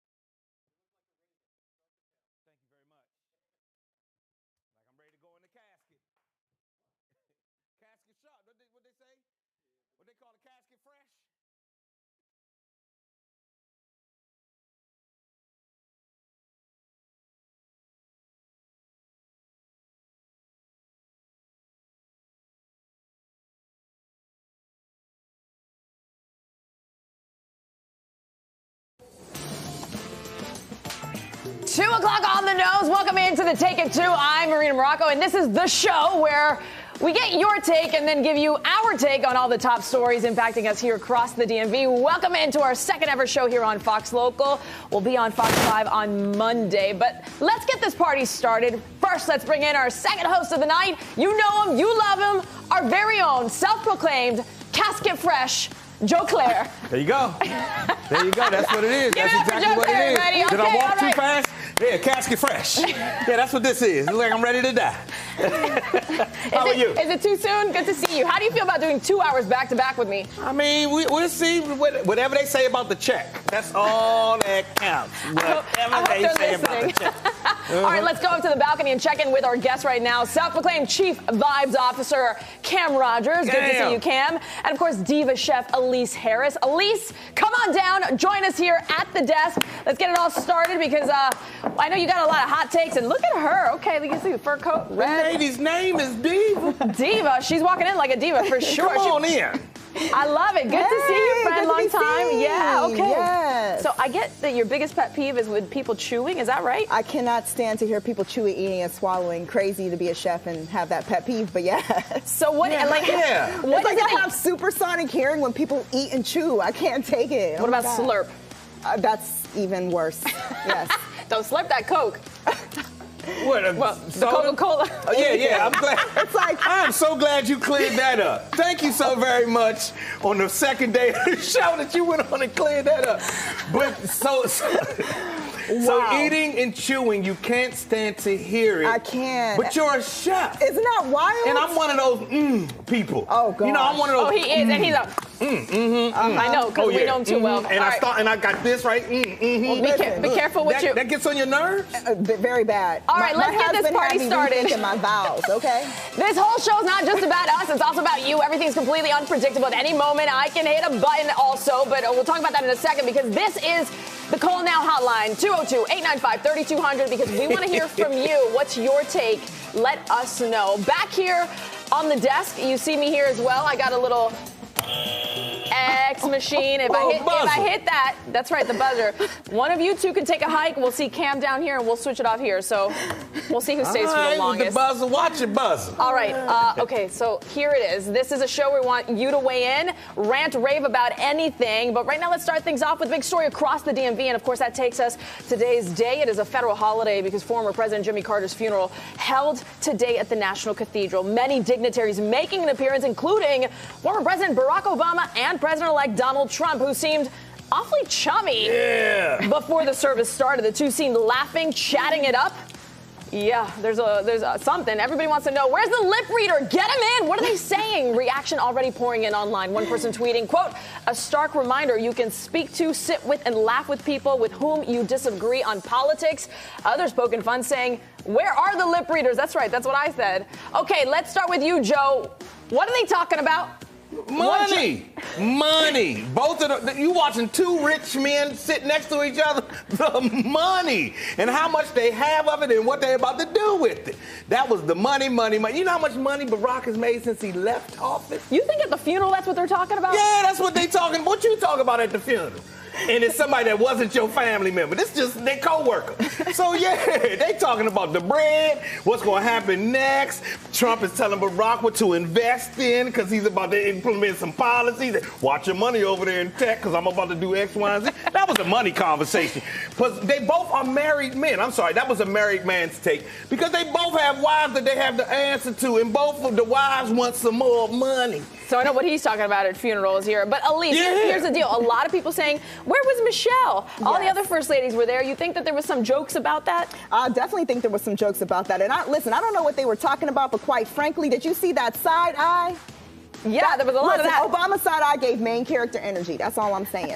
I didn't see the side eye. There's a lot of side eye. We had George W. Bush giving Obama a little belly bump there. Yeah, I saw that part. I think that was where he was like, where's Michelle, man? Right, he's looking for Michelle and her peppermint. They go back, exactly. He needs his peppermint candy to get through this funeral, and Michelle is not there. She's out there taking care. You know, she's got two college-age daughters. She's out there doing that kind of stuff. They got to go back to school or whatever. I really wish. I mean, I think to be a fly on the wall is the cliche. I think this is one of those moments where everybody wishes they were there. They were hearing this conversation, especially with two people. Secret Service? Let's call her and we can drive.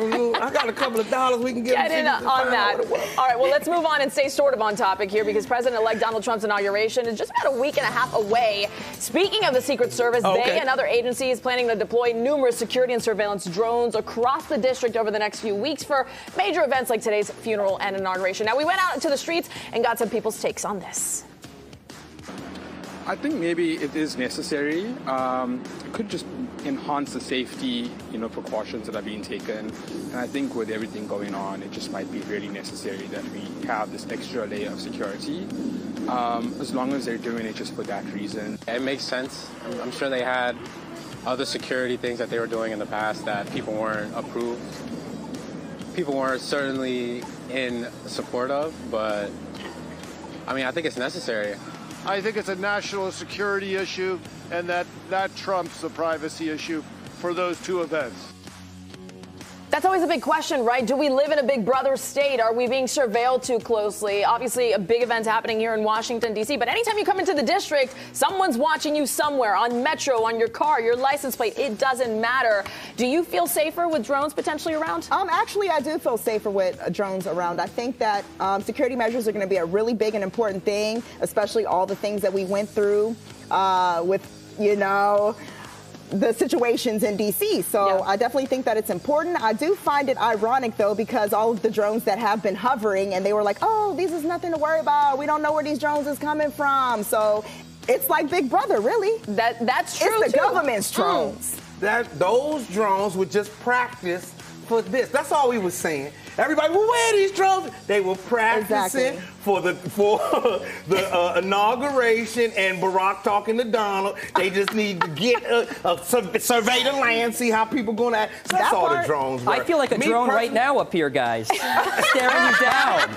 You want to get a switch in? Okay, let's do the switch. Let's get Cam down here. Elise, Cam said, no, I got to take here. You were down in Florida. A lot of people compare the big comparison, especially during the pandemic. Florida's free. It's a free land. You got to come up here to D.C. where you got all you have no rights.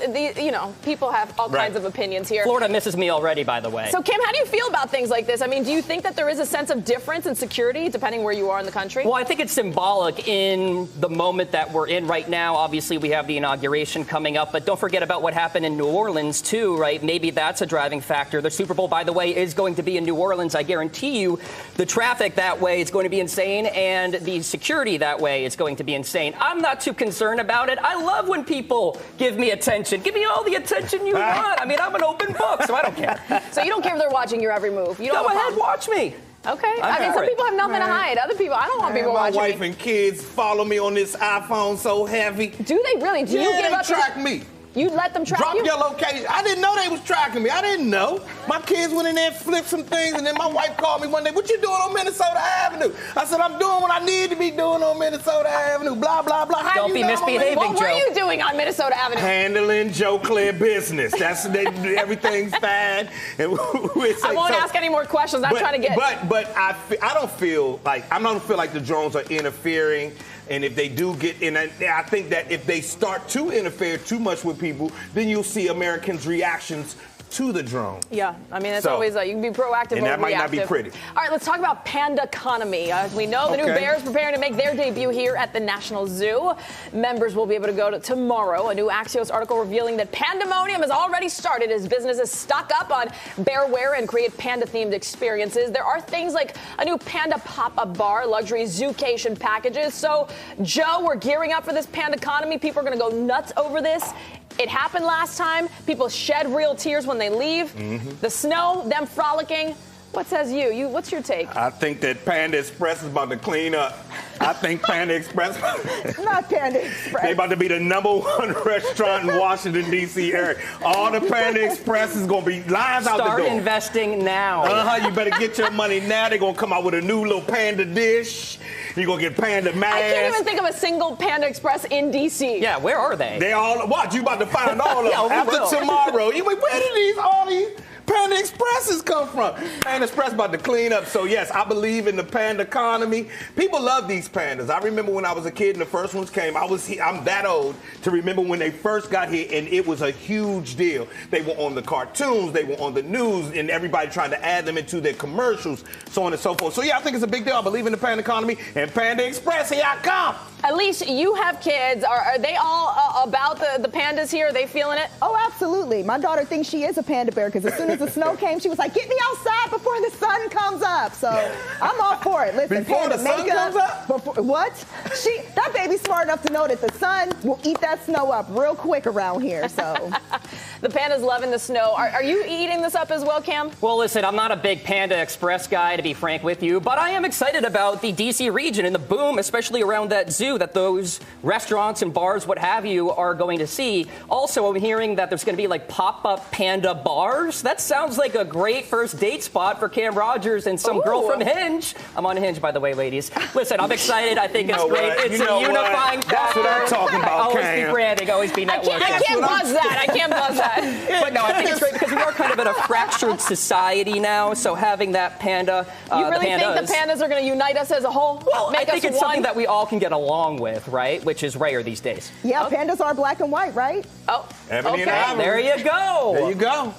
Yin and yang. Period. Up and down. Did you have Hinge on your bingo card today? Our Fox 5 Live Insta Salt and pepper. You think the National Zoo pandas get too much attention? Okay, 2/3 of you saying yes, they do. They're not. Come on, everybody, lighten up a little. Oh, they think they get too much attention. We need some levity in our lives. No. Everything can't be this serious. Get out to the zoo, support the Smithsonian, see the pandas, and let's make some good relations here with China. The pandas more. You notice the pandas never complain. Scan that QR code on your screen. I want to know, do they speak English or Chinese? They speak both. They're bilingual. They're bilingual, bipartisan, they buy all of it. They black and white, they all of it. They got it all covered. A reminder, we want you to be part of the show. Call us now. Take it to hotline 202-895-3200. What's your take? Do you care for the pandas? Is it too much? I don't know. Give us something hot to talk about. Stick with us. We're talking mocktails. Talk about not hot when we come back. Oh, we're getting lit off mocktails. Let's go.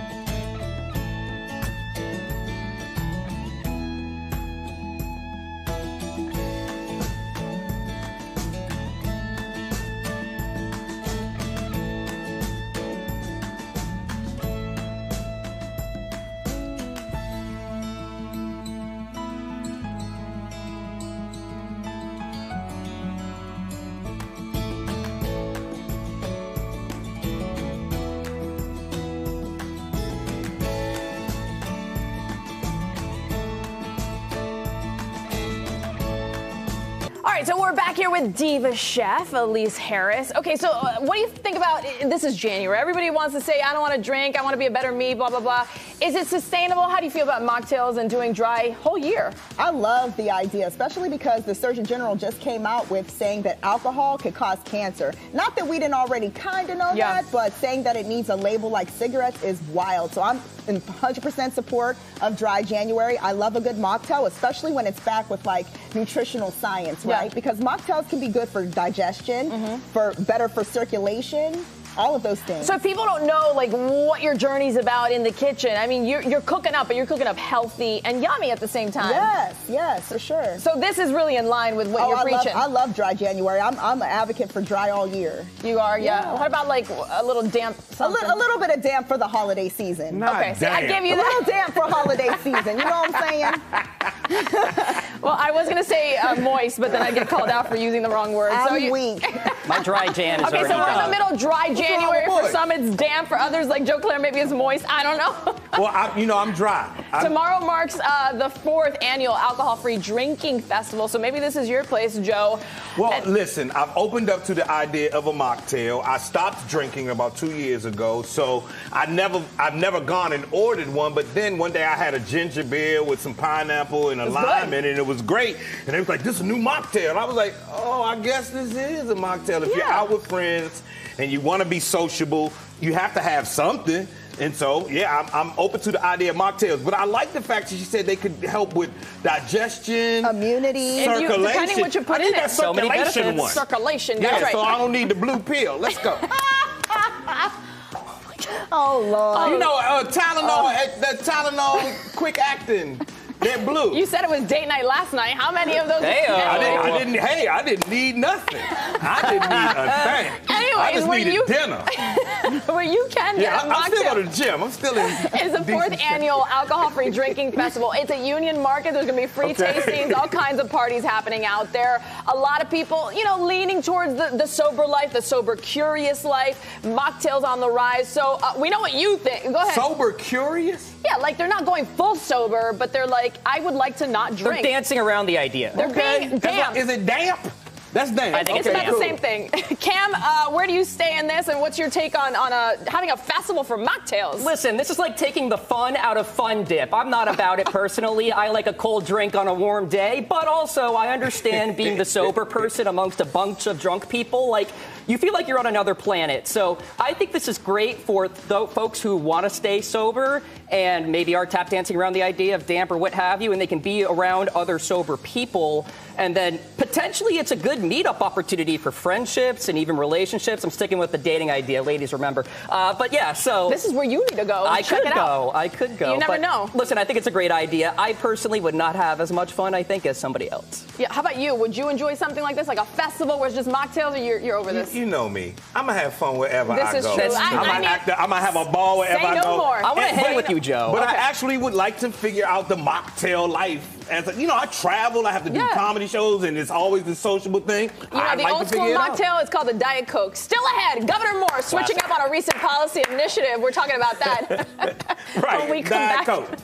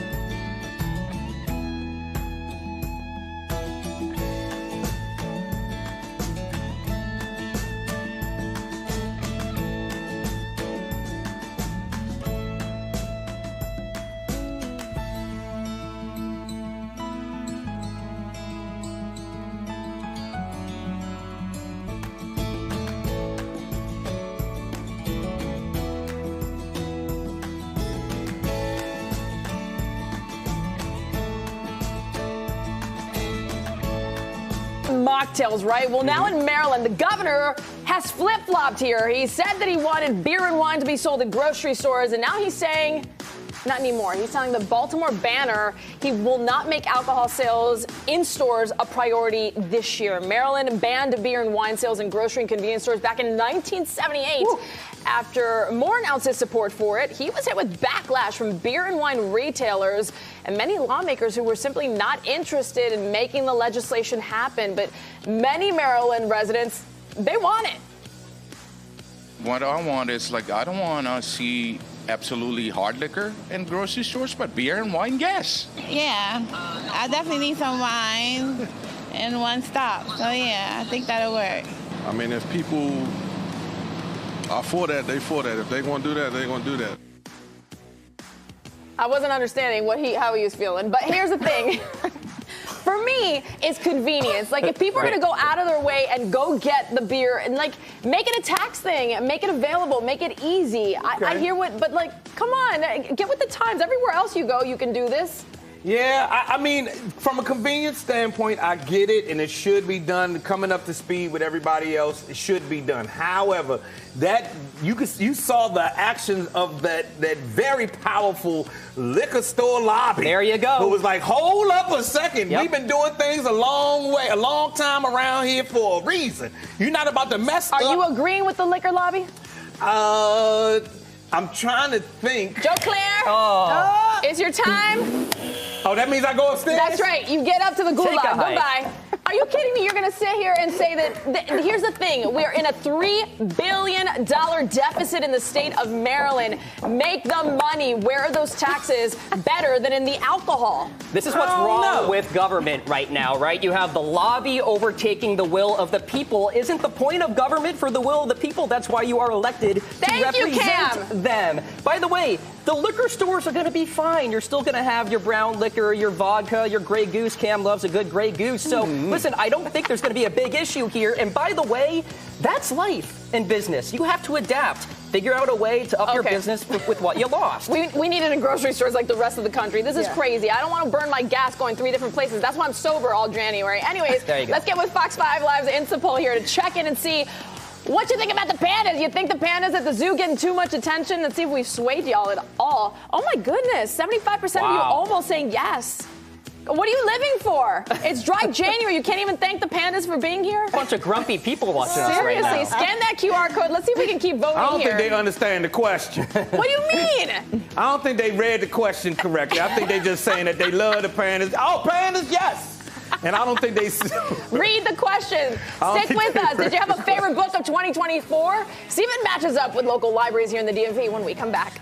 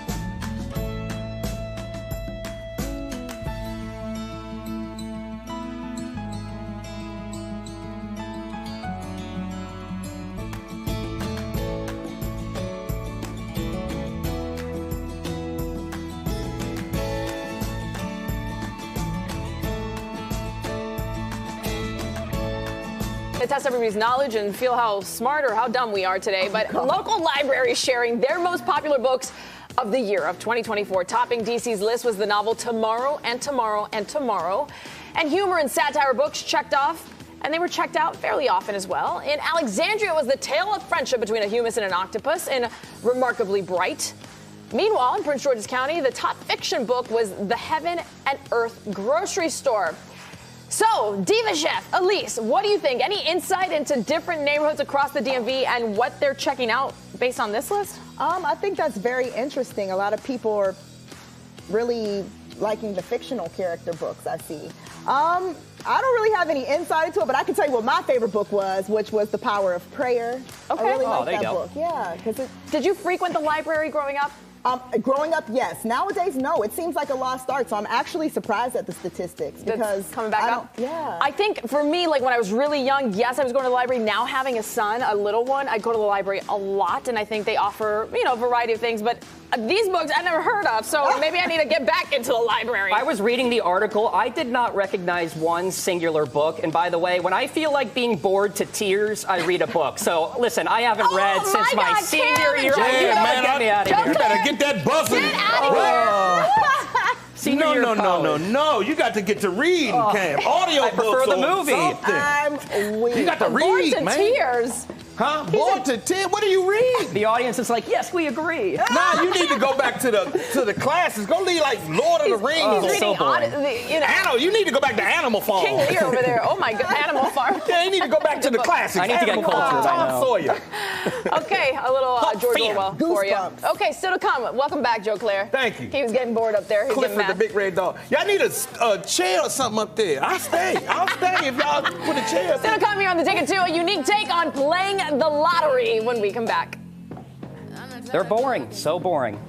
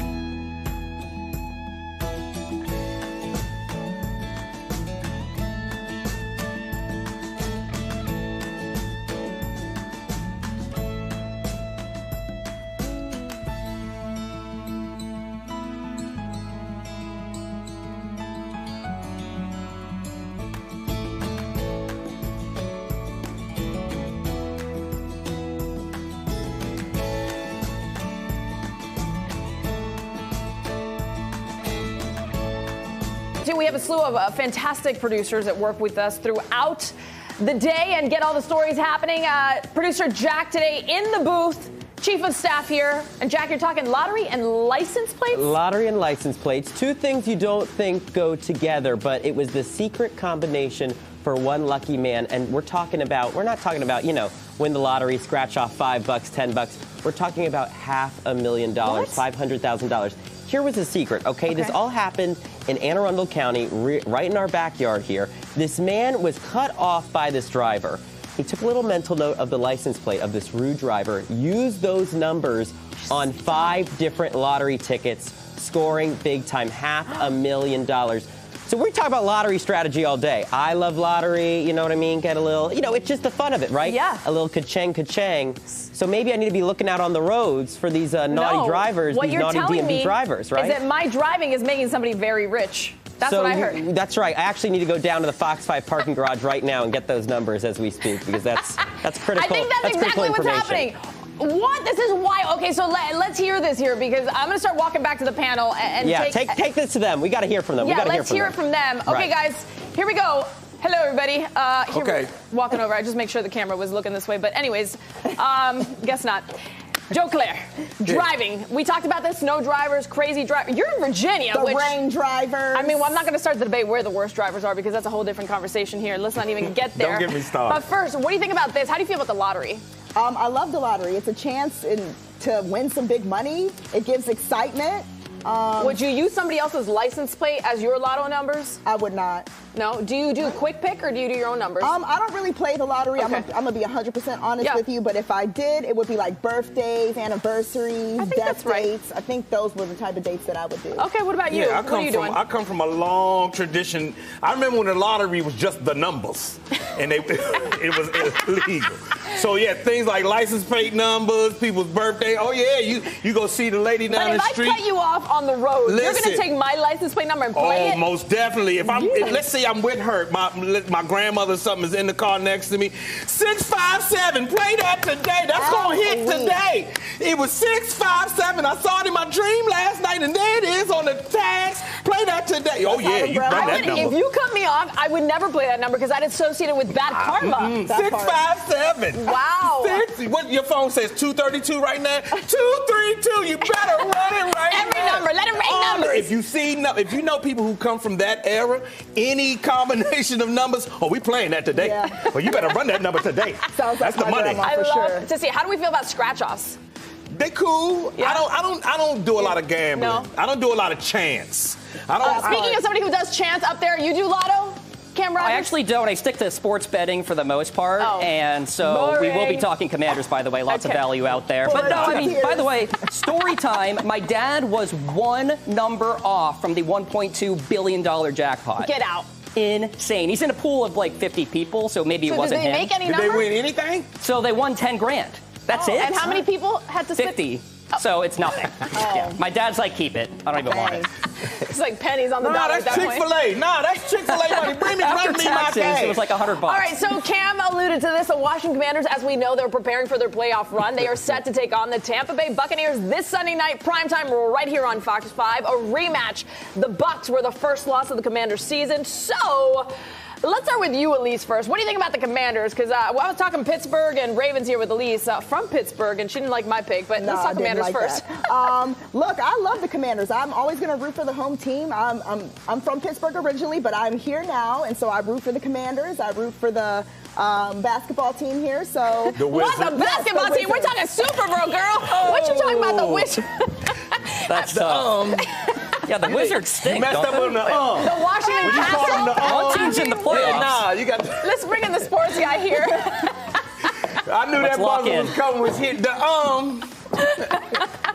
Cam, give us your take. Are they going to have what it takes? I know what you think. Hold that all the way to February. Listen, here's how the Commanders can get all the way there. Run the football effectively, play action off of that, have a defense that can get after the quarterback, a solid front seven, and then who knows? Here's my concern, though, guys. They have one win over a team in the playoff field, the Eagles. So they've shown time and time again they can't really beat the big boys out there in the NFL, but they have a lot of grit and solid mentality because I don't think they're ever going to be out of a football game when you have Jaden. They Hail Mary the Chicago Bears. They beat the Eagles at home. I mean, I think some people would debate it, but I know what Joe Claire thinks. But give it to me again. You said it. I was reminded by a viewer yesterday. Joe Claire, keep that clip because in February we're going to play it. Here we go. Tell us what you have to say about the Commanders. We are going to the Super Bowl. We have been going to the Super Bowl ever since Magic Johnson and the rest of the people got together to buy this organization. Ever since Snyder got on the plane and sold his house over there on the cliffs, we were headed to the Super Bowl. But let me say this. I say that because we've been saying that since 19 whenever. That's a problem. We always every year we believe that we're going to the Super Bowl. But I have to say, for this year, for the Commanders to show up like they have, as opposed to we should think that this is the greatest team in the entire universe. We should be rooting for them. Away. I mean, are you a fan, Joe? I can't tell. Look at how they turned it around. Okay, look at how they turned it around with the culture. Yeah. This is true. That you on the can't. field. But the culture's now what's going to finish this season. You never know. This You is what got them there. never know. I think Jaden Daniels has been key here, and the proof is in the pudding already, because you got the offensive coordinator already getting girlfriends out there Insane. who are like, hey, listen, you want to come to our team? The season's not even done yet, and here they are talking about that. Are you surprised to see how far this in a rebuilding year, because everything was new, how far they've made it and how far they've reached? Because Caleb out in Chicago hasn't turned out to be as good as Jaden Daniels, and he was a first draft pick. You have to think about it this way, too. The Commanders are playing with house money a little bit, because they came into the season with zero expectations. Here they are in the playoffs, a gritty team. And here's what I will say also. If we have a Ravens-Commanders Super Bowl, I think Fox 5 has to have a Cam Rogers special. 30 minutes of full breakdown for the Super Bowl, because that's going to be electric. Did you and Joe on as well. Hold on. Did you already get some dates?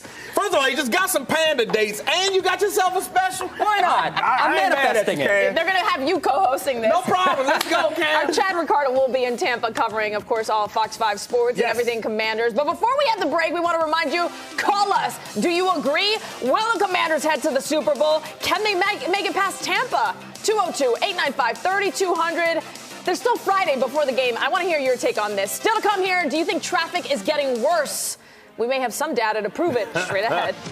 Can it get?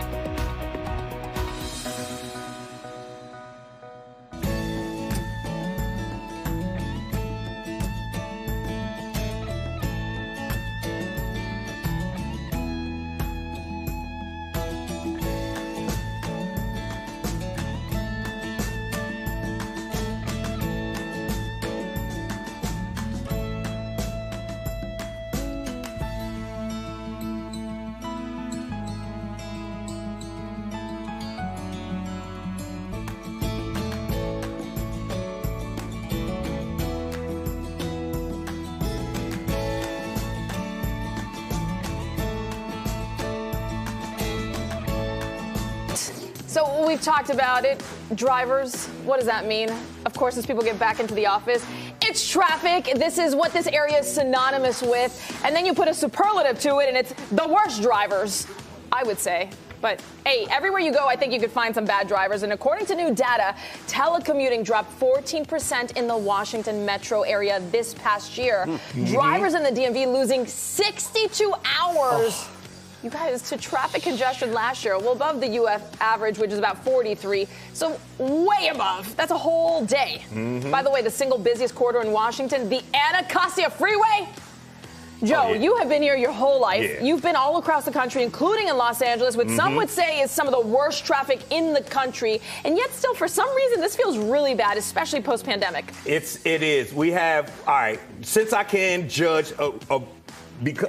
And Atlanta. And Atlanta and New York. Okay. Wow. So I lived everywhere. Yeah, our traffic is really, really, really bad. And the thing is that the drivers are just not as attentive and as alert as they should be, given that we have such traffic and so much volume. If people were a bit more alert to that fact, maybe we'd have better traffic. But people driving like we in Richmond, Virginia, just chilling. Leisurely, just doing it. Nah, man, get where you... Move!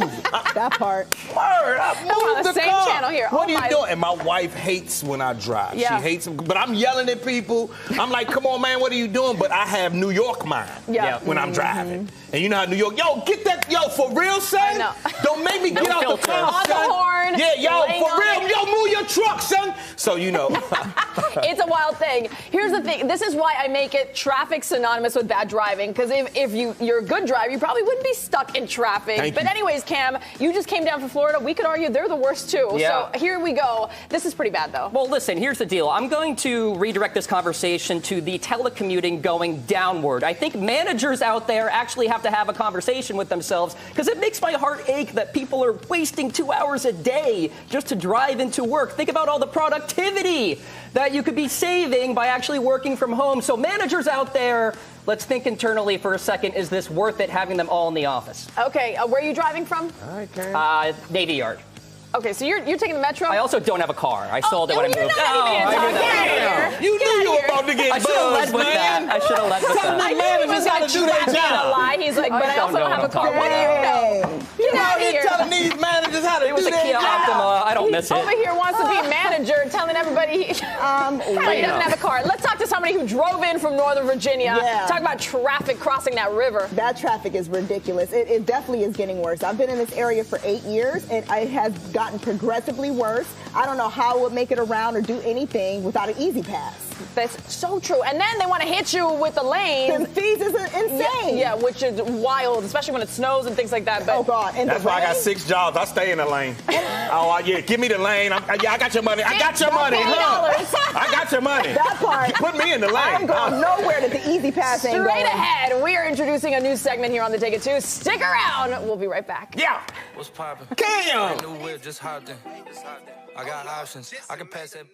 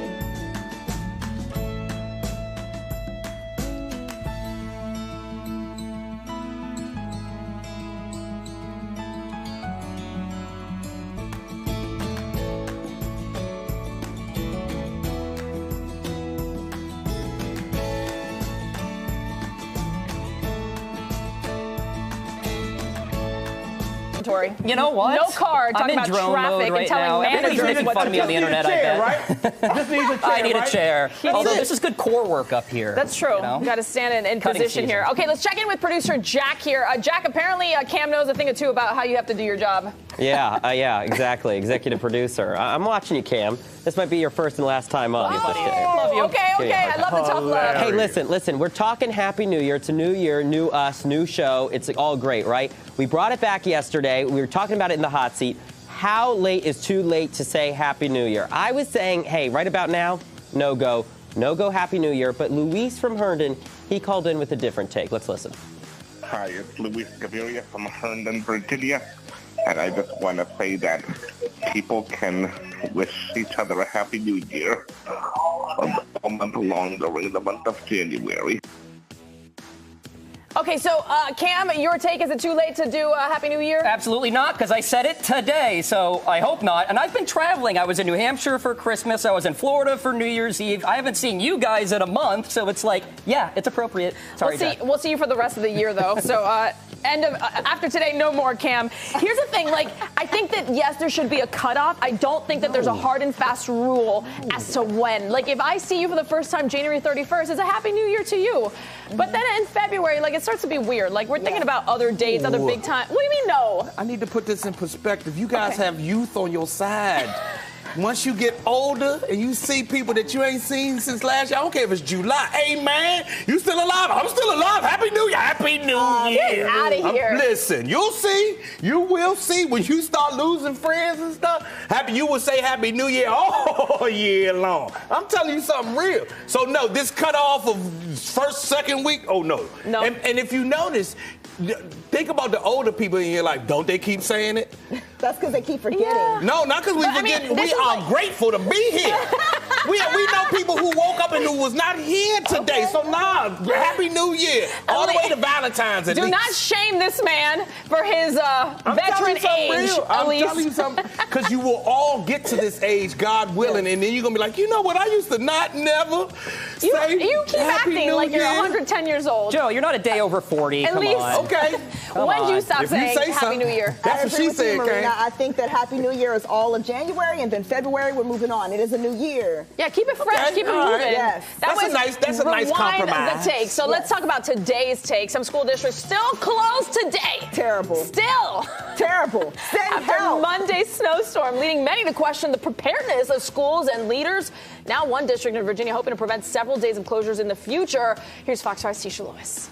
Hi there, everyone. It's Tisha Lewis here in Dumfries in Prince William County, where Prince William County Public Schools are apparently exploring implementing snow emergency routes for buses. The school district is closed again on a fourth day because of the snow. They tell Fox 5 they haven't made a decision on what the status will be come tomorrow, but they apparently plan to share the snow emergency bus routes in the coming days and in the near future. And we are working on that story for today's shows. We'll see you then. Elise, for so many parents, they came off of winter break. They had Monday off. We get it. There's snow. Tuesday, okay, maybe. But then Wednesday, people were saying, where are the delays? Why are they not back in school? And even today, there were some places that were closed. Ridiculous. Look, we dropping these kids off on Friday. Okay? I don't care if y'all open or not. We is dropping these kids off on Friday. But no, it wouldn't make Go knock on the door. Go knock on the door. I need you to just go. Take your lunch, knock on the door. Knock it down at this point. Yes. I do agree with the asking if they were prepared or not, right? Because I was at the gym. We got an emergency notification. 15 minutes later, it looked like a snowstorm outside. And then you would wonder, with the roads not being as clear as they should be, why does it spiral into 4 days? We got snow 4 days ago. You know what I'm saying? Yeah. So, and we knew it was coming. That's the thing. This was not came out of nowhere. True. This is not an earthquake, y'all. We had days of seeing the radar, and it kept increasing too. When you see the inches go from 4 to 6, 8, 10, it's time to move here. And then here we are, Thursday, and kids are still home. I agree with everything you guys have said. They need to be prepared, but you got to remember, we living in the social media age. Whoever was supposed to send out the email, okay, I'm supposed to send out an email, give me a second. Then they got the scrolling and liking and everything else. I forgot. Oh, you know what? Let me send this email.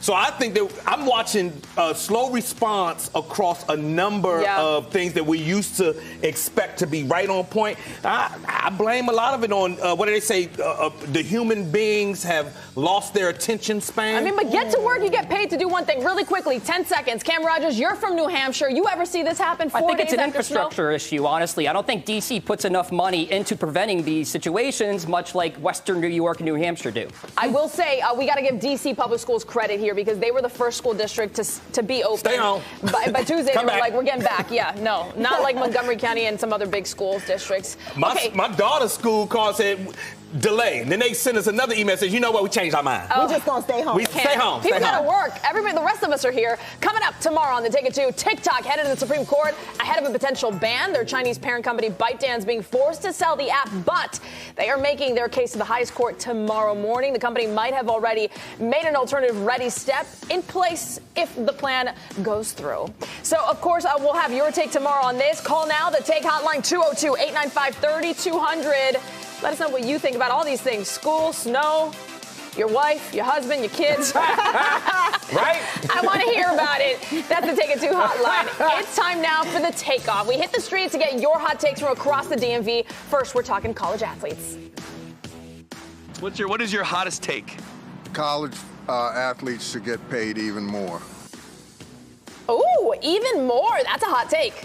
I agree. Really? Listen, if you can generate revenue for somebody else, you should share in that. People say it's messing up traditions, it's messing up. Okay, fine. But what if my knee blows out next week and I didn't make no money on this? That's true. So now, if you can generate money for someone else, you should be getting paid. Cam, your take? A lot of these athletes are not going pro too, so you need to cash out now while you're really effective at your quote-unquote job being a revenue driver for that school, so I'm all about it. But define what does more mean, it's very relative. Yeah, well, I mean, they're making a whole lot of cash now that they're going to be able to, Unless you're sorry. If you're sitting all the way down the bench. You're part of the team, then I want something. What do you think? I'm going to buzz myself out. Okay. Oh, wow. Let's go. I'm going to buzz myself out on sports. I'm going to just keep it all the way real with y'all. We're talking fitness classes. Take a listen. I'm going to be the first one to trip on those stairs, I guarantee. Let's hear it. At some point. So, fitness classes, we don't always have to do what we see on social media. Modifications in classes are cool. So, do what you need to do to take care of yourself and work at your own level. And we don't always have to show off and do the coolest things that we see on TikTok. Just work at your own level. Elise, you buzz yourself out way too soon here, girl. What do you think about modifications and not trying to show off? I'm all about modifications. I'm always telling my clients any start is a great start. So if you're not doing anything in your sedentary, walking is perfectly acceptable. If you don't feel comfortable going to the gym, working out is perfectly great at home. Science presents that any start is a good start. So any type of movement over non-movement is where you need to be. How many times a week are you working out? 7. 7? Yeah, I work out every day. How long every day? It just depends. If it's a weight training day, 2 hours, 2.5 with cardio. If it's a non-weight training day, about 45 minutes to an hour. Oh, Lord, I got a lot of work to do. Thank you for making me feel real good about myself, Elise. Child, that's a lot. Okay, up next, tipping culture. So I think, obviously, tipping is, a long-standing culture here, and people live off tips. There's a whole tipping, industry, the gig industry. And I think they kind of blurred the lines recently with the culture. Now you'll see places that you do the service and then you're asked to tip. And unfortunately, it's exacerbated by how those tips don't actually make it back to the employees who perform the work. That's the thing. I don't have a problem paying for a service. I want a tip, but now if I'm grabbing my coffee and I have to tip and it's not going to the guy who made my coffee, what are we doing? But then you feel bad if you don't tip. That's the situation. Plus, with me being in Florida at this resort, 20% was already baked in. So it's like, is there any incentive for the servers to be good because they're already getting 20%? So they were bad service? No, they were fine, but it's like you could work for more. Now, let me ask you a question. Do you now, feel weren't you bad? just talking about sports getting paid more? I was talking about that. Y'all are a conundrum here. Now, the people, when the organization asks for a tip, I can't stand it. And I will actually that's why I keep this in to hand to the person. See, I like hey, you come here. I'm one of those guys. Don't go anywhere. I'll take one. The Take It To back after this. Give my money.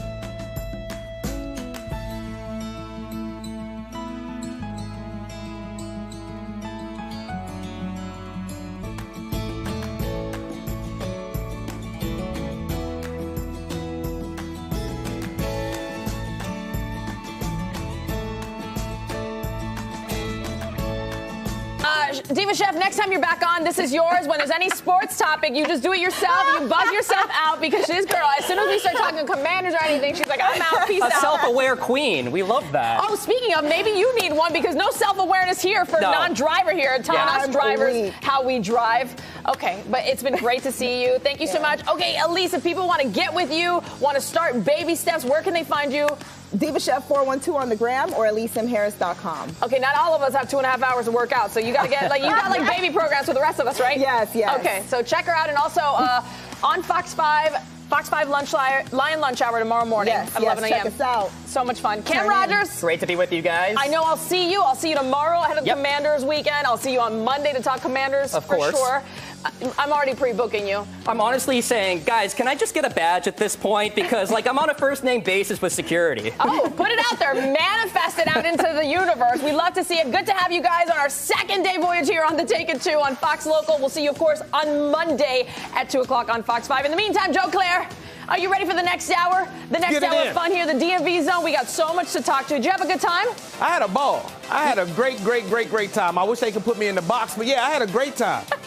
We're going to try and make an adjustment and get you a sofa couch at some point here. But look, we've got so much news to get to. It has been a big day, a day of mourning across the region and, of course, across the country. So let's get it started after the break at 3 o'clock on Fox 5. You will be in the zone. Let's go.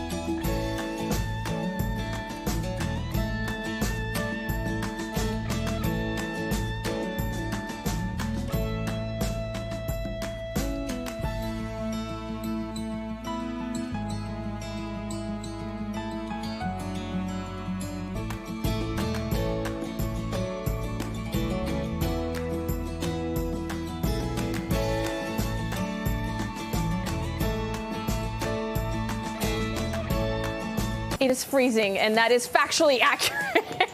I'm not just saying it because I'm cold. I know you are too. We've had quite the temperatures out there, a lot of wind. It's been a very... It is Thursday. It is freezing, and that is factually accurate. I'm not just saying it because I'm cold. I know you are too. We've had quite the temperatures out there, a lot of wind. It's been a very busy day across the region. Of course, remembering the 39th president, President Jimmy Carter. We have so much news to get to. Let's get it started. You are in the zone.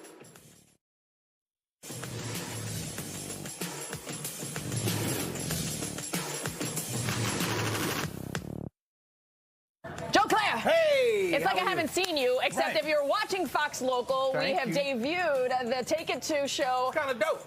You liked it? You had a good time? Kind of dope. If you want to see this guy in his glory, cracking jokes left and right, every once in a while he's going to come join me there on the Take It 2. But yeah, we give you our take on all the hot takes and the hot opinions and the big stories of the day, and we'll launch officially on Fox 5 at 2 p.m. on Monday. So we hope to see you there. In the meantime, tune in.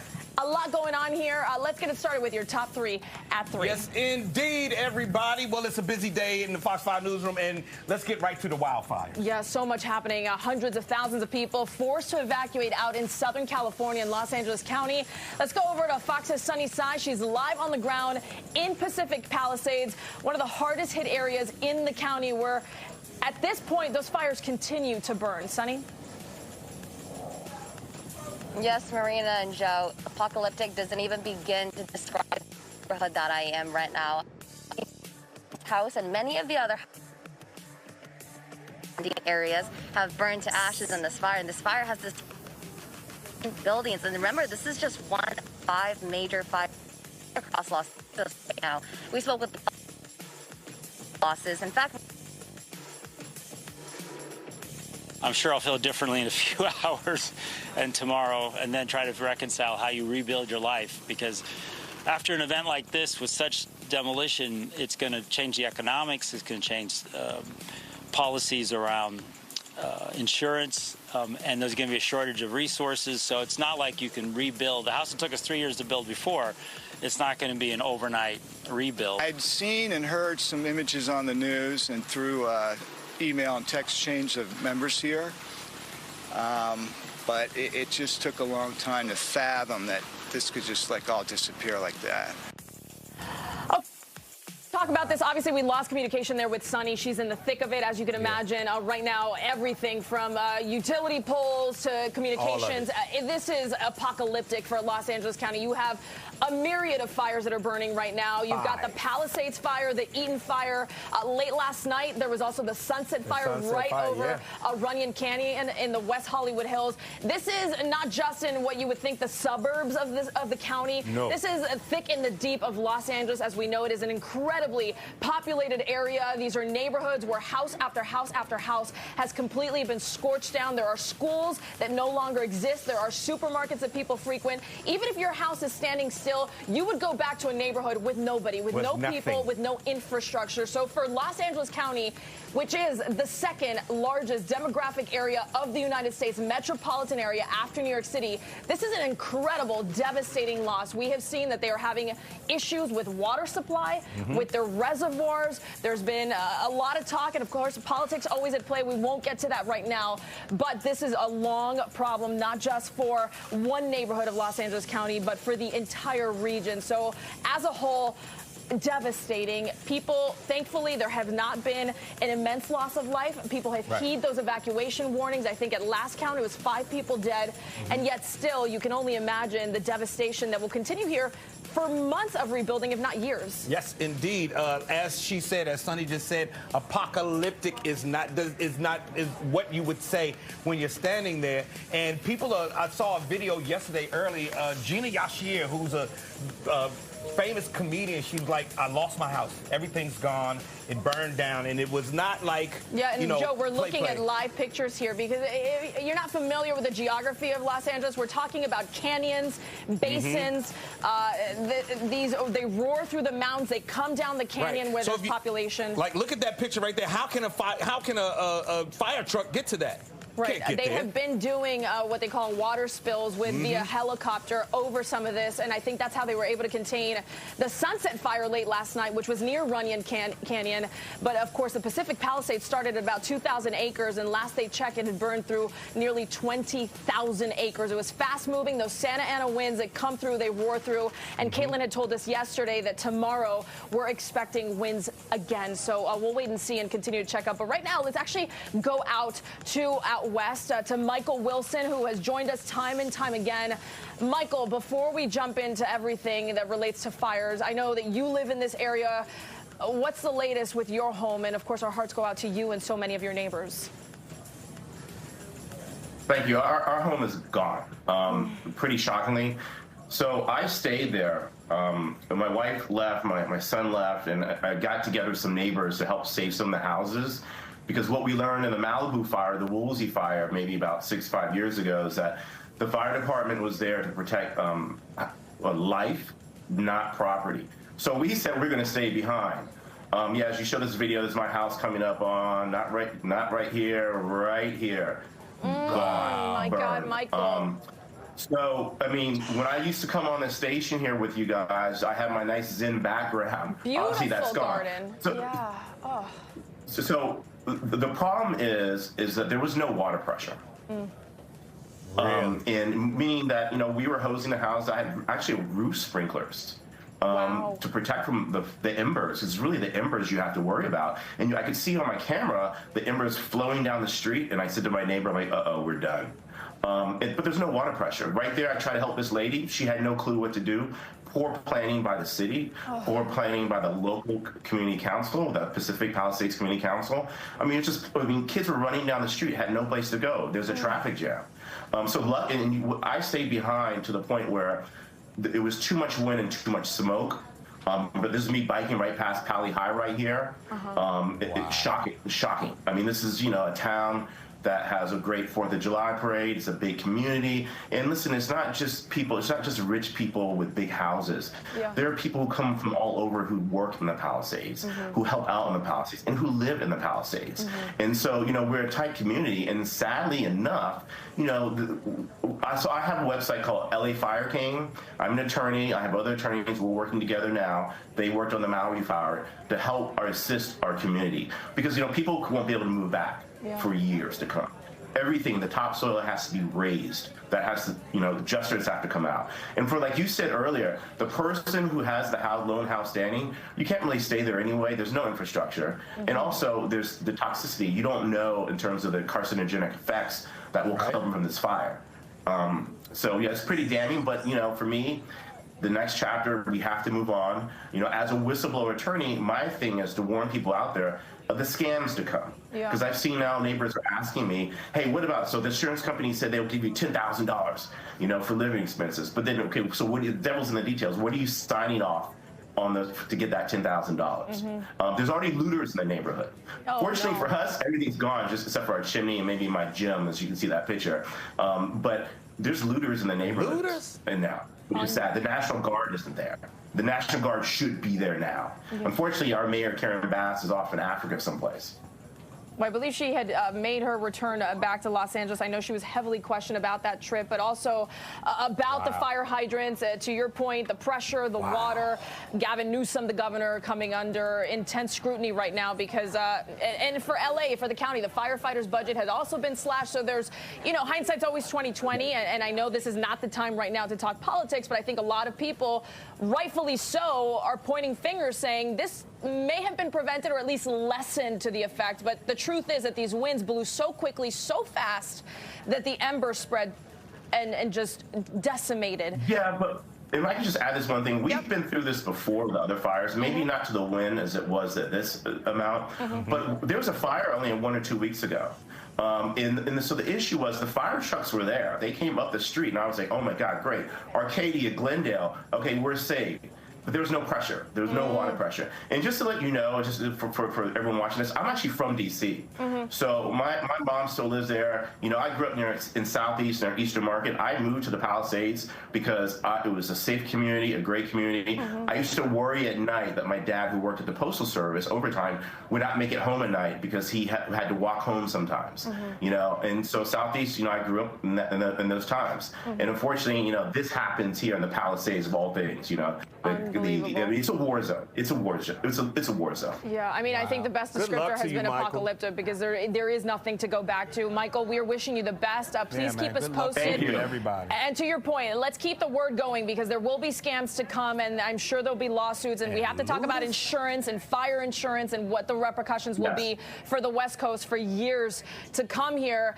Before we go, Michael, what's next for you personally? Have you even been able to wrap your head around that, or are you just at this point trying to figure out hour by hour? Okay, so me, I told my wife and my son, okay, what are we going to do here? So the insurance claim is already filed, but like most people who filed theirs already, our house and our property is probably underinsured. So we're going to, my consortium of attorneys, we're going to hold a town hall for everybody. To say, hey, this is the process. The next process is, the contractors need to come out, the adjusters. Everything needs to be raised. And, you're talking about probably years to rebuild, if you want to rebuild there. Because of the toxicity. People may say, it comes down to here, how much do you want to fight the fight? Like, this is a great community, but, do you want to move to the next chapter? Because, your kid may have gone off to school. You don't need the same house that you need now. And so those are different, devil's in the details. There's different issues for everybody. That's why there's no class action. Everyone's going to have a different story, different emotional distress. And, I would suggest people, though, hire an attorney before they start signing these whatever scams and everything, these releases and waivers out there. Definitely. And times have changed, right? Fires used to be maybe more in Northern California, and yet we've seen in Southern California repeatedly here getting more successive in time, bigger, and obviously now down to the most populous areas of some parts of Southern California. Michael, again, we are wishing you the absolute best. If you're ever in D.C., we'd love to have you here in studio with us, and hopefully we'll keep track here of time to come. A lot to talk about here of what's happening out west, and certainly we'll keep. The problem is that a lot of these fires are not even contained, so we've got to keep our eye on this and make sure that tomorrow those winds don't strike again. Stay with us when we come back. A national day of mourning after the break.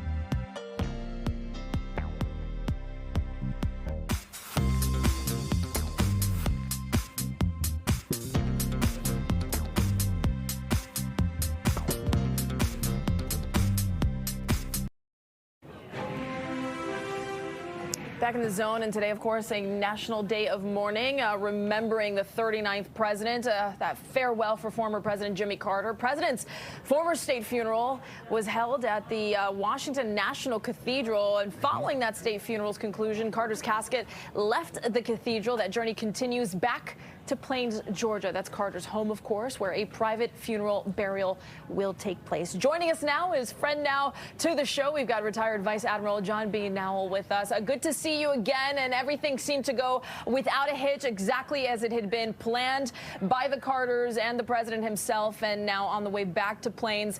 Your thoughts about everything culminating here in Washington, D.C.? Marina and Joe, it's great to be back with you, and boy, what an incredible conclusion to 3 days that I would say really did go flawlessly. Let me give a shout out to the Joint Task Force National Capital Region and all of the service members, the interagency.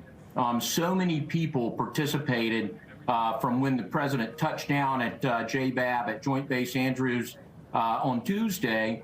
I don't think it could have gone better. So as we saw the movement into the city, the dignified transfer in front of the Navy Memorial on Tuesday, and that last walk up Pennsylvania Avenue with his family, a bookend to coming down Pennsylvania Avenue in 1977 during the inauguration. I think just incredibly memorable and historic for all of us, and surely here at the Navy Memorial, which he created in 1980. So very special for us, but I don't think across any of those events it could have gone any better. And oh, by the way, we had a snowstorm the day before. I know that's right. So, you know what's making news today is the fact that we saw the Clintons, Obamas, and Trump and everyone sort of chatting it up. Could President Carter's funeral signal some cohesiveness or some unity or maybe some bipartisanship that's been missing here in our politics lately? Well, I'll tell you, as a military guy, I don't ever comment on politics.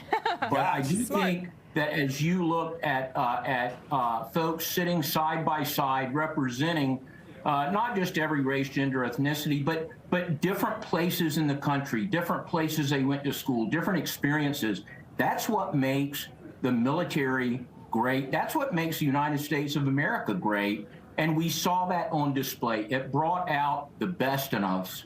And I think President Jimmy Carter, who attributed starting at the Naval Academy and his time in the Navy with the ideals that made him so successful, both in office and after he was out of office. Ideals like courage, self-sacrifice, idealism, and self-discipline. He demonstrated that across a life well lived. I think we saw that across these 3 days, and I think that's a pretty good lesson for the nation. Yeah, and I think, a lot has been said about Jimmy Carter's presidency, whether or not he was a success as a president or a failure. I mean, I think a lot in history will be up for debate, but I think one of the touching moments was in some of the eulogies, right? And them talking about his days back at the Naval Academy in Annapolis, and when he went to the dormitories to be living there in resident, and he decided that he wanted to make sure that he roomed with one of the first black midshipmen at the Naval Academy. To not just prove a point, but to also signal that even though he was from the Deep South, his father himself a white supremacist, he knew that there needed to be integration, that we all needed to be one, and that we needed to end segregation. And I think that was a very touching and moving moment that spoke to a lot of people. Yeah, I totally agree. So Wesley Brown is that African-American midshipman that you mentioned, a hero in his own right, and who went on to do great things. But I think that that spoke a lot to Jimmy Carter. Oh, by the way, Jimmy Carter, who in the first grade figured out he wanted to go to the Naval Academy, figured out how to do it, worked toward that, didn't get in the first time, and kept trying. And then that kind of perseverance, continual learning, being relentless, getting after a goal, is what made him so successful across that long life. But he attributed that to the Navy. Yes, indeed. To your point, Marina, I remember when I was a kid and Jimmy Carter said, "Right on," and the country lost it. It was a slang that, of course, comes from, the black community. He said it in the Oval Office. It was like the fist bump. It was like it was a big, big, big, big deal. And I think that's what sort of made me aware of how important, one, not only the office of president is, but two, being relatable as a president, how impactful and how legendary that becomes. Because now that's part of his legacy, as we're sitting here talking about him rooming with a midshipman. So. Yeah, and I think, John, to Joe's point, that is his legacy, right? That he opened the doors to a humble president, to a president of the people. Guys, we call that in the Navy being a servant leader. And isn't that what we all would want to be? What a great role model. What a good example. And you might not agree with everything he did in office, but no one would ever say that Jimmy Carter was not one of the most incredible people and leaders that lived and always tried to make a difference, always tried to see where he could go in and make someone's life better. And so I think that we can all take a lesson from that for sure. Certainly the midshipmen that were here, we had 160 folks all here participating in the transfer on Tuesday. and they all were just so proud to be part of this historic moment, as am I. Yeah, incredible work that you all have put in, and Jimmy Carter did not like it when Hail the Chief was played before him, and I know that you all had the honor of playing that for him, and as we said farewell to him, but so beloved, and obviously much deserving of Hail to the Chief. Thank you so much, Vice Admiral. We appreciate all your insight all these days here covering, remembering Jimmy Carter, of course, here on Fox 5.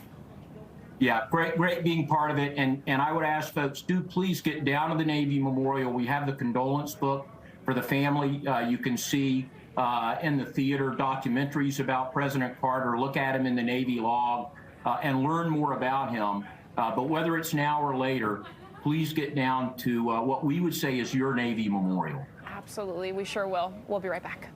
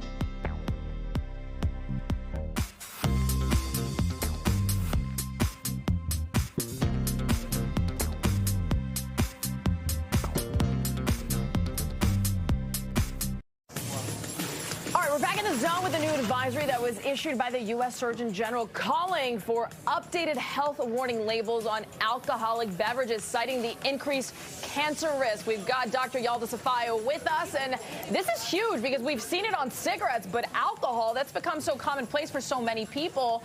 What's your take on all this? You know, I'm really happy he's doing this. I've been talking about this for years because alcohol is a grade A carcinogen, and we've always known that it is a risk factor for lots of different types of cancer, at least 7 up until now that we know of. So I think it's even late, this advisory, but I'm so glad he's giving this issue attention. And, you know, it's at the right time because there's this increased awareness right now of the food we're consuming and the things we're putting in our body and the link to cancer. And I feel like, you know, a lot of people demonize, you know, seed oils and red food dyes, things that have questionable link to cancer, yet we chose to ignore that one thing that we can change that has the strongest link to cancer. So I'm really glad he's doing this. Do you think it's, in my opinion, I think it's, I'm glad that they're doing it, but are we a little bit, too little too late for something as big, as you say, as alcohol? Because we've known of the dangers of alcohol for forever. And to go after, like you said, seed oils and stuff, I'm like, it seems like they're playing in my face a little bit.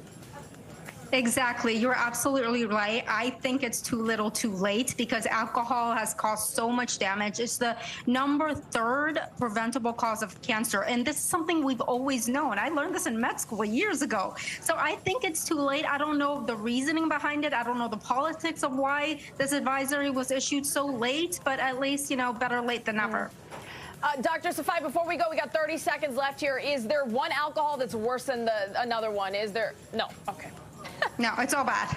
Just limit it as much as possible. I know it's hard to completely cut it out, but really just limit it. Okay, huge warning there. Dr. Safai, thank you so much for giving us straight and exactly how a lot of people want to hear it. Thank you so much. Back here when we come back, we're talking about the cold, the snow, and what could be coming. Come on with it. After the break. Come on, we need more snow.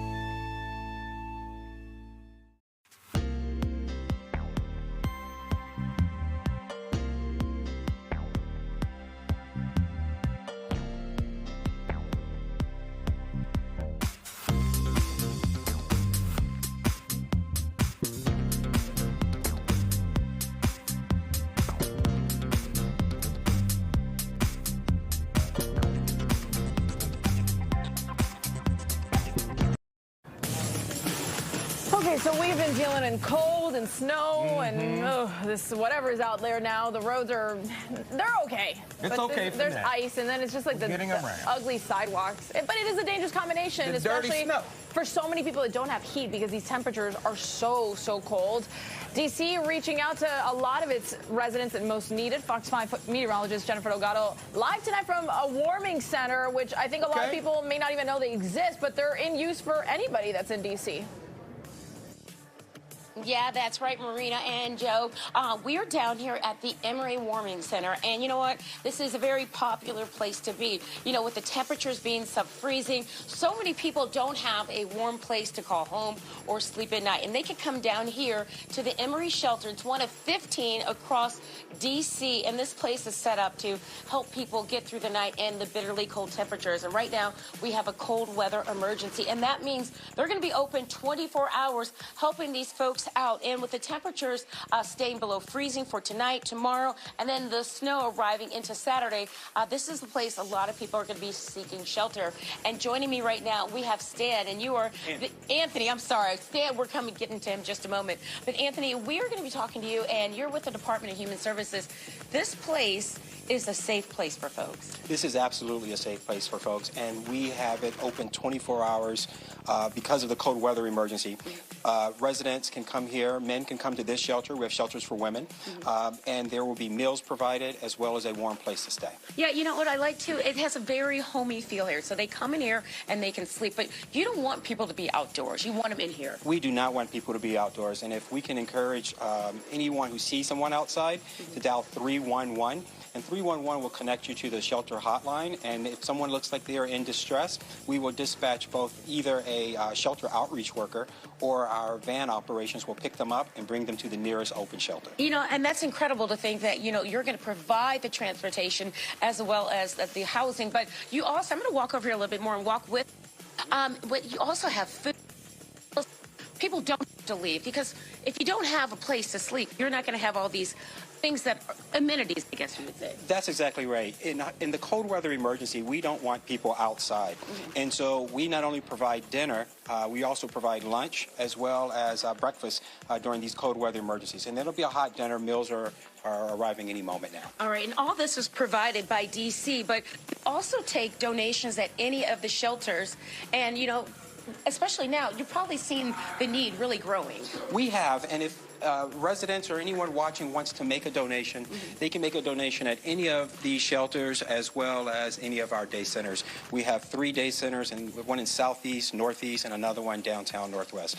All of that information is on cold.dc.gov, and they can see all the lists. All right, and joining me right now, this is my friend Stan. And Stan, you've been coming here for a while. Tell me, what does this mean to you to have a safe place? I mean, it's sort of nice to keep you warm. I mean, you're not out there in the cold. They treat you excellent, you know. They give you a really nice bed, let you take a shower. But they must count you during the day so they make sure they have enough spaces and stuff like that. But on a scale of 1 to 10, I give this a 10. Okay, we give you a 10 too. And, you know, you're pro here talking, but, you know, how long have you been, you know, needing something like this? About a year and a half. Yes, ma'am. Yeah, you know, a lot of people are in need. You know, what do you want to say to the folks here who provide all this help? I'd like to say thank you. Really thank you from the bottom of my heart. All right. Because they do a good job. All right. Well, they just want to keep you nice and safe and warm. Yes, ma'am. All right. Thank you so much, Stan. And again, you know, tell us the number that people can call if they see somebody who needs help.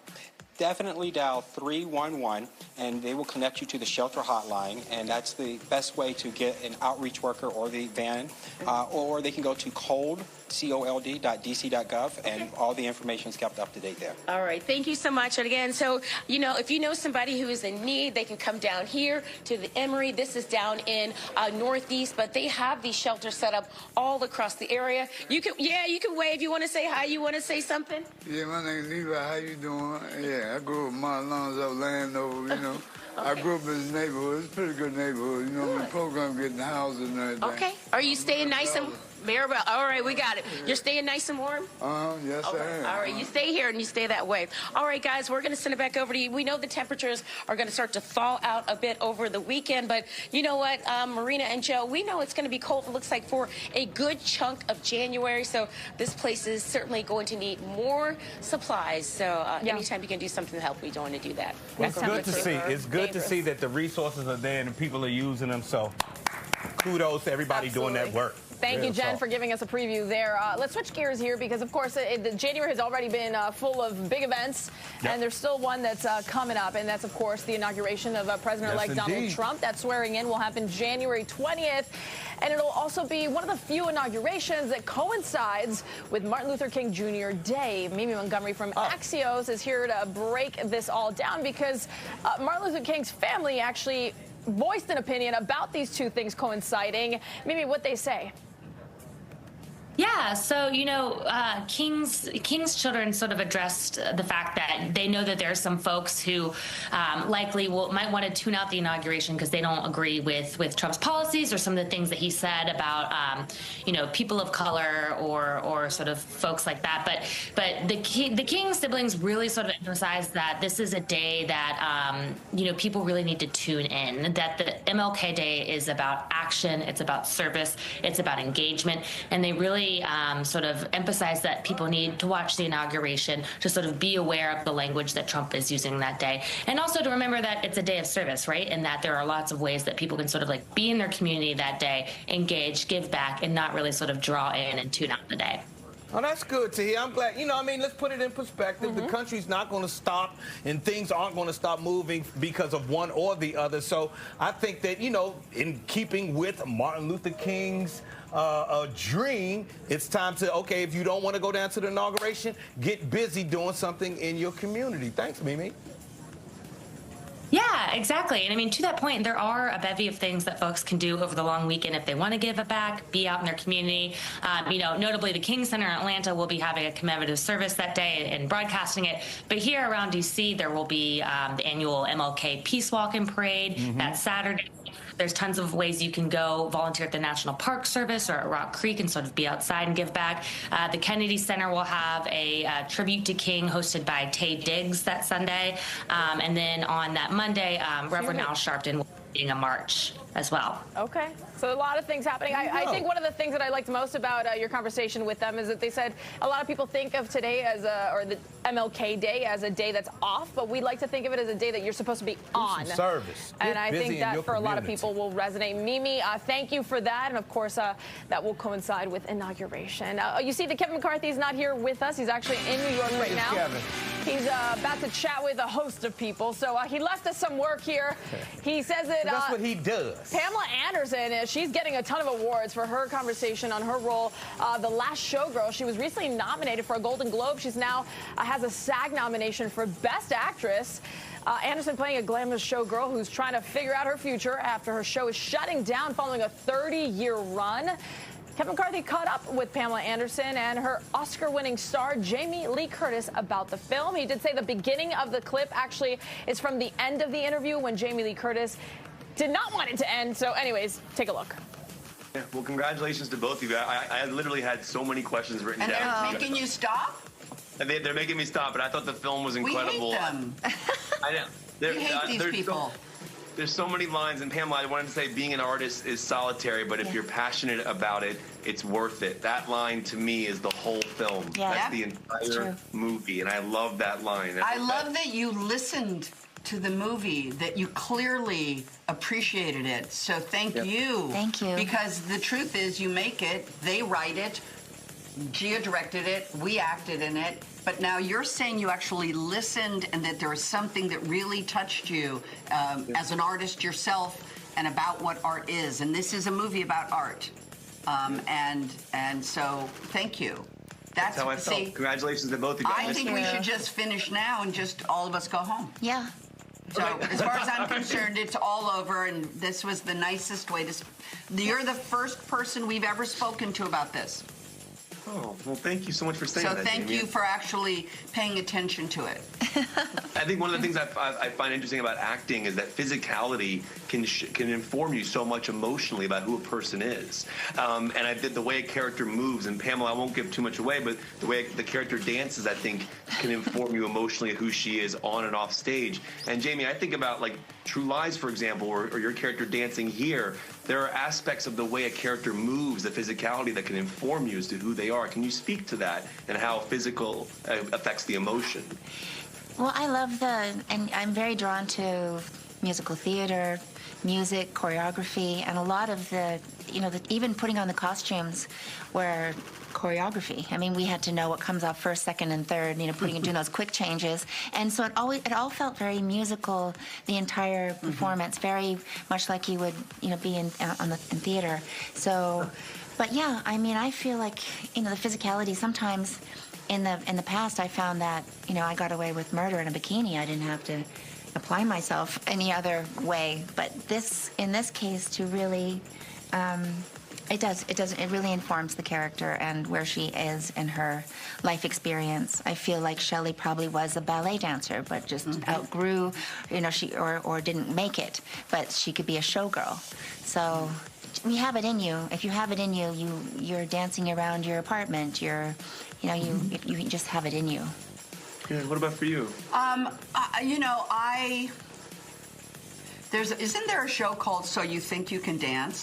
Yes. Sounds like Right. So there should be. I think everybody thinks they can dance. And I was never a professional dancer, Abby. But I mean, I danced when I was, in teenager, and I took dance classes, and I could, you know what I mean? I can shake my tail feathers. But for me, the real freedom came, again, Pam talked about like wearing a bikini and people being like, holy, people would kill, literally would kill to be able to look like you looked like in a bikini.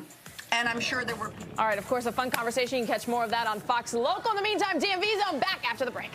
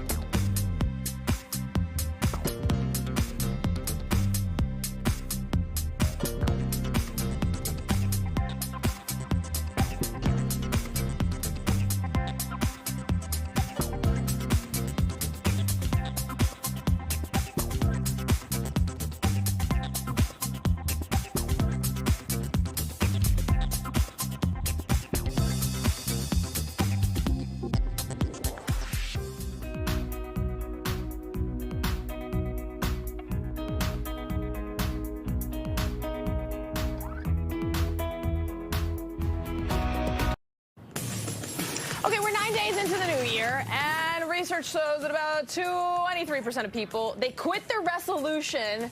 You know, those resolutions that you have, I'm gonna work out more, I'm gonna lose weight. I'm listening. They quit that resolution by the end of the first week. So, like a couple days ago, basically, because we're into the second week, and almost half of them quit by the end of the month. So, do you make resolutions? I stopped. I stopped. I'm just on general, overall, everyday improvement. I like that though, because I think that's like a manageable goal. Yeah, I'm on everyday improvement, and then once you hear your wife tell you need to improve, there's no need for resolutions. So what about people? I went out to the streets to talk to the folks to see if they're sticking with their New Year's resolutions. Here's what they had to say. Check it out. Are you sticking with your New Year's resolution? We're day 8. We're day 8. And yes. You still with it? Yeah, It's day 8? Still with it, yes. No, I met somebody earlier. They said they stopped on day 3. Really? No, I'm doing dry January. Okay. And thank you. Boom. Thank you. And that was tough during the snowstorm. And I'm cooking. Cooking, more home cooking, less processed food. More, cooking more. I love it. And we started mine this week. Okay. And it's only been 2 days in the week. Well, that's better than a lot of people. I'm not. You kind of are. Can we say kind of? I'm kind of. I kind of am. Listen, that's a high five. It's cold. It's the first week. It's freezing. You stuck with it? I did, yes. Okay, you're an odd man out. How about you? Not any concrete ones. Okay, yeah. I mean, let's be honest. Let's keep it real. Are you sticking with your New Year's resolution? Not yet, but it's kind of it'll happen. It'll happen. Okay, so these are delayed resolutions. Yeah. You have the thought, you have the intention, as everybody says. Oh, I have the intention of getting there, and you're on your way to sticking to your New Year's resolution. Yes, I've written them down. Gym 5 times a week, make more money, lose a little bit of weight. Gotta stay on it. Gym 5 times a week, make more money, lose a... That's what I'm talking about. Y'all, that's the blueprint right there. Gym 5 times a week, make more money, lose a little weight. I'm definitely gonna try. Okay. Can you tell us what they are? Exercise better. Okay. More time devoted to exercise. You know, it's healthier. Yes, it is. Better life. And then the second one is to love my family. You know, my dear parents. Sister, brothers, kids, and my special someone. Yes, indeed. That's a beautiful thing, man. That's all I needed. Sticking with your New Year's resolution. I didn't make any. I'm with you. I didn't make any either. Yeah, I'm sticking with them. Okay, what are they? If you don't mind us asking. I want to be more okay with just chilling by myself, you know? Don't need to rely on other people. Self-time. Yes, that's right. That's self-improvement time. That's right. All right, I get that. And you're sticking to it? I'm so... Well, why are you out with these guys? No, I'm just kidding. Yeah. That's so funny. But it's tricky to get if it's something new that you're trying to, shift from, it's tricky to try kind of get that new habit going. And I see why so many people, cut them off at the end of the first week. But at least people who make resolutions, I appreciate the intent. There's at least the will to try. Now, are you going to become a millionaire by the end of the year? I don't know. If you know the recipe, let me know and let us know. Let all of us know. Write the book. Exactly. So, but you have to make things that are achievable. But everybody has like their own way that they go about it. And Producer Victoria, how are the youngins doing this? I mean, y'all have resolutions, or do you even know what they are? Of course, Marina. Mine's kind of lame this year, though. Mine's to get better sleep. So I got a sleeping app that I put my phone on my nightstand every night, and I click, I'm going to bed, and it tracks my sleep and how well I'm sleeping. Oh. It's been going okay, but at least I do click that button every night, so 9 days Joe's strong. got a question here. Now, listen, Victoria, that is the best resolution I've heard because sleep affects every aspect of your life, your health, your everything else. Send me the app because I need more. I can't get any sleep in my house. Children up all night, the dog. And then the wife tapping me on the shoulder. Anyway, send me the app, Victoria. We'll talk after the show. And it tracks if you're talking in your sleep, if you're snoring. So is it this is listening like a to you? promotion, but it's not. Is it listening to you? It's listening. It's listening. But I don't know about that already one. listen to you, so I'm not too worried about it. Okay, I'm getting results. Yeah, wait a second. What's a good night's sleep and what's a bad night's sleep, Victoria? See, I thought I was getting 7 to 8 hours, but in reality, I'm only getting like 4 to 5, even if I'm in bed and asleep. Like the that app shows me that like I'm not in deep sleep. Oh. So that's why I wake up tired. Ah. So Marina, Yeah, you're probably getting like 3 hours a night with Lucas. I was recently. I am doing a lot better in the new year, thankfully. And I need a lot of sleep. My body is like, here's the thing, is like you restore, literally, I mean, not to get into like biology here, but this is how you restore your cells Every and day. you make sure that they don't get all jacked. But anyways, I'm glad to hear that everybody's thinking about their sleep in the new year. It's very important. I need that. I get very little sleep. Stay with us.